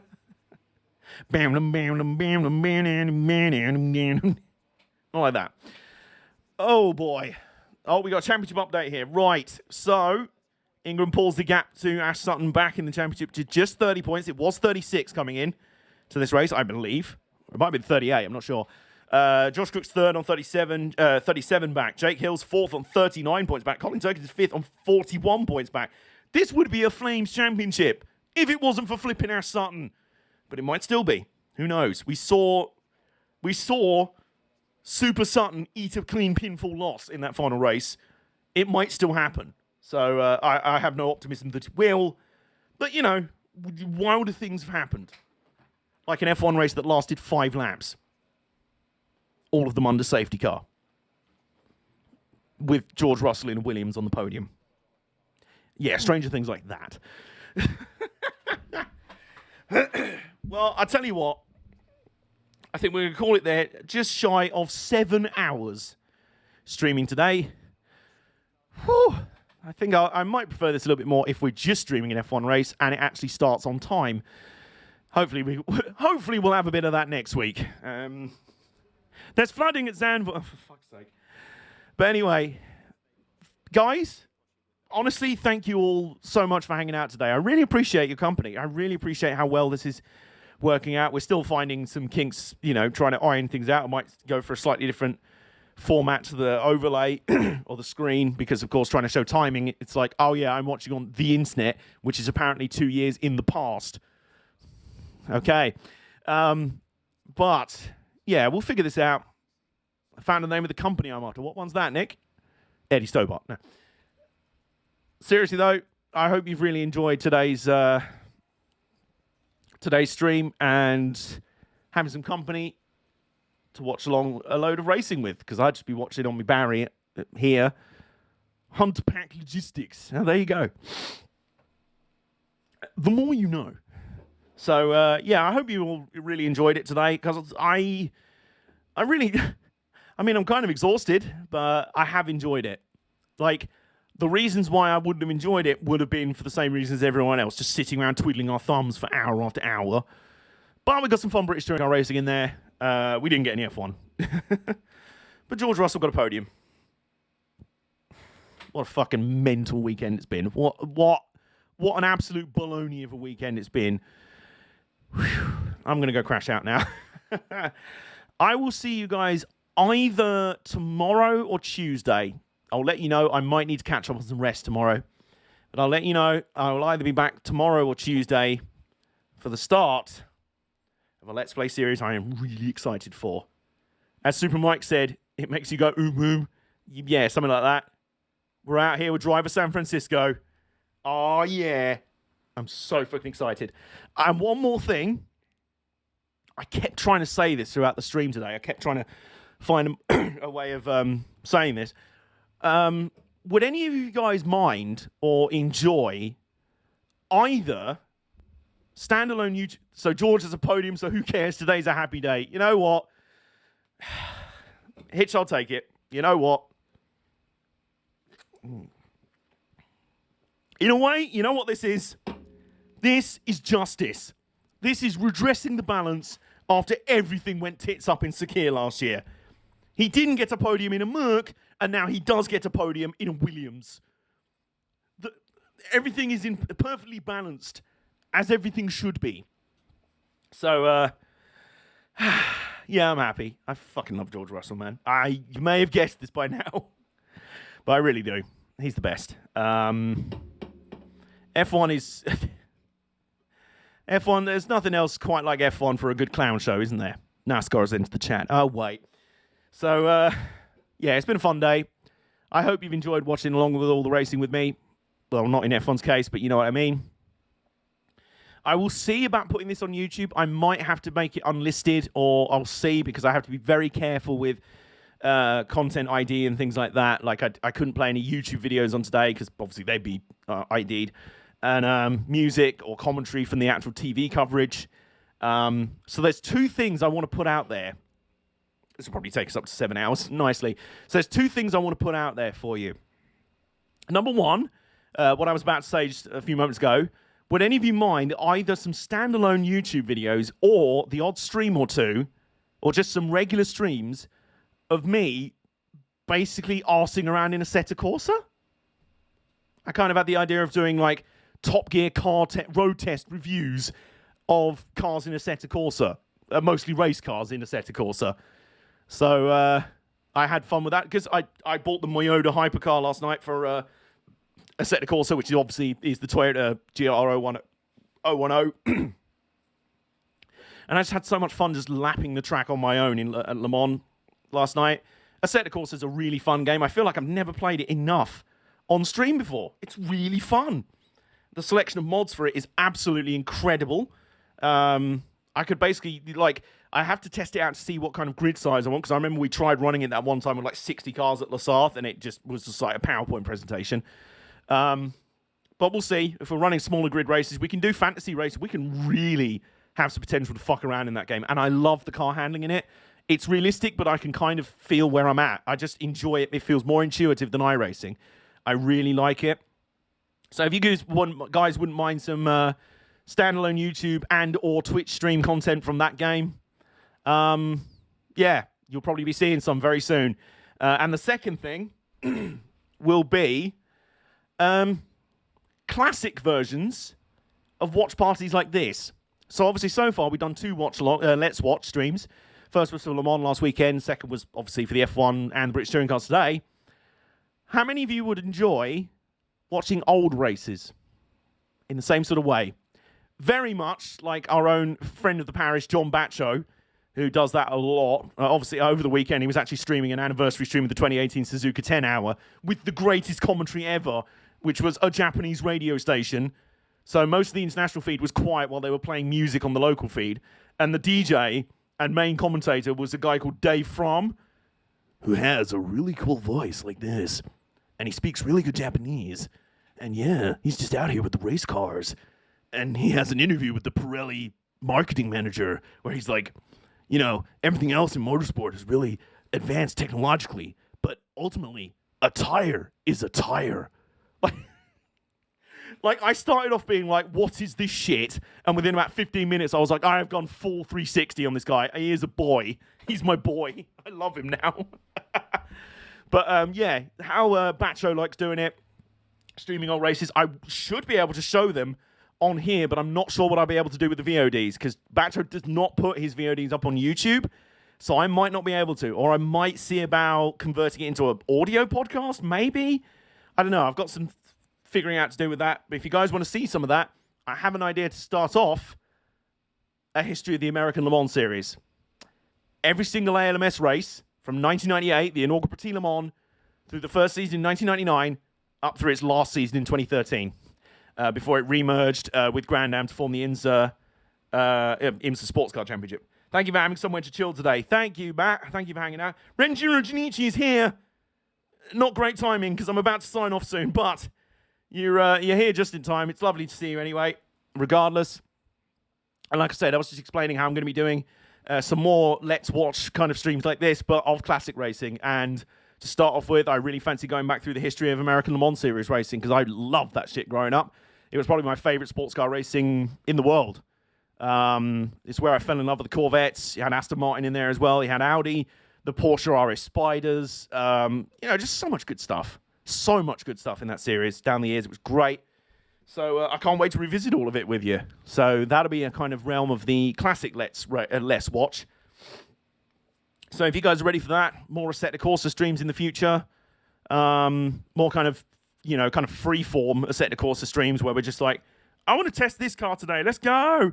Let's have some fun. Let's fuck around with some fantasy races and shit like that.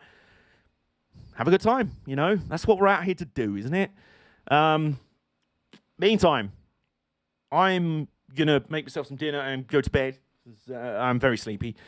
And I will see you either tomorrow or Tuesday. I'll let you know on Twitter which one it is.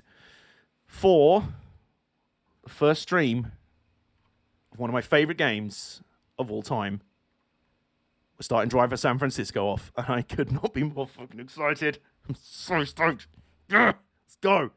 George Russell got a motherfucking podium. I'm going to be playing my favorite game of all time. Well, one of my favorite games of all time in the next few days. Things are good. The rebrand's going well so far. I hope you're all liking it so far. And things feel pretty good. On the Twitch side, things feel really good. So thank you all for making it so special and lovely. For sticking out 7 hours with me today. Nearest makes no difference. I'm going to head off now, rehydrate, have some food, and have some rest. And I hope you have a lovely rest of your Sunday as well. And I'll see you guys in a few days' time. Potentially even tomorrow for Driver San Francisco. Peace out.